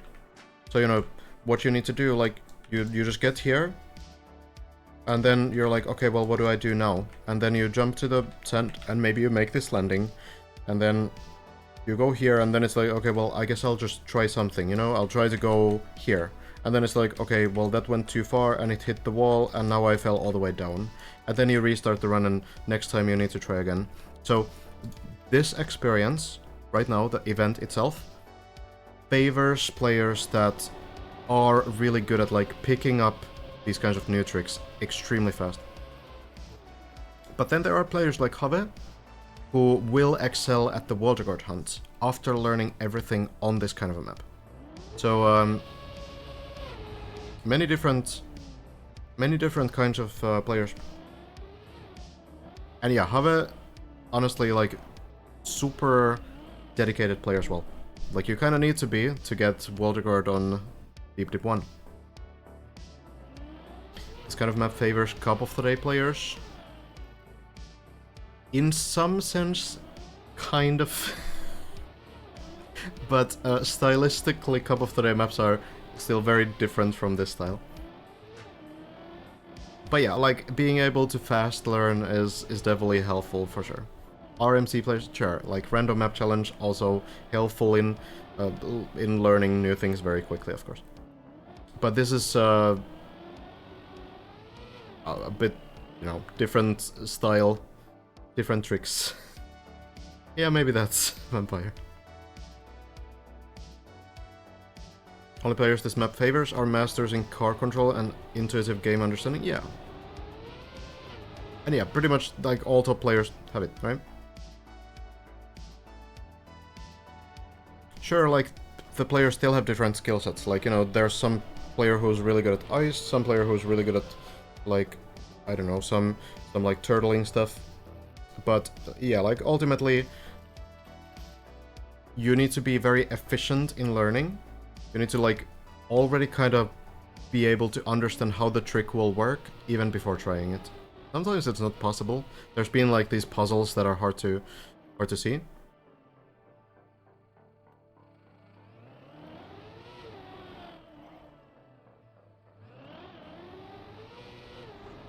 Which floor would be the best Cup of the Day map?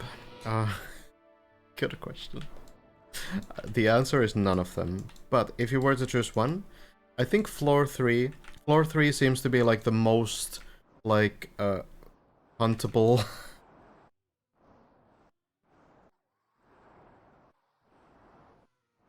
I feel like, yeah, it would be a bad Cup of the Day map for sure.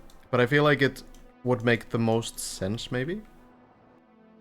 It's, like, consistent within itself, and it's not, like, super overkill calculated.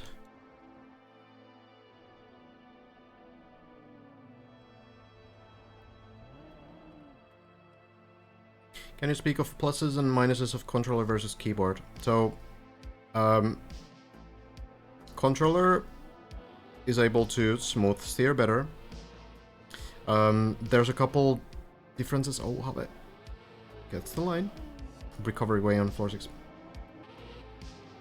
So, yeah, so smooth steering is sometimes necessary when you have, like, no slides on some, usually, like, wow, okay, cool trick, virtual, on some, like, campaign, dirt and grass and plastic maps.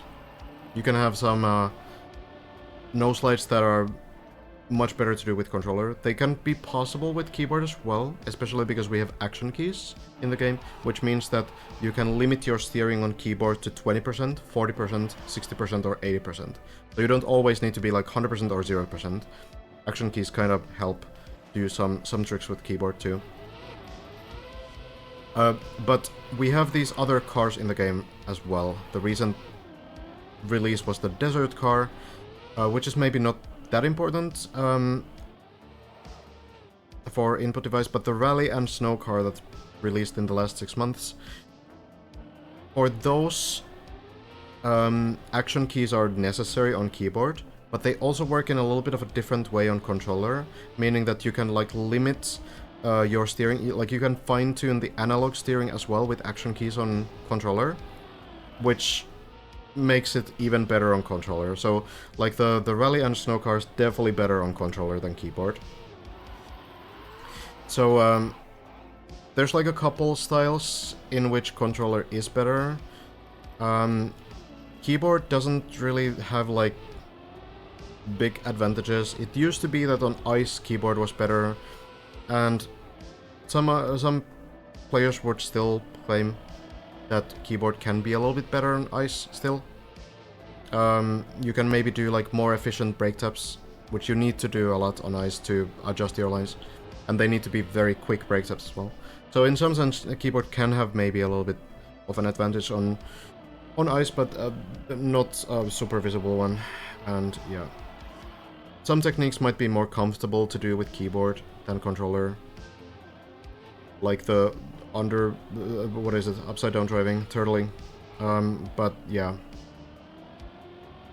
overall, if you are like 50-50, if you literally don't care which one you use, you don't have like a personal preference, then I would recommend playing with controller. I mean, yeah, I suppose wheel can also be okay. Analog braking bad? Well, it's not really analog braking. So the braking is always on or off. But the difference is that like a lot of newer keyboards have, for example, rapid triggers, which can be like, you can do like very fast brake taps, which can help. And I don't know if controllers generally have that stuff yet. Maybe some high-end controllers too. I'm not really sure. How about the older Trackmania games? So almost every single car, other than the stadium car, is going to favor a controller. Because pretty much all of them, except the Canyon car maybe, I don't know, Canyon car maybe as well, but pretty much every single one of them has smooth steering to some extent.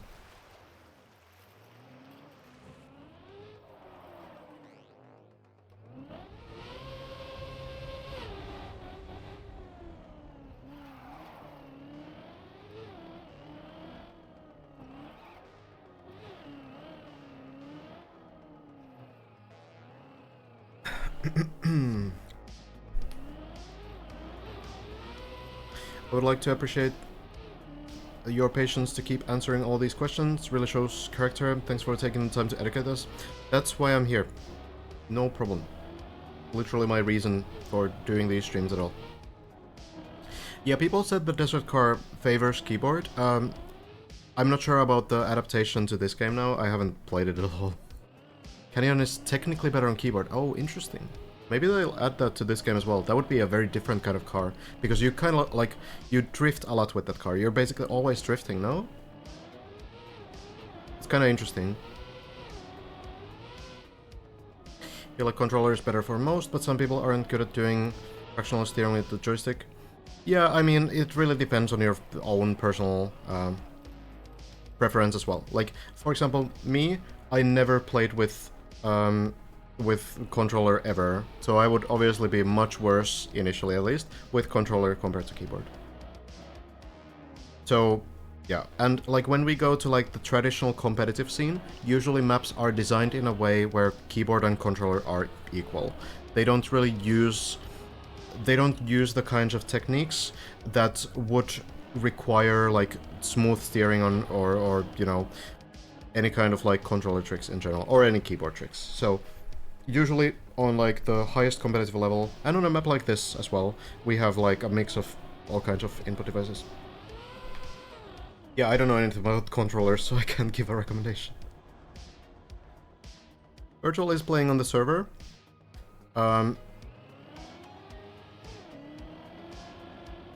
I think probably has a little bit better performance when not streaming. There's one specific setting that actually can mess up your stream, so this can maybe be the reason.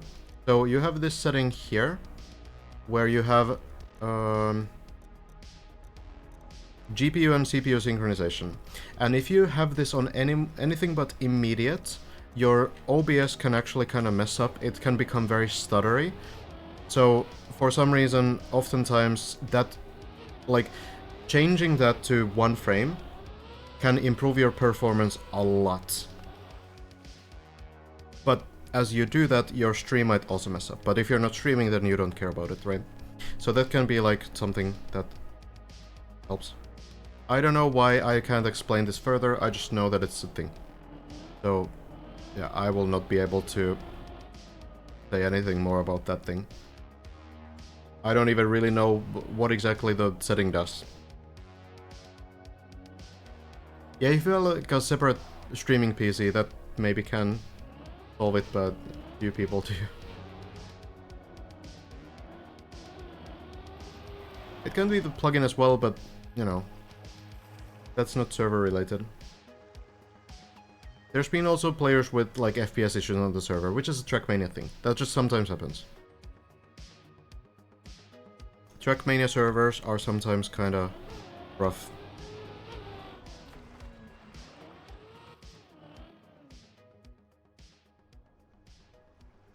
Getting another run going. How about also getting to floor 7?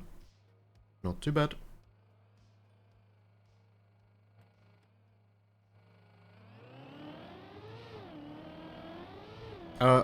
I don't know if this map is designed to favor or not favor any input device. I think that just through this kind of a building style, like, you end up not really favoring any particular input device. Can you educate us on how all the media trucker stuff in this map works? So actually, like, most of what you're seeing is from the plugin. So the voice lines and everything, they are working through the plugin. But there's a backup media tracker, which is something has actually never been done before. So the plugin sort of disables media tracker, which is usually not something that you can even do because it could result in some abuse, but because it's very map specific, it's been approved for this specific map. As far as like everything in the media tracker, I'm not actually sure what is done in that and what is done like within the plugin, like graphically speaking.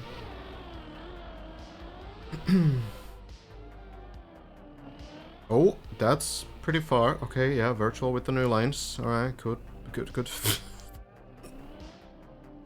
Well, it worked out. Close to floor 8 now. No one's passed Brent, no.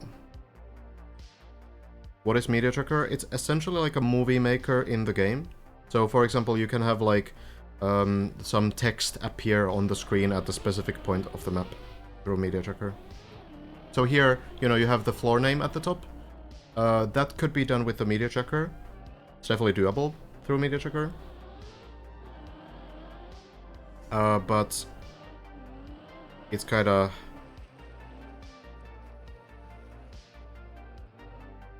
possible as well that it's done through the plugin. Thank you, Kaizen.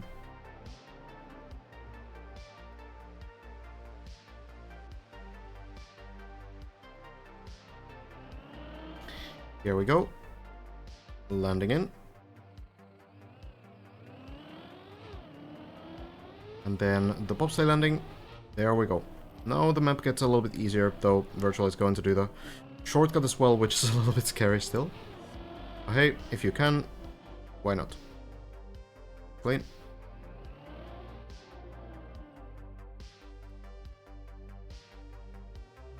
The finish is not another floor, really. It's really just the final jump. So floor 16 ends here. This is where jumper's floor ends. And then you do this drop down, which looks very easy. Then you go here, which, you know, there's nothing to fail here, really. You do this jump, which it's hard to say, like, how difficult this jump will be, but it's probably not, like, maxed out or anything. And then this climb, which should be fine as well. Go over the beam, and now you have the final jump. So that's basically from end to the fin. Mostly the height just comes from the final jump. Might this not be the intended strat? It's the intended strat. If you mean the quarter pipe jump. It's just that there's like an intentional safe way as well.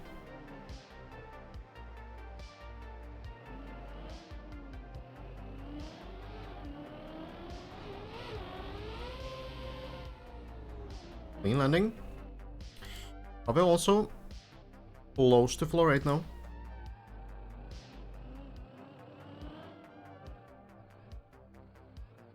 We look at the last jump. Can in a moment, yeah. I can kind of show how it's believed to be working.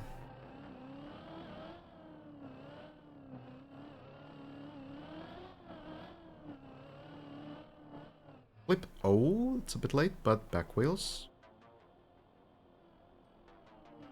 Here we go.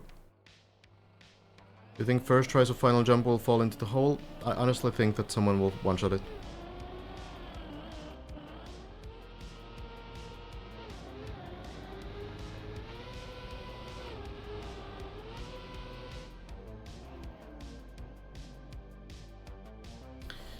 Hero confirmed you only need 66 speed for final jump. Yeah. Sounds good. It's gonna be it. Alright, virtual to floor 9. So you definitely need a bit more than 66 speed, honestly. What you do is you go on this side. This surface basically functions as tarmac. So it's not a slippery surface. You can drive all the way up to 600 speed before you start drifting here. So, and you will not reach 600 speed. So you drive around this circle, probably like 2 laps. And then what you do is you go to the center, try to max out the speed. If you just want to test it out, you can like get the speed and then bail out from this line. But yeah, when you feel like you have enough speed, you commit, you drive straight up, and this quarter pipe will push you not only up but also forward, which means that you will go kind of like here. The finish line is the red line here, so the finish blocks are over here. This entire area is the finish, so you don't need to hit like a specific point. What you need to do is just get enough height, jump forward, and reach the height. And if you miss it, then because you're moving forward, you will fall here. So can you fail that last jump? It's possible. But I think we'll see very patient players testing out what the maximum speed is before committing to it.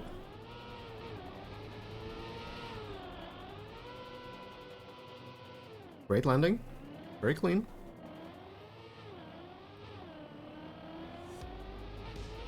Elcon scouted the final jump today and thought that maybe just one of the jump circles would work. The others are bait. Is there really a... Wait, is there a difference?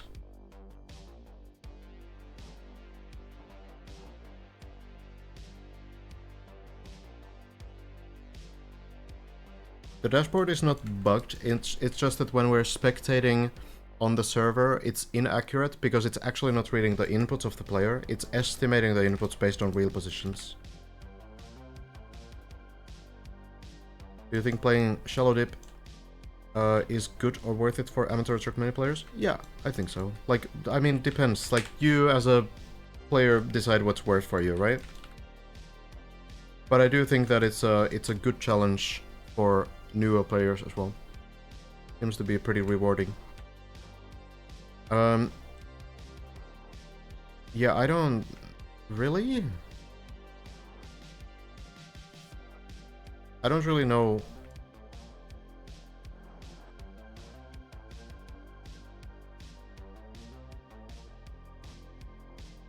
What is this place, though?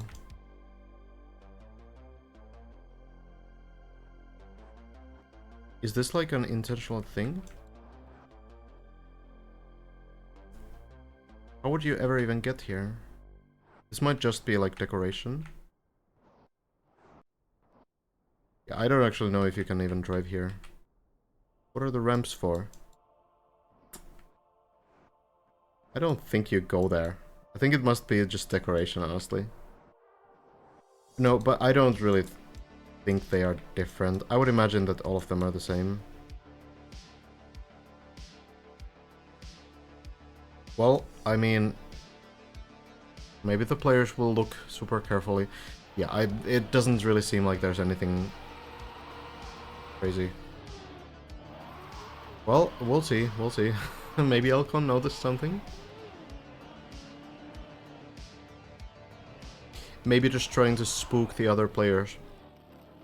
It's the mental games.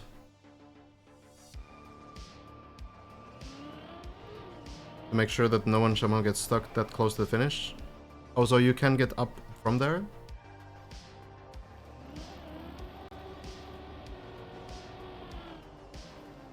+1 info. At least it's not like a secret way that you need to take.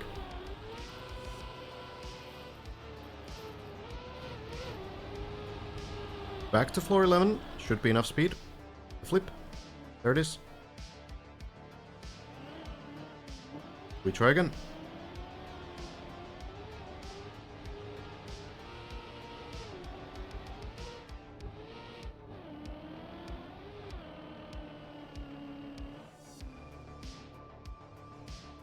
We can scout the whole floor 16 in a moment, sure.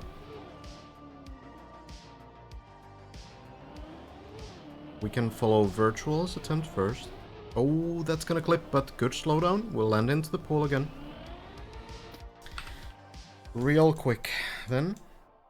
So, floor 16 starts over here.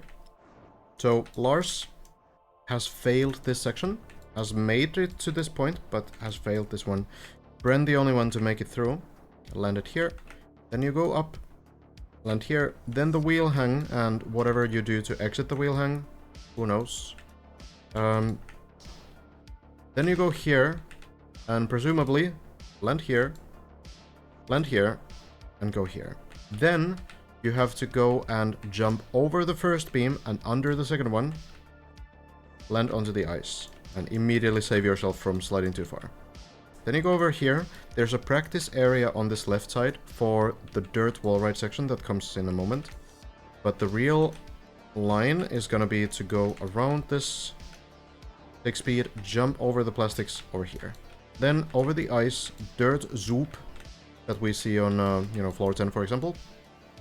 Oh, Virtual just did it. God, I was so close. 3 seconds too late. Same technique anyway. And you go over here. And then avoiding the flags. People say that this is not too bad. But this is, something. And then turbo. And now you need to go to the wall ride. This is the same technique as we have on floor 4. You need to essentially stick to this dirt wall ride with like a slightly upward angle. And you need to go all the way, bounce on the plastic here, switch the direction, which I've never seen before, so I have no idea how that works. And then from somewhere here, you flip over, land here. I have no idea what this plastic bounce is, honestly. That looks super cursed, but I guess it has to work. The good news is that you can practice it here earlier. You can do the plastic bounce and practice this. So it's possible. But yeah, this is pretty cursed. That's probably the hardest part of the floor. Then you jump here, hope that the icy wheels that you get from here don't push you too far. Get ready to brake. It's plastic too, so it's harder to brake. So yeah, pretty scary. But then just a patience test. Go up here. And now the final part. Onto the beam. And now you have very little space. Your left wheels are hanging off the beam. And you have very little space. Barely space for one wheel to go past this one.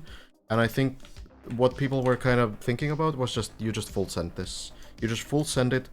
Right side wheels hopefully go up. The left side wheels hopefully will follow. And you get onto this uphill. And now you're on the end part. That's it.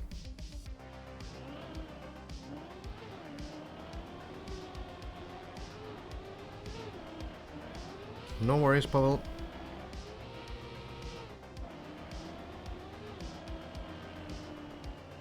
Virtual in. Big ass, but as a console player with no Chem 7, can you check if there's a recovery route? If I'm stuck in the bowl on floor 4. Depends on which bowl. But yeah, sure, I'll help you out. Gotta help the console players. Without free camera. You are... Are you on this bowl? This one? Is the bowl?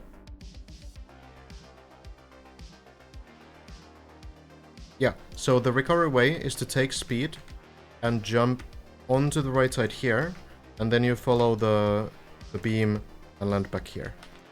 That is the recovery. So you just need to jump like off this quarter pipe, try to land over here. It's a kind of tricky section, but that's the way. Virtual into the plastic, releases a bit. Is it gonna be enough speed? It's close, but it will land. Nice. Well done. Good luck, Dave. How maxed out do you think the last jump will be? Not very maxed out. I think the fact that your hands are shaking, your heart is about to explode, and you probably are close to fainting, is difficult enough.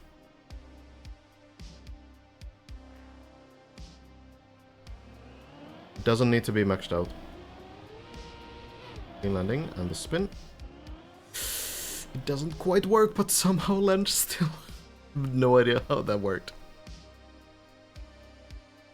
No idea how that worked, but let's see if this next part works now as well.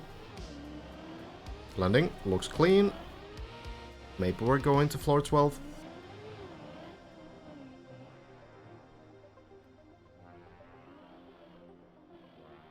So now getting a little bit more speed.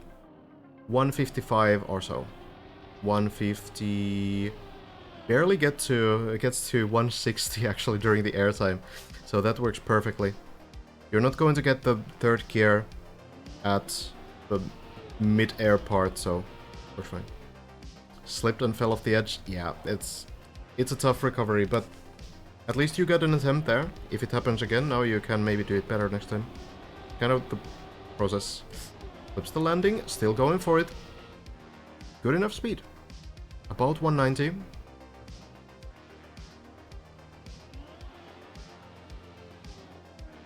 We keep going. Very standardized setups for where you start accelerating from on this floor.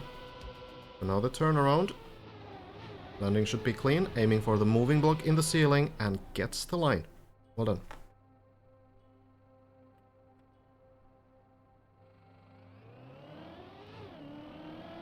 Avoiding airtime on this one. Very clean. Should be plenty of speed.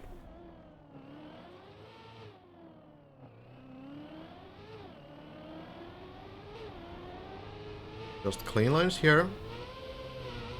Very good.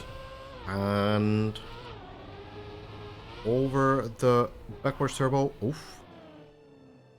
Could happen that it pushes you. It kind of keeps affecting you and pushes you into the hole there as well, but Virtual avoids it. So now into the hole. And then the ramps. Good line. And the landing will be good enough. Not quite the clean landing, but that works just fine.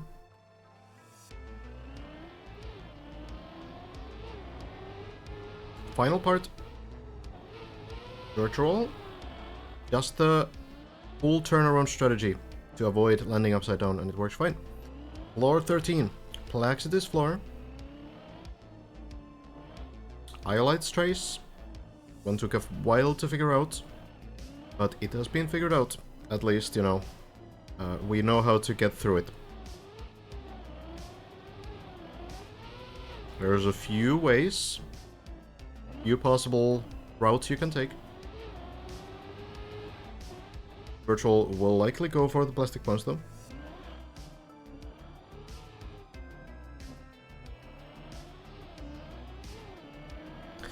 Into the bobsleigh loop. We do a couple loops. Oh, a bit of a shaky line. Might do an extra loop this time. So, the turbo increases your speed for every spin, so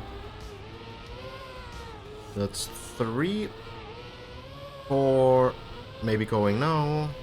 Nah, just the extra loop for to compensate for the landing there. The bob loop is super cool. I like it as well. Carticle accelerator. Good one. Then we go landing in. Need to be careful with the super fast turn rate you have on the wood surface, but it's it nicely. Yeah, no, that was 6 loops, wasn't it? Like 5 plus the exit.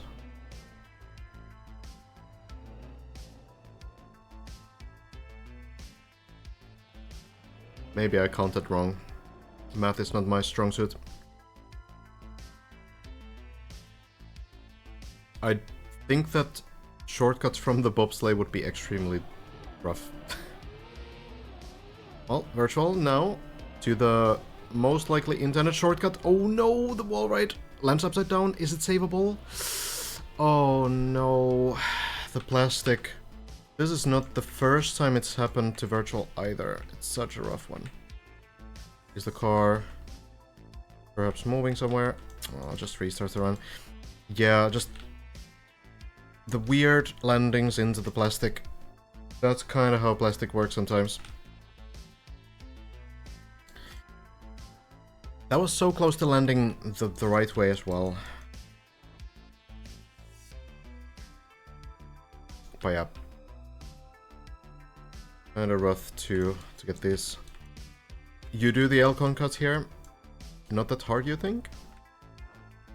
Yeah, it is a bit of a different cut. So from here you don't drop down, you go to the window, you go around here, onto the beam, and this is the sort of intentional route, but it does seem like all of these shortcuts are basically intentional. The floor is meant to be like a pathfinding challenge where you find your own way through these sections, so it's not like these are just oversights from the mappers. So from here you don't actually go and do the wall ride, which is the sort of like bait way we could say.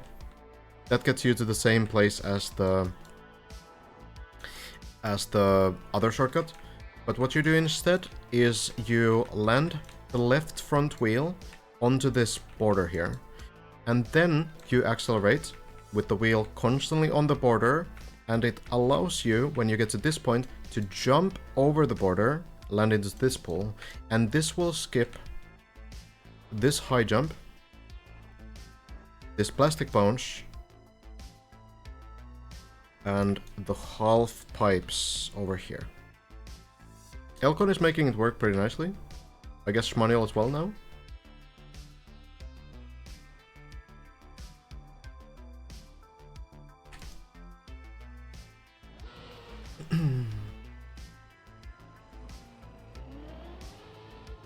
Flexity said it's also not an intended route. Oh really? So we're missing something better still? Maybe? The Elcon strat is harder for sure. But, you know, weird things can happen when you do these other sections too. Like, it's more mechanically difficult, I think.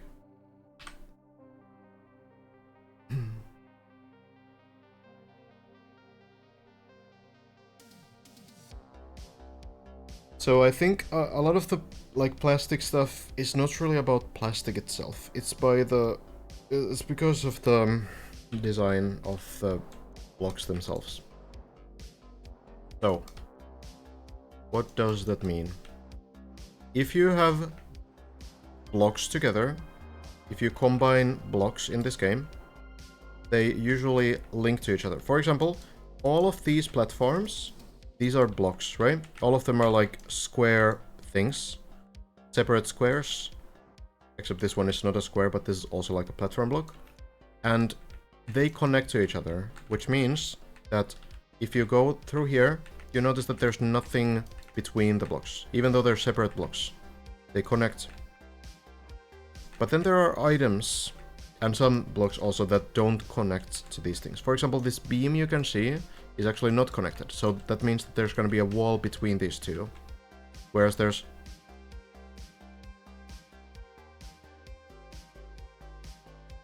Was that a server-wide disconnect? Or was that just me?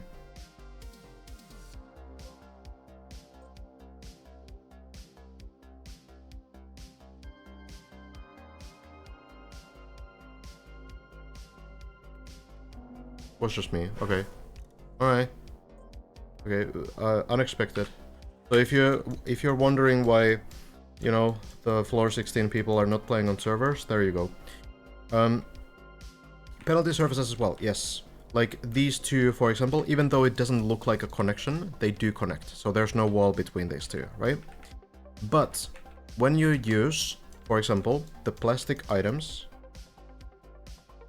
you notice that, well, all of these have a wall between, right? Every single one has a wall between them. And why this is important is because when you land onto these blocks, so you know, you drop down onto this, for example, sometimes when the wheel hits the seam, the game can register that as a crash to a wall. That is a landing bug. That's what a landing bug is. You hit the wheel between two blocks like this, or items, or whatever. And that can make the game say like, okay, there's a wall here, and you can actually get like a weird landing where you bounce away somehow, or you have to, you know, just get a slowdown and continue from there.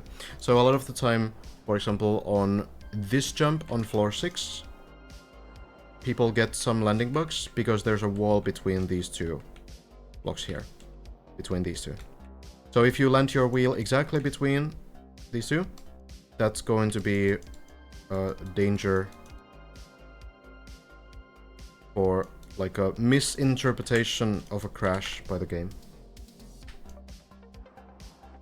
So why even use the plastic then? Why use these at all? Why not use something else? Because you don't have anything else. This is what the game gives you. The plastic is the only surface that has these very narrow blocks. You just don't have them in other surfaces. You can use, for example, this dirt narrow thing. This is a wall ride block. But you can't have this as like one square. It's always gonna be this like long dirt thing, right? So it limits a lot of what you can do. For example, this entire plastic thing here, that is just 2 wall ride blocks. And then another like wall ride sort of water pipe, though it's a wall ride actually. So when you want to create like very narrow sections, very low speed sections, then you end up making them with plastic because that's your only choice really. So the other option is that you make custom items. You could make this whole section here, for example, into one custom item, and you could remove the walls and everything else. So why not do that? Because the game has a file size limit if you want maps to work on servers. That file size limit is 7 megabytes. Every time you add a new item onto a map, you increase the file size. So if you think like every mapper would use like even like 5 custom items on their floor, that would be like, you know, close to 100 items overall in the entire map. Because it's technically like, you know, 18 floors if we count 0 and the final ending as well. And that would almost certainly be at very least like, what would I say, 5 megabytes. The file size would be way too big. The map wouldn't work on servers anymore. Just wouldn't work. So there's limitations, there's restrictions when you want to like have this map work on servers, when you want everything to be vanilla, do not increase the file size too much. And a lot of this is like creative use of vanilla items. For example, in the crown, you have all these things, and these are all vanilla things, right? The balls that we have here, those are the same ones as we have over here. That's a vanilla thing that you can color. These light beams as well, they are the same light beams as you have on pretty much every single floor. Like these, for example, or, you know, floor 10, you have these decoration light beams. These are all included in the game. They don't add to the file size because they are not custom. So, yeah, all of it. These triangle things, those are basically the same things as the crystals on floor 13. These are the same, like, category of vanilla items. The dragon as well is fully vanilla, yes. On floor 15. Can you scale custom items? Sure. You can.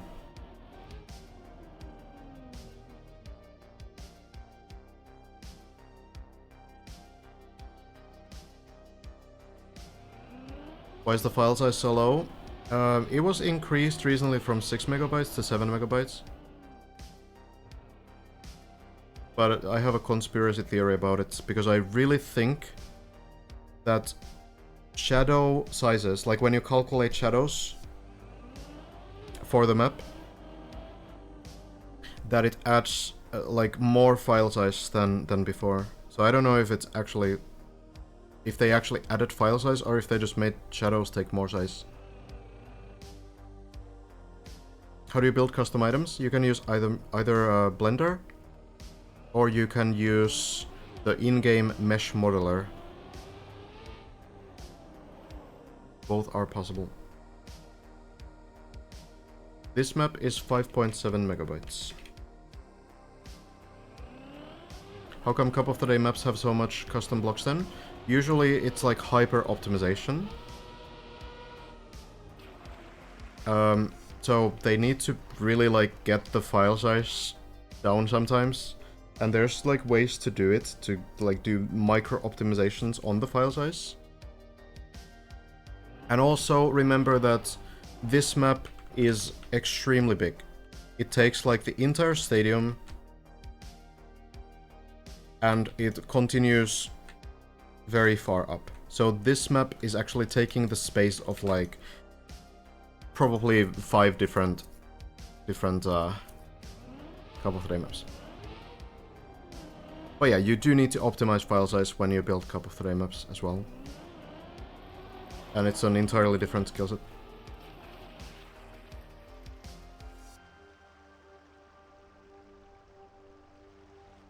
Remember when Nadia broke the 1k TOTD map? Was that the map where the thumbnail of the map somehow pumped it like above the file size limit? I don't remember how exactly it worked. It was a very strange thing.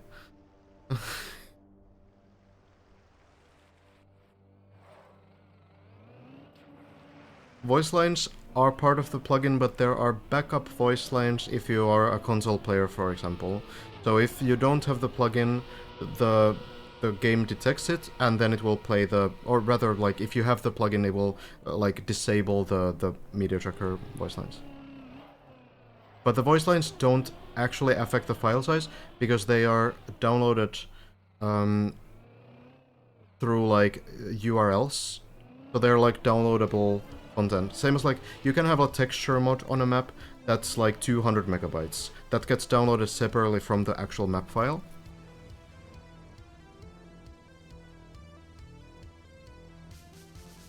Yeah, I'll try the map when the event is over.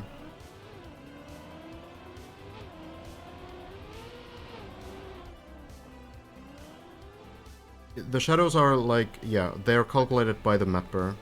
Oh, have I? Big fall, maybe to the bobsleigh save? Oh, tries it. Oh, it does land onto the beam here. Fortunate. Not something. Oh yeah, have I also changed the Twitch name there?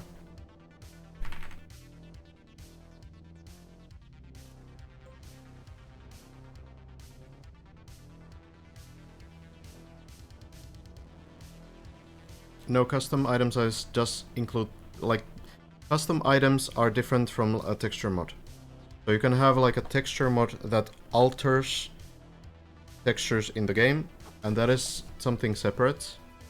But when you add a texture to a custom item, that's going to be in the item itself.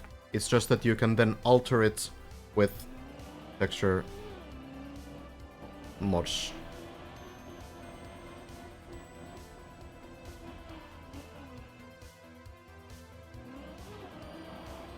Yeah, I was Hobbit the demon, yeah, but now changed.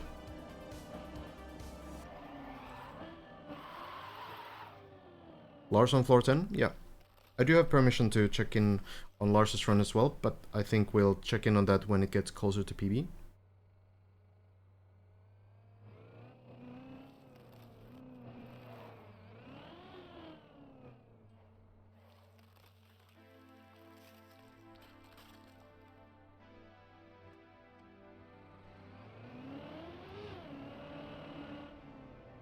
Hardest part of mapping. Last time I spent a week using my calculator to make shadows on my map and I made a mistake. Oh no.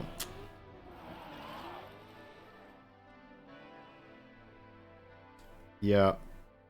Mapping is a lot more than just placing blocks.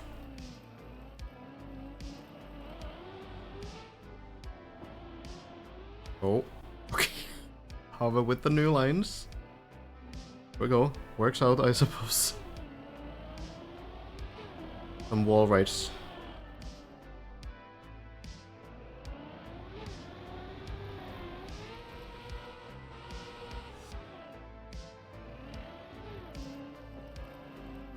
Real mappers. Path trace elimination with pen and paper. Right now, being able to build custom light maps in Blender is the holy grail of mapping. People are trying to figure it out.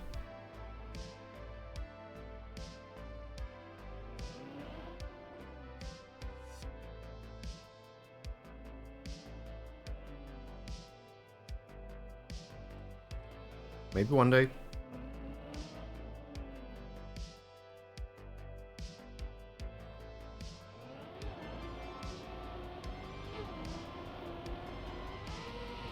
Lars fell to floor 7. Gotcha, gotcha.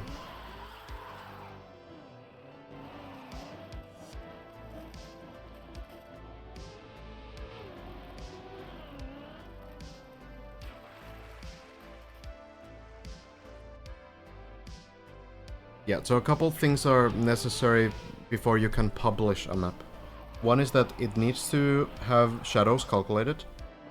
It needs to have a start line and a finish line. And it also needs to be validated. Now this map, for example, is not validated in the traditional sense. It is validated through a plugin. So that means that no one has actually like played this from start to end. People have essentially just done like a segmented run, proven that all of the, or made sure that the segmented like floors, separate floors are possible to finish. And then basically just added a time with the plugin, clicked OK, and then the map is valid.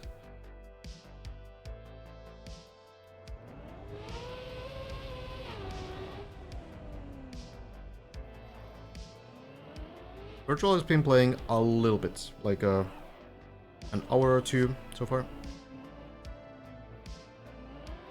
Getting some runs in. Have all the mappers finished their own floors? For sure, yes. Can't imagine building something you're unable to finish yourself.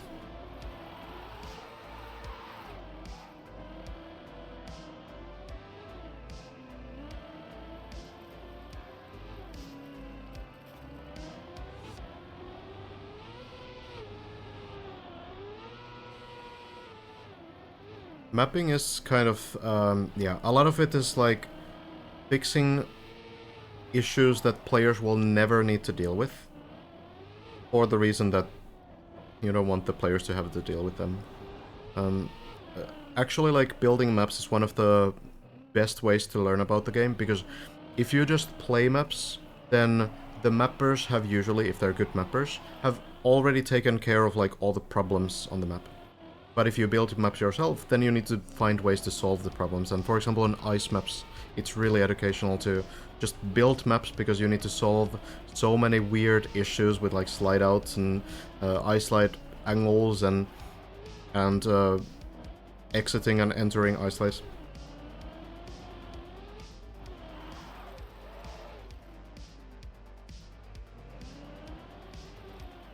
Did this map have any people exclusively playtesting? I feel like mostly the mappers themselves, because there are players like Teki and Kubas who are like extremely good players as well in the mapping team. How many hours would you think a noob would need to finish this map? It would essentially take forever.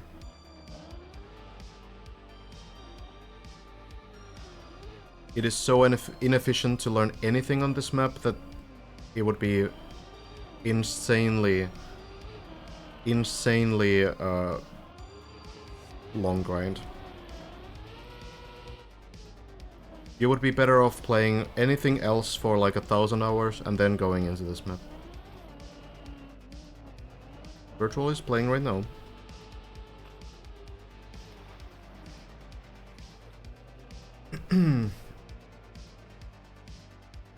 Yeah, the Mario Maker level, the many thousands of hours of validation was kind of wild. Probably the biggest grind of all time.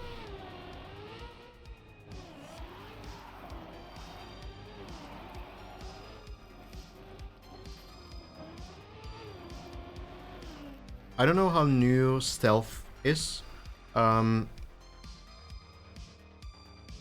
More of like a more casual player, right? Maybe not like completely new to the game, right?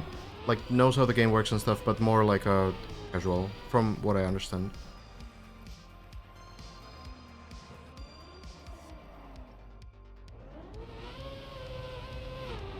And yeah, on this floor, I think at most, or maybe still floor 4, I'm not 100%. That kind of gives perspective. Huge grind, of course, and it's super admirable that people do go for that kind of a grind, putting so many hours in. Yeah, number 100 exactly, 513. That might be just the beginning of 5, or it might be just the end of floor 4.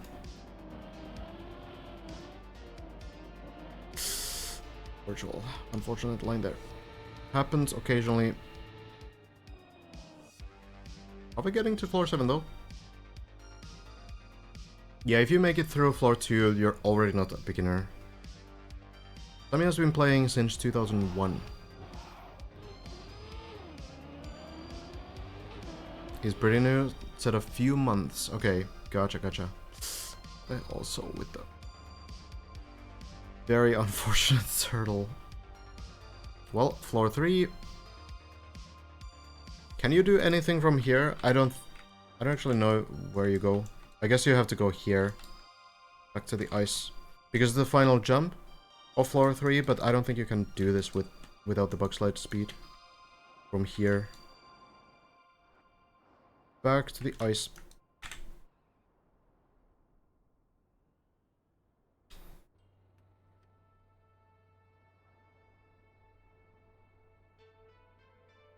Did I say 2001? Yeah, I meant 2021, of course.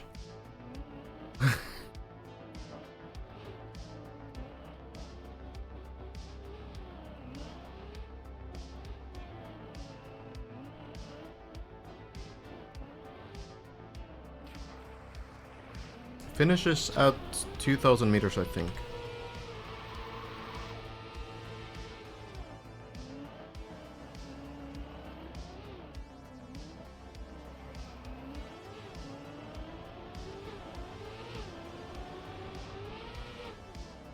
So yeah, this is not like a map that you should be thinking about at all if you are completely new to Trackmania. However, there is the shallow dip.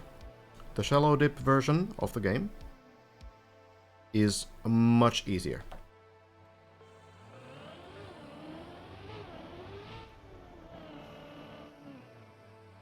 So go for shallow dip first.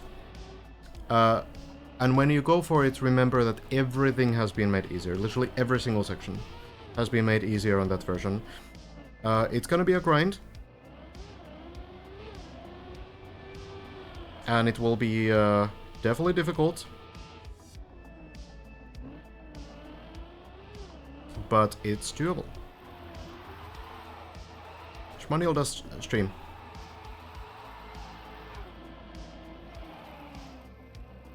Hasn't played all that much on the server.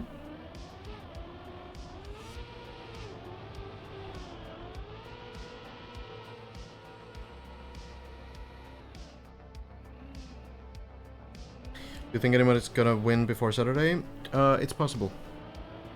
I don't know how likely it is, but I think it's possible.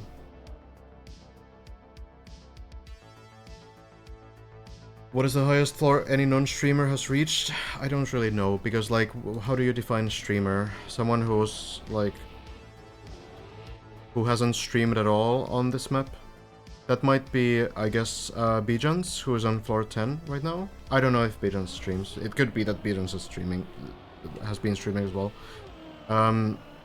But yeah, like, mostly people, even if they are not strictly, like, streamers, like, they don't stream regularly, they have still been streaming a little bit of progress here.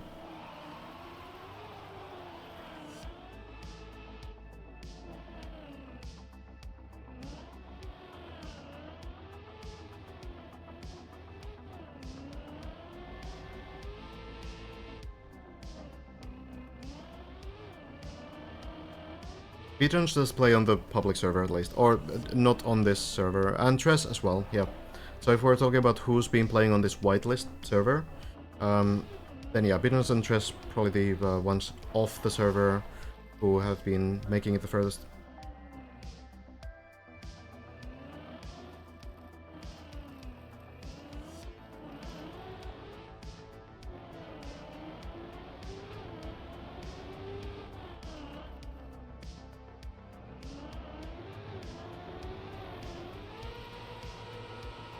So yeah, just for context, I'm not like a bad player at all. Mostly a mapper, so I know a lot of stuff, but I'm not really like good at executing different tricks. Maybe like 5,000 hours in the game. What does Open Planet say?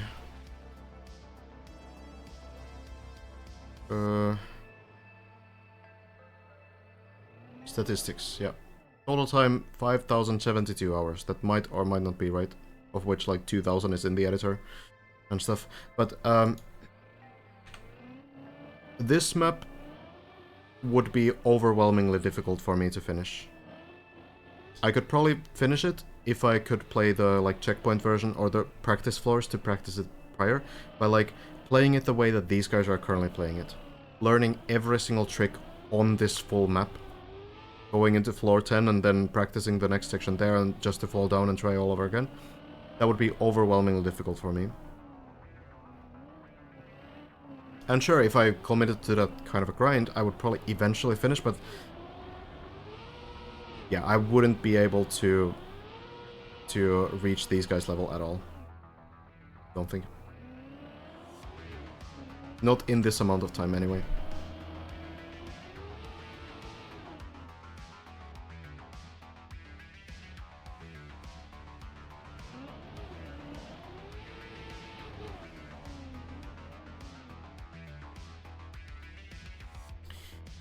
We shall see.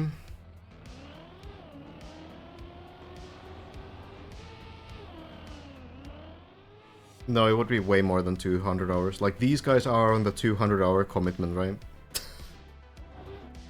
I think a lot of these current players are getting very close to that number.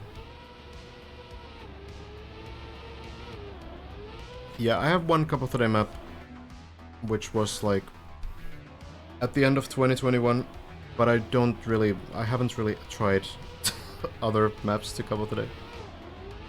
I mostly built like endurance stuff or some weird stuff or some hard stuff. Do you know how to get into the streamer servers? This one works through a whitelist and the whitelist is closed. So there's really like very limited ways to get into the server.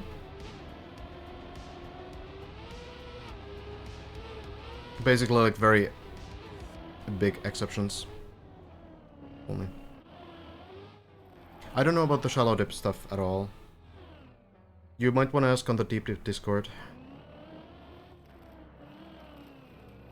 Will you try to get as far as you can on this version before the checkpoint version? Yeah, probably. I'll try to do like a few sessions on this. Yeah, like even the best players in the world haven't currently finished with like 200 hours on the clock. Right?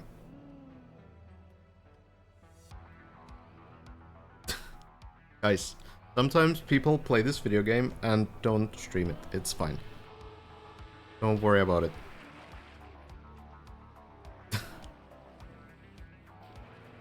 Possible to do that.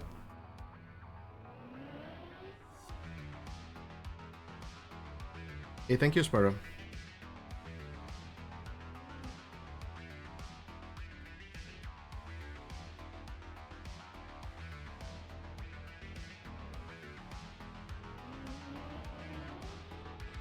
Oh, a little bit too slow. We kind of saw people move to this strategy from doing the ramp. Like, some people still do the ramp for sure.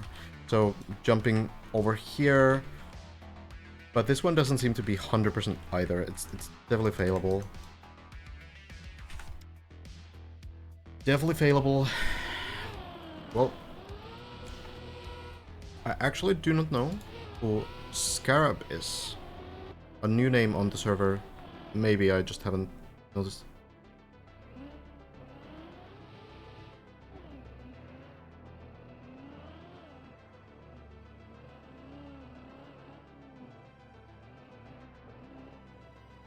The water guard is still on the wheel hang on floor 16, yes. By Bryn. Lars has gotten to the first trick of the floor, but not further. Who is this virtual guy? Yeah, I don't know. Some new player. Here he lies. Kind of back to this early map. These parts are still so difficult, but at this point the players just have so much experience on these, they know what can go wrong, that a lot of the time it works. Okay, virtual with the wicked landing, that works, no problem. The biggest bottleneck until floor 10 is probably floor 7.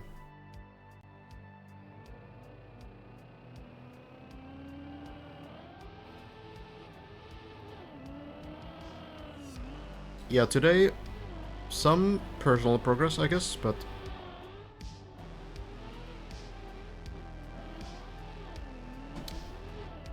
yeah, the wall guard, same still. What streamer has the coolest car in your opinion? Oh, Matt, of course. Who else? Who else but Matt?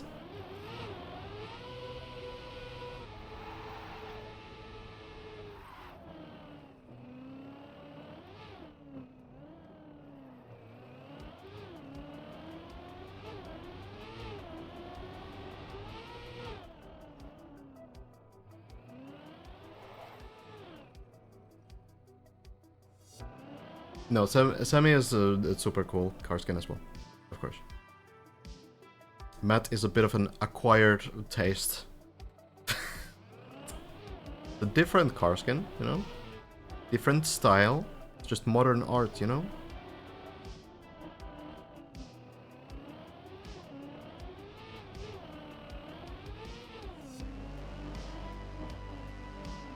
Ixons as well? Sure, yep. How come no one plays with custom car models? They're not officially supported. There are still ways to use them, but they actually might be somehow disabled by the server. That might be possible. No, wait, wasn't there... There was someone who did, like, did the map at least once with some other skin. So it's probably not disabled by the server, but, like, on a map like this, if you're, like, seriously trying to play this map, then you want to see the car's hitbox so that you're able to actually, you know, react to things that happen to you. That's, you know, seems reasonable, yeah? When you're trying to actually learn these tricks. The map is hard enough without anything else. Stealth, still trying. Getting runs in. It's a good grind. I don't think you can skin the driver model. I think there's ways to change the, like, helmet color.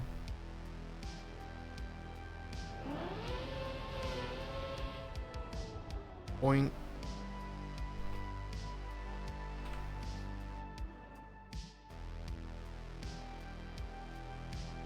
Why don't you then make a car model that is exactly the hitbox? I guess, you know, that's because I suppose the current model is like pretty representative of the hitbox already.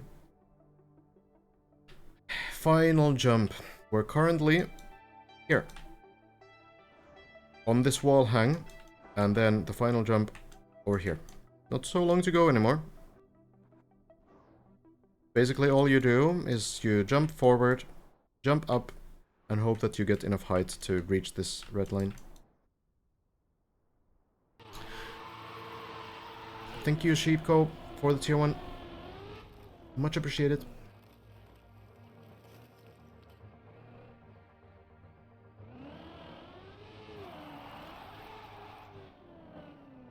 After the final successful jump, what will happen to the car? Will it fall through the center?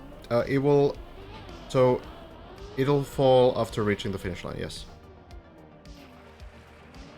Whether it hits the finish line or not, it will fall. So, I think it's kind of like somehow a little bit poetic that no matter what you do on this map, even when you finish the map, the only way is to go all the way down again. It's kind of incredible. You reach the top, but even then, it's all the way back to the bottom. Maybe there's something to that, yeah. How do we know if this jump was successful or not? There's a finish line, so the run will end. Your time will register on the leaderboard. The game will tell you that you finished the run.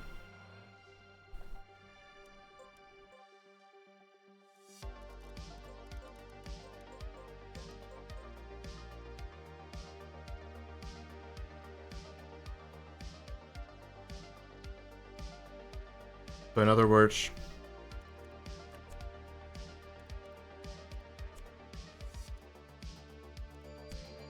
oh well, that'll do. I'll do it like this. This will work. That happens. So then you know that you finished the run because the run ends, right? But the car goes like a little bit further still from the finish line. It probably doesn't hit all the way to the bottom, but you know, it will fall a little bit. One of the greatest maps I've ever built, honestly. Congrats on the 80, thank you. I think it was a good run.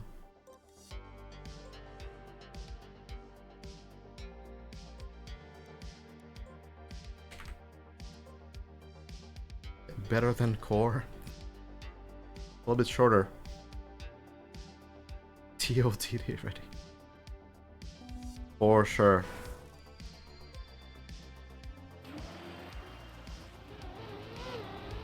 Stealth making great progress though.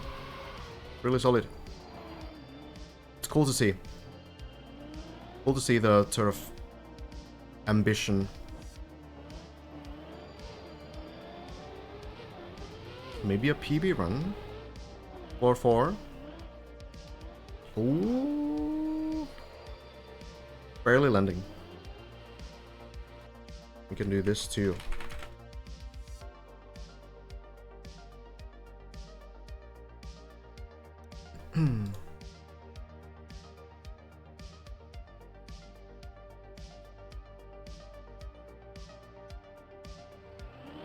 Have I missed anything in the past few hours? Not too much, Cheapco. There's been some attempts, like Virtual tried floor 13, Elcon and Hazard have been to floor 14 today as well, but yeah. It's not like huge runs. I mean, Hazard also got to floor 15 today, but not quite to PB. It'll just happen. Good recovery from stealth. Kinda tough to save these high-speed backwards lanes.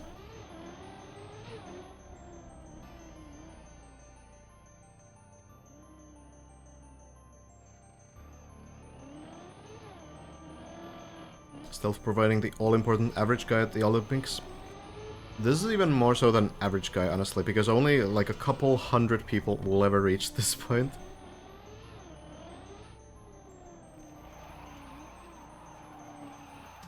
Like, when we think of our top players on, like, the first days of the challenge, getting to this point, like the first week of the challenge, there were so many mistakes on floor 4, like, it was a struggle to get through.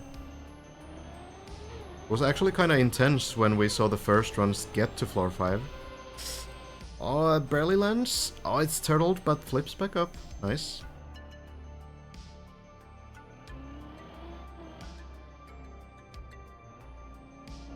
Shows you that practice makes perfect. But it's also that if you are actually brand new to this game, I would recommend playing something else. Maybe you can play like some other campaign before going to this one, because it's rough to learn anything at all on this map. If we go to a public server, there might be like, you know, 30 people who are all on floor 1 at best, usually on the ice slide. So it's yeah, gives some perspective. Lars signed off as well. Gotcha.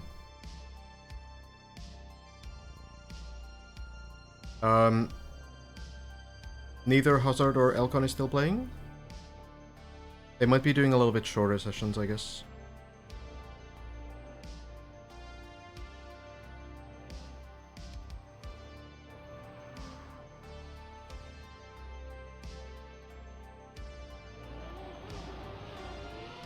Some people still grinding though.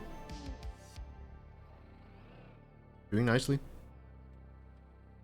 Yeah, the turtle on floor 2 is also like, yeah, it's not easy.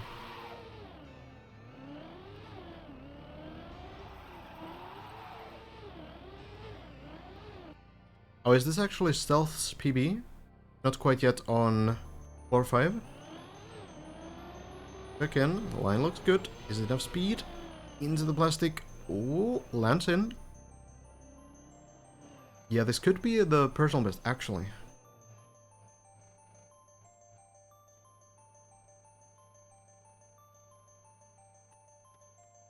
So now just the maximum speed, and then into the dirt. You need to take a 45-degree angle or so to keep the line correct.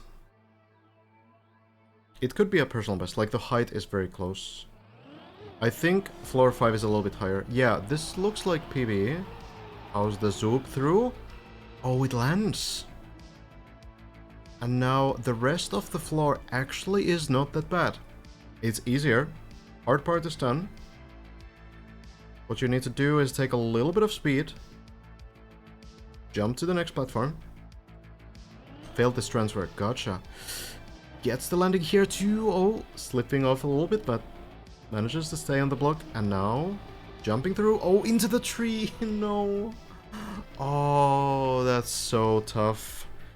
We've seen this happen, even falling down there from the gap. We've seen this happen in the early days. I remember some players hitting the branch here and bouncing a little bit to the side. It's, yeah. The one single tree that has been strategically placed there. Need to jump a little bit to the left. It's kind of hard to like visualize that when you're going here. Like, you might even not really see it that well, depending on which camera you're using. You might have like this kind of view, so you're mostly thinking about the speed. I'm guessing that it's European server, but it doesn't matter all that much in Trackmania. Usually your connection will be fine. Well, it's not local exactly, but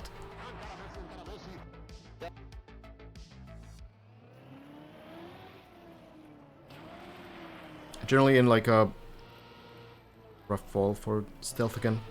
Good try again, though. Is the tree from floor 4 or 5 mapper? I would imagine 4, but I don't know. Not sure actually. That is still, I think, a top 100. Yeah, I don't think it was a height record just yet. So it's still, I think, top 100.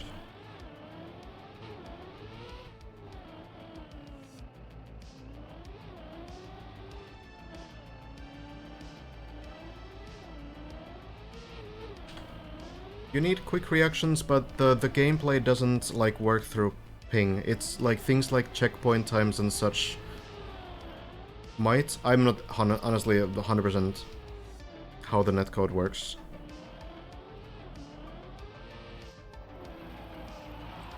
You have suggestions for guided tutorial maps for Trackmania? There's something called TMS, which some of those maps have, like, ghosts that help you out, especially, like, drifting maps, I think, have some ghosts. But not all of them have those. A lot of them are just kind of practice maps. TMS stands for Trackmania School, so they're meant to be, like, ways to learn things. Very few, like, guided tutorial maps. Maybe there should be more. I do also have a campaign. ASB Villa campaign 23, which is meant to be, like, new player friendly, but it's not really a tutorial, really. Does the plugin also show the collectibles for people who spectate? We could enable those, but the problem is that we get them, like, every single time, on every single section of the map, so it's a bit distracting.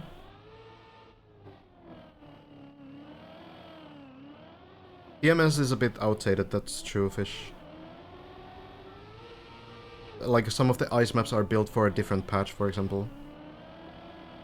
Did you set the author times? Yes. The author times are not my personal bests. They're meant to be, like, pretty close to the official campaign times. Yeah, the challenge times are also... They are my actual personal bests on the maps. They can be pretty hard. Beat.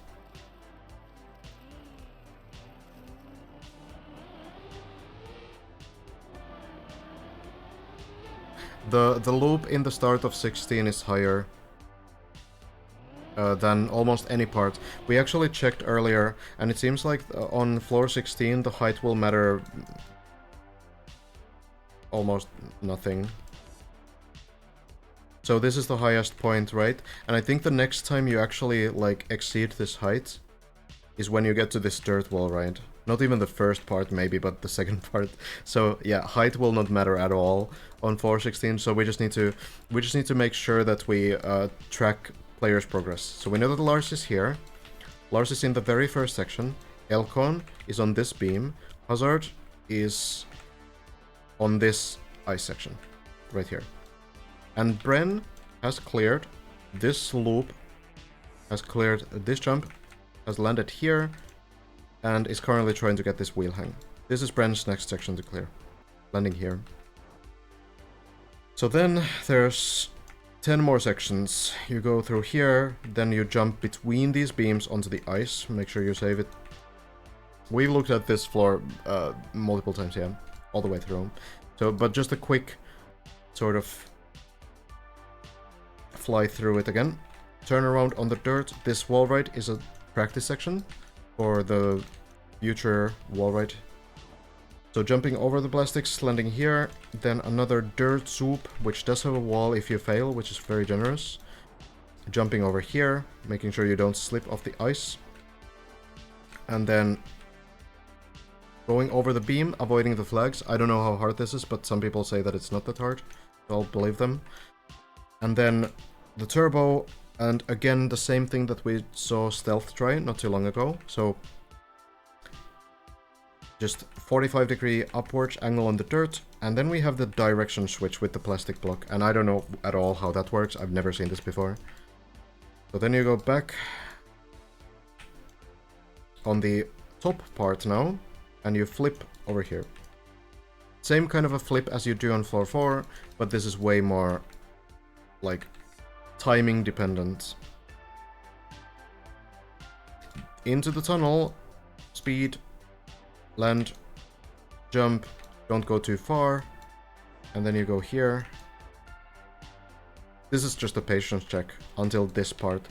Then you balance on the beam with 2 wheels and somehow get onto this uphill. Like you just full send, right side wheels will go up, and you hope that left side wheels will follow. And then this is the end part, so this is not floor 16 anymore. Jumping through. This should all be fine. I don't think this is really bad at all.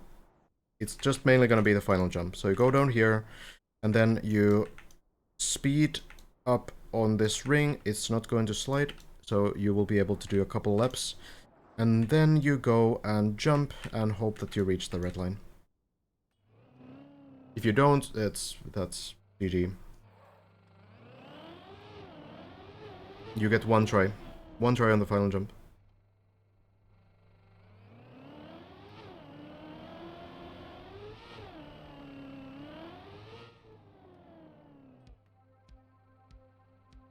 I think the plastic on floor 16 should be fine.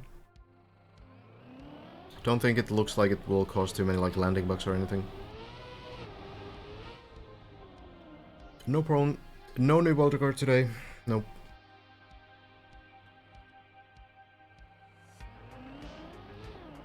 Elcon going again off stream. Oh yeah?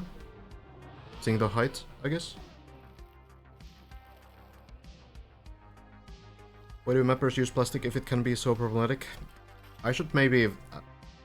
this specific explanation, I should probably make into a clip or something, because it's a long explanation. It's about many things. It's like a chain of things that results in it. But I will mention it again. I'll try to speed run through this. So, the plastic items are the only small item... Okay, I'll show this in the editor. Actually faster.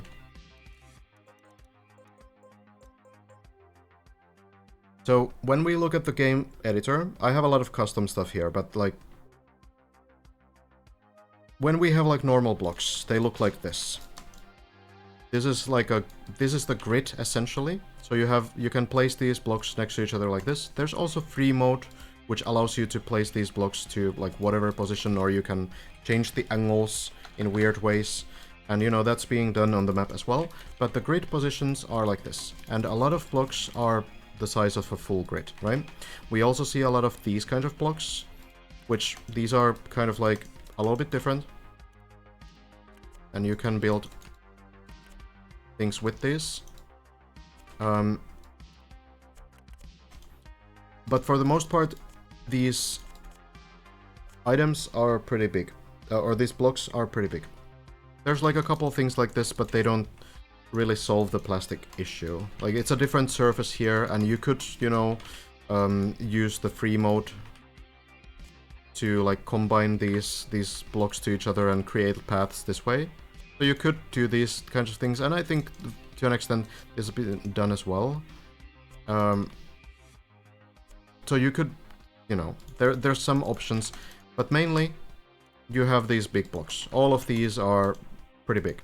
And when you want to build like very narrow, very tricky sections, then like your option is basically to go to items when you don't want to use custom items. The reason why you don't want to use custom items is because when I place a custom item, for example, if we take like a random sausage custom block, slam it here.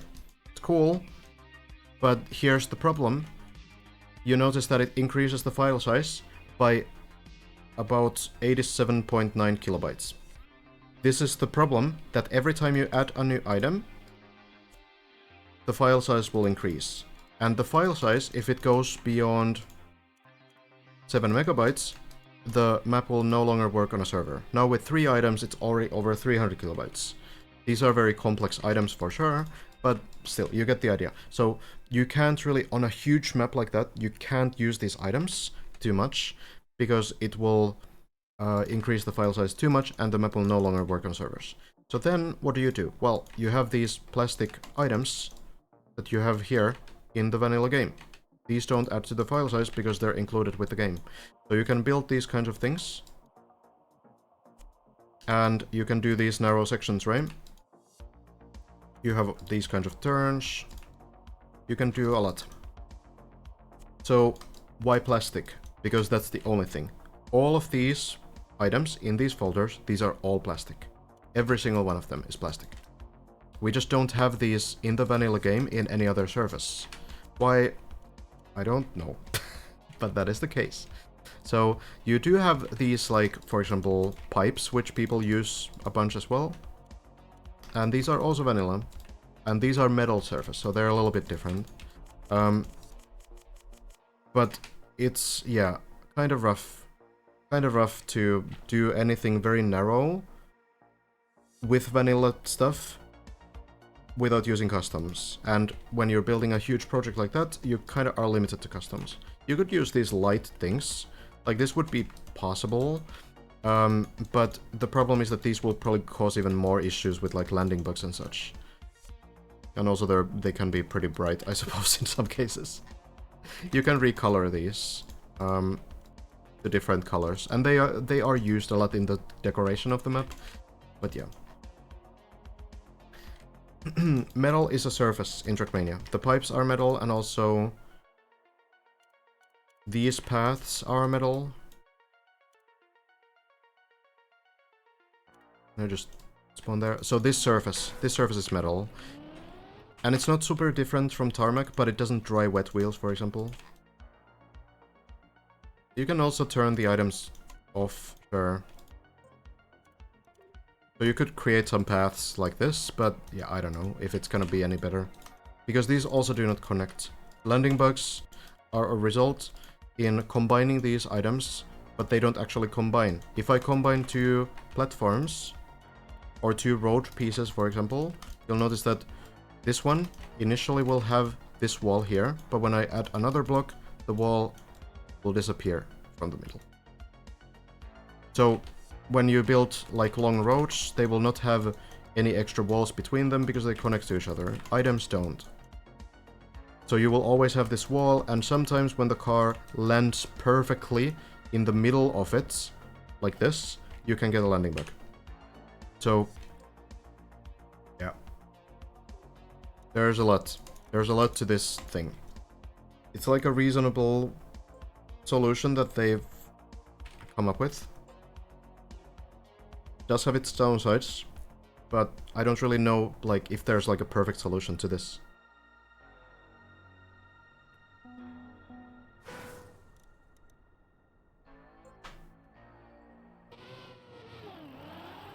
If the devs made it so that you could have different surface items as well, and they would connect to each other so that you wouldn't have the walls between those walls, or those items, then that would be pretty fantastic. For maps like Nadio Mirage maps or the Laserhawk maps with heavy theming and decoration, does the 7 MB cap still apply? Yes. And Florentius is such a wizard. You wouldn't believe it. Like, if you kind of scout around a little bit on... Can I luckily maybe land on one of the Neo Copper maps? Here. These are incredible. Like, you know, the gameplay was, you know, criticized for good reasons. But, like, Florentius is such a wizard with scenery. Like, this is incredible that this stuff is actually possible to create. These are within the... It's not even 7 MB limits because these are older maps. These are within 6 MB. So when you actually scout around, you will notice how well optimized these things are. Like, for example, trees only on the side that the player can see, right? No trees on the other side. And this is like, you know, the basic sort of game dev stuff, but it's really still, like, super impressive. So yeah, a lot of this is, like, very clever, very nicely sort of optimized. Thanks, speed time. Like, you know, things like this don't take any space at all, because it's just like a sort of flat sort of thing, right? But yeah, it's very, very clever. Very well optimized. Like this one as well, you know, these kinds of things, they're just they don't really have like many polygons, right? And they're also like only one side. So a lot of this is just super optimized, but it is done so well. You have like a custom skybox as well, I think.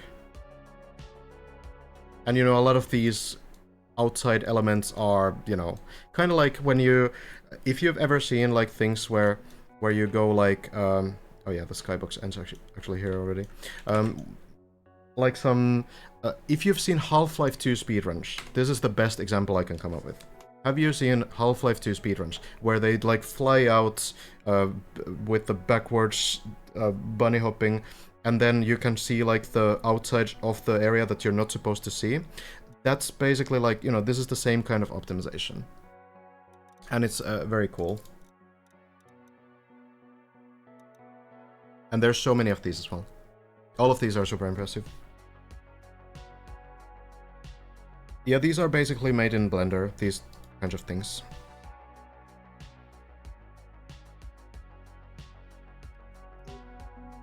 So then we have the city theme, and yes, this is again within the file size. Because it's just so well optimized.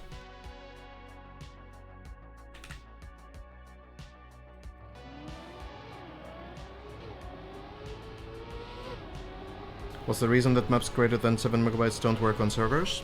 It's basically like a intentional game limitation. I don't know the exact reasoning for it. But it is, that's how it is. There's like some people that might be able to like explain it further. Like I've heard part of the explanation, but I honestly understand it so bad that I'm scared to try to recite any of that.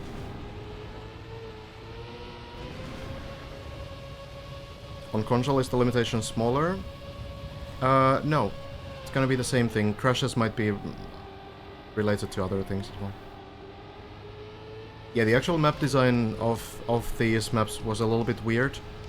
But yeah, again, like a lot of the route itself is vanilla blocks, so that you have all the file size remaining for the scenery. So you don't need to spend any. Like, here's the main thing: when you drive on a block, the block needs to be smooth, because otherwise you get some weird like bugs and such, right?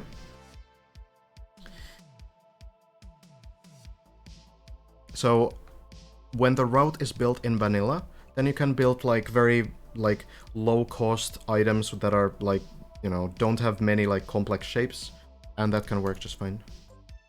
Please do say what you have heard. No, I can't, because I will say it wrong and people will misunderstand, and I just don't know. It's something about, I think it's related to the way that the like game, like something about packets.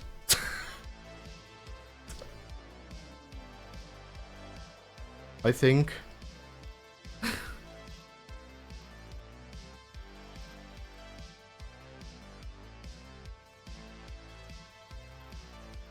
If you want to know more, you should check in the Open Planet Discord. There will be people in Open Planet Discord who will know. They will know. Do you make scenery? Yes, I do. Not on the level that you just saw there, but I try. No PBs today. Well, we have had PBs. Lars made a PB earlier in the morning. Was able to get to floor 16 the very first part, and Scrappy also halfway through floor 14 now. 7 megabytes is super strict, and there is a way beyond that. But the way beyond that is bad. Essentially, it means that you need a custom server binary, which gets very outdated pretty quickly, and then you need to keep like updating the binary as well. And it's been like done before, but you need to run like a custom server with that custom binary, and that can exceed the file size limitation, because if you can have like a 50 megabyte map file and you can play it in solo. So it's like specifically about servers. Ah, but they're getting a slowdown in the landing. Might be a landing bug that we just talked about before.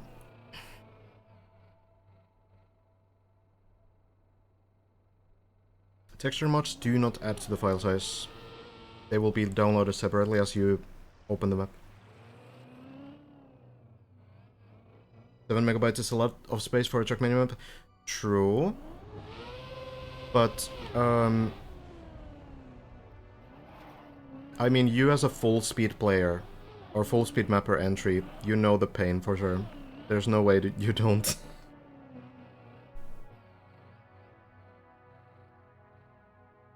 Hi, Ome.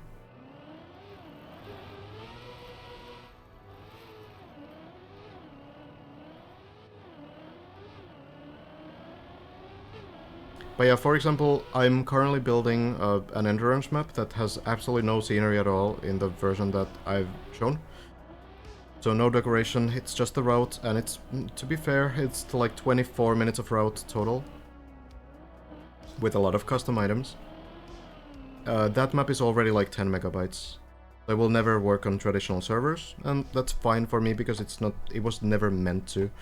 We already knew from the very beginning that it wouldn't, so we just basically make it as a single player experience, or we can run the map on like special servers. Yes, this map is below 6 megabytes, yes, it's 5.7. But like this is fully vanilla, right? Apart from like a few customs.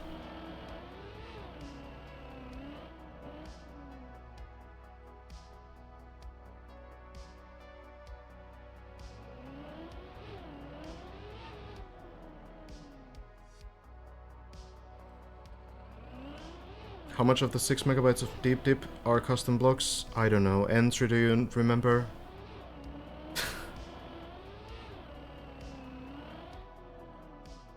I'm gonna guess like 500 kilobytes? Okay. On a map this big, actually a lot of the file size will just be the shadows, the light map. The light map can reach all the way up to like 3 megabytes now. And I actually wouldn't be surprised if it's like at least 2.5 megabytes on this map as well. Yeah, no worries, sorry. That's why I'm here.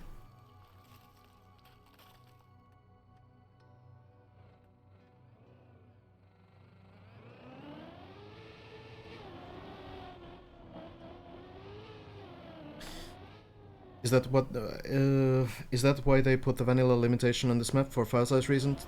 Yes, I think that's the biggest reason, but also when you're assembling the different floors together, it helps a lot if nobody is using like weird custom items, because they can mess with the assembly process as well.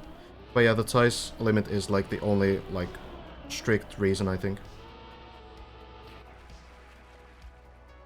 Oh, it uses several of your items. Those items are very optimized. Which ones? Sure. Beams?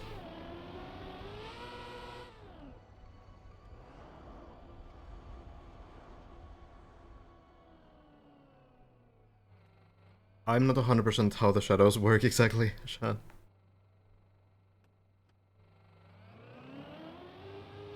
My technical understanding ends with shadows big.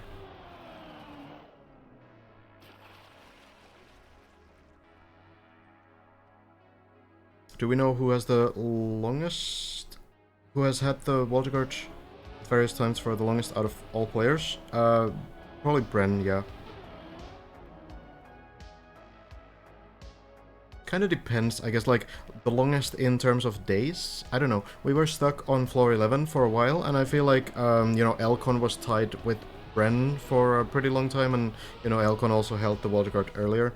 But yeah, I feel like it's Bren. I would imagine.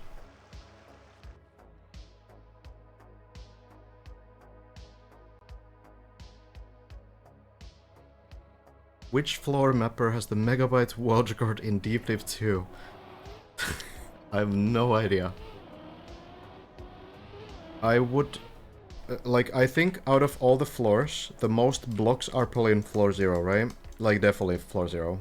There's way more stuff here than anywhere else. But it might not have customs at all. So, you know, who knows?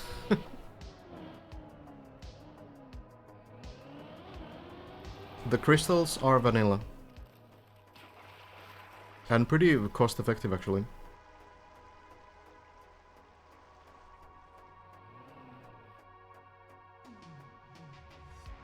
From this set, light post extensions. Oh yeah? Wait, which ones are those again? Let me just check real quick. Let me check real quick which set that is.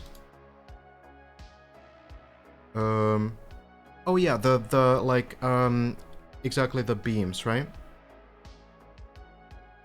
Yeah, those I would imagine are very optimized. Yeah. I think it was mostly used for decoration, right?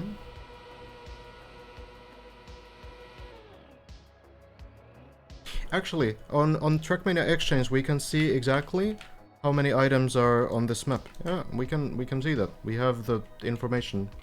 Should be listed there.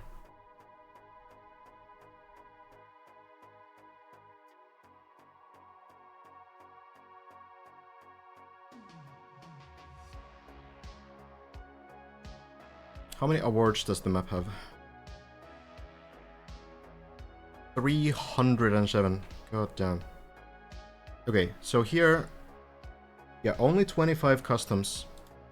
Only 25. So, these are all the custom items in this entire map. There's the floor gang thing and some speaker... yeah, the speaker icon on the voice lines. Mini flat tech plastic white. Oh, I know which that one is. That is the half pipe landing on the ending of floor 10. Grass remover, that doesn't take any space. Just to remove the stadium grass. Ramp 2K. That makes sense. Like a ramp. It's like a normal platform block, but a ramp version. So not one of those road ramps. But like a ramp platform. Blue item, green item, purple item, white item. I'm not sure what those are. And yeah, then the light post curves. Structure, dead end, slope, top, bottom, air. Do not know what that is. Some slopes. I'm not sure which ones these are. I could check, but you know.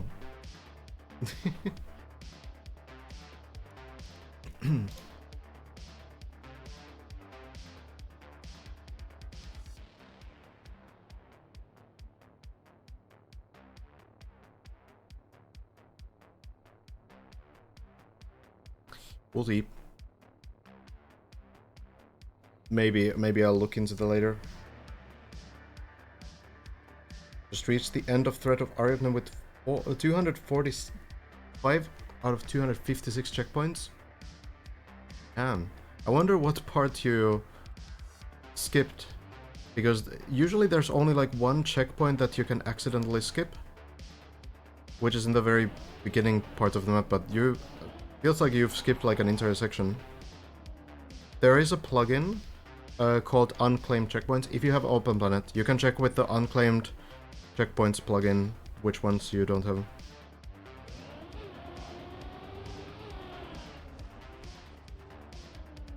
Hardest part of coding is naming things. Oh yeah.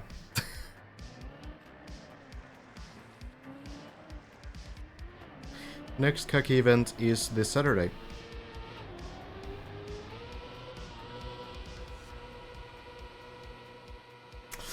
A little bit on the edge. Oh, lands it. Nicely done.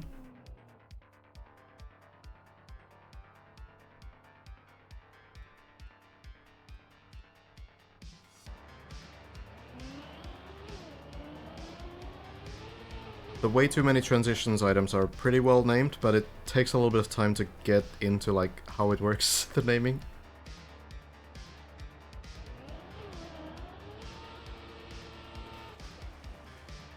what makes it even weirder is that items in the map editor, they are ordered in your own custom, like the directory.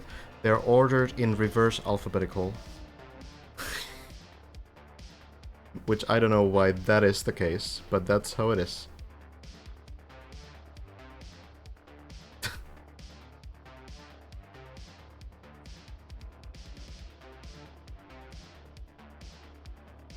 It is a reading skill check, yeah, entry.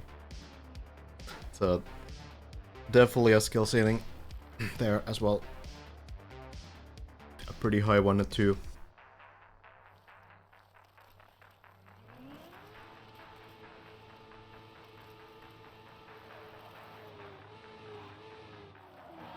Oh man, oh, getting through the turbo tunnel.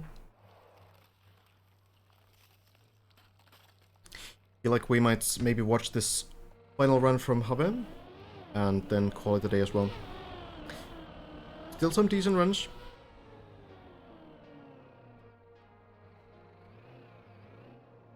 It's nice that we get to see the runs from like Hazard and Elcon and Lars, even if they're not on the server. It's nice that they have given the permission.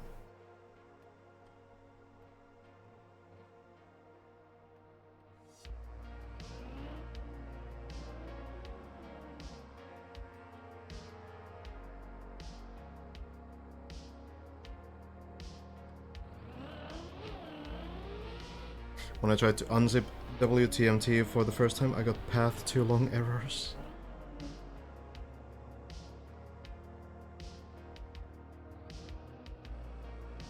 I feel like it's probably close to like a gigabyte in size as well, the full WTMT item pack. Yeah, Lars also was fine with it. So we will check into Lars's personal best runs when they happen. It's very kind of the players to allow it.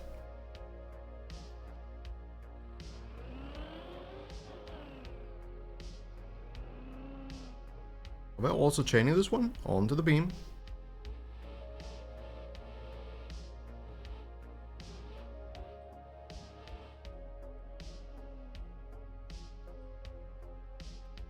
RPG stands for role-playing game in Trackmania, and it's confusing because there's absolutely no reference to role-playing games in like any RPG. But basically what it means is that maps are like thematic, and in the old days when the style was born, I guess a lot of the maps were kind of story-based, like they had at least some kind of like a theme and like setup for the story, and then you would go through like different areas of the map and stuff. So, you know, these days it's more just about the tricks that you do though. So it's kind of moved on from the story-based stuff and just more about pathfinding and more about the theme and more about quarter pipe jumps and pipes and landings and air brakes and air control and stuff like this. You don't have to have all of those, like, you know, you can have an RPG map without pathfinding as well. So, you know, it's a pretty diverse style. But, yeah, mostly just RPG doesn't really mean much. It doesn't really have a big connection to what the style is right now, but...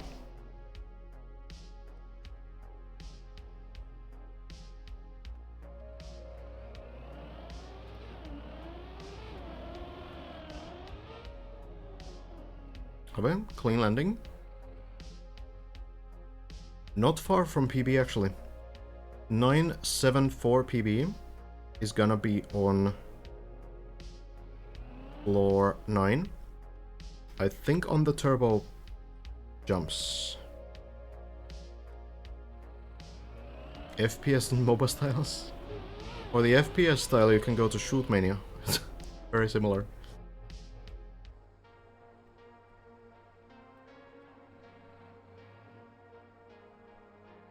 When Shootmania deep dip, we have towers, but not really this kind of a tower, I suppose.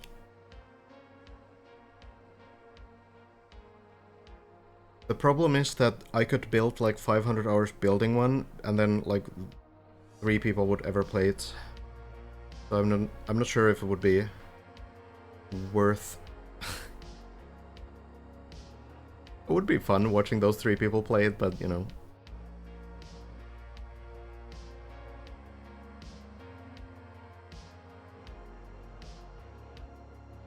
Nah, those 3 people would also finish. It's a small player base, but a very dedicated one.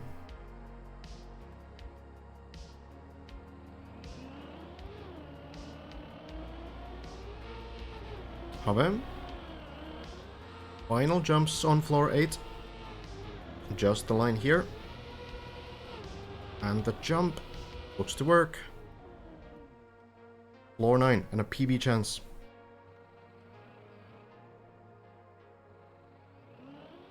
I wonder if I still have a cooldown here if I try this. No.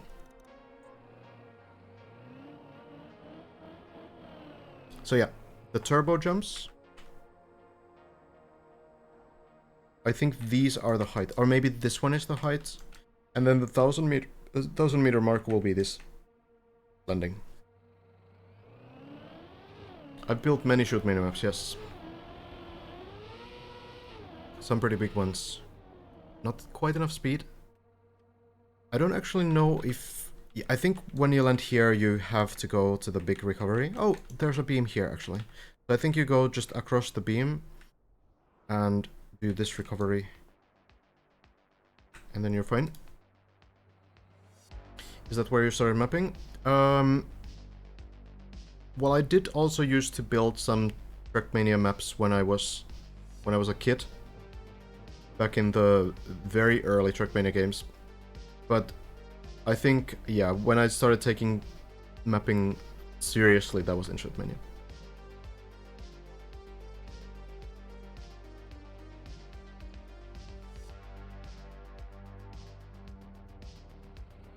Do you still have those maps? Not the ones I made, like, I don't know, in the early 2000s. Unfortunately don't have those.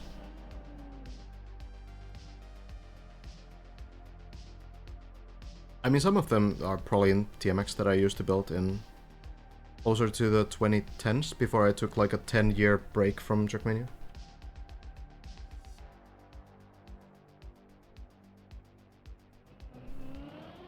Let's see. Oh, lands on the lamp, but still survives. Nice.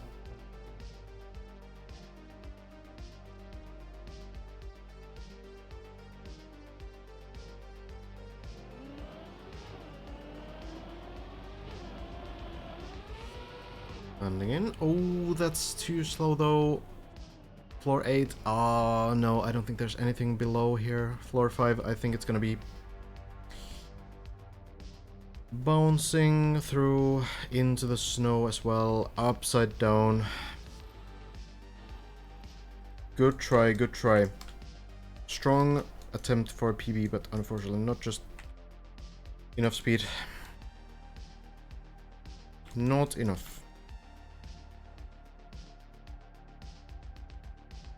Just needs to, I think, try to max out the setup next time. At least now, like, the good news is that you do get, like, more experience on this. You're able to kind of get a feel for how this works. Yeah, I mean, I remember this specific fall, like, there's just nothing there.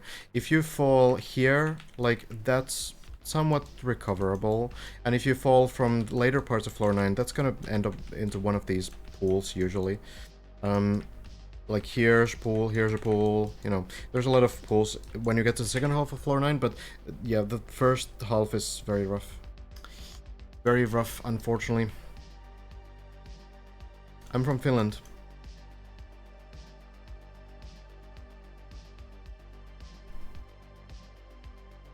How do you feel about the current situation with casters? Many runners are expressing feelings about casters kind of stealing content. Especially I see when casters are just streaming a runner stream. Do you think it's in the best interest of the general public to see such things, or do you see it as excuses to capitalize? So what I know is that the players don't generally have a problem with me, which you can, I guess, also see from the fact that I've received permissions to restream also the players that are not playing on the server anymore, right? So that doesn't sound like something that would happen if they had a problem with me, right? So in general, when this whole thing kind of started, I did ask. First of all, I did get permission from the organizers before the event as well.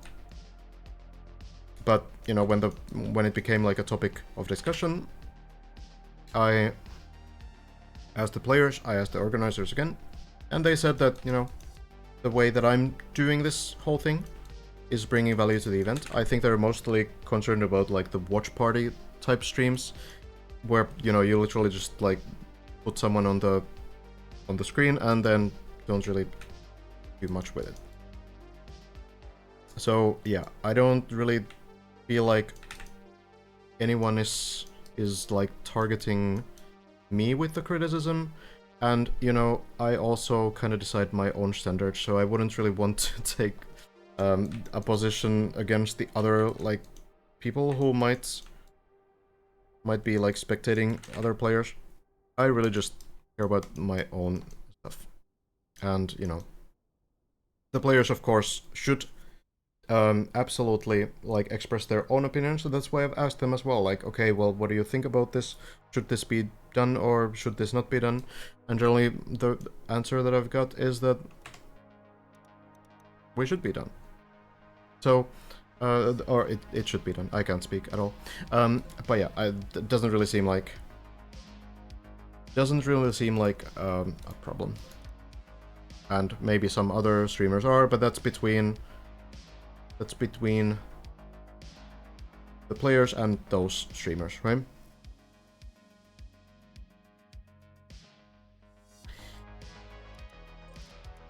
So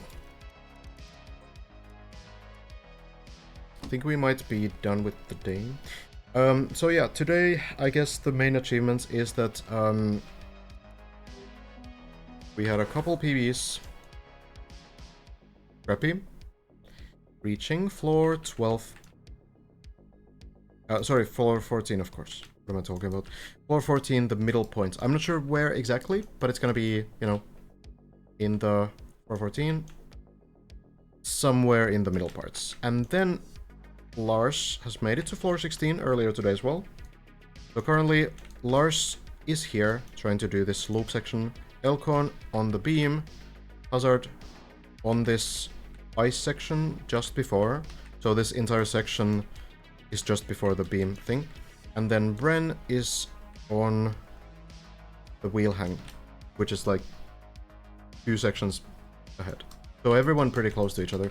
All of our top 4 are within 1, 2, 3, 4, 5 sections. So 4 players within 5 sections currently. There's 10 remaining. 10 sections remaining overall in floor 16 before the final jump.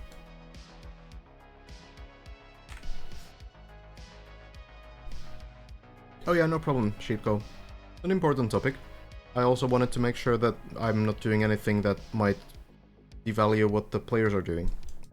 Because they, you know, the event doesn't work without the players. And without the organizers. So yeah, obviously, I also care about this topic.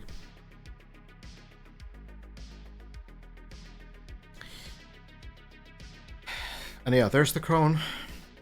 Getting closer. Crappy was the biggest progression, yeah. Virtual did get a couple runs to floor 13, but no PBs. Or at least 1 run to floor 13, I think.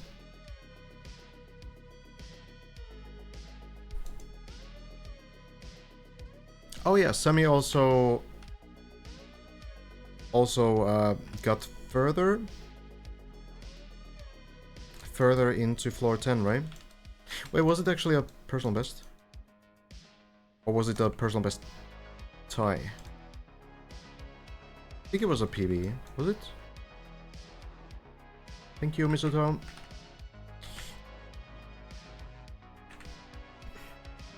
God, I somehow like forgot a lot from today, it feels. But yeah, we'll see. There could be, you know, players currently have a bit of weird schedules as well. So there might still be something happening during the night. There might be something happening when Bren gets live as well. I will be asleep at that point, but I'll follow the news when I come back. You predict Monday, maybe. It could be. Thank you guys. Appreciate you. Glad if I'm able to make the events more enjoyable. I actually wanted to show something still, but I forgot. I'm just gonna show them random khaki map instead, with no elaboration. Hold on. Yo, Sheepco, thank you so much for the 5 gifted. Much appreciate that. Thank you very much. Yeah, okay, I will show this map with no elaboration.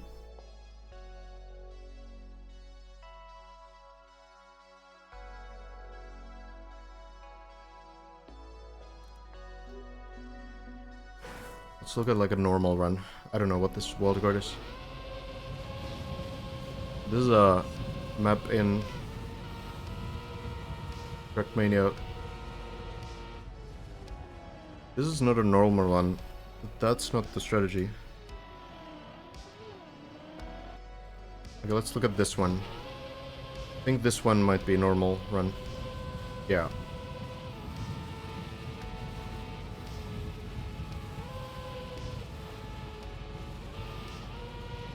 This is a Trackmania map.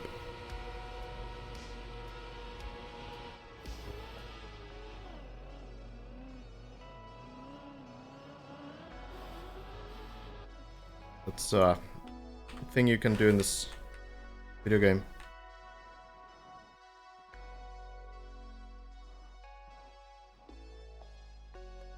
It's great. Okay, anyway. We're gonna call it a day.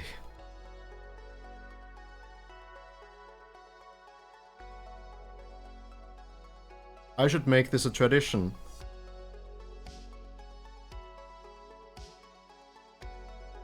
End the stream with no elaboration khaki map. There's so many. I have enough for the whole year.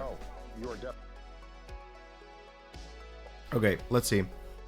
Have is streaming. I could throw you guys to have it. Still going for those PBs. Trying to reach the 1,000-meter mark. Very much appreciate you guys. Hope you enjoyed the stream. We're gonna be back tomorrow again in the evening, following the journey of these players, trying to maybe get to see some floor 16 attempts. We'll see.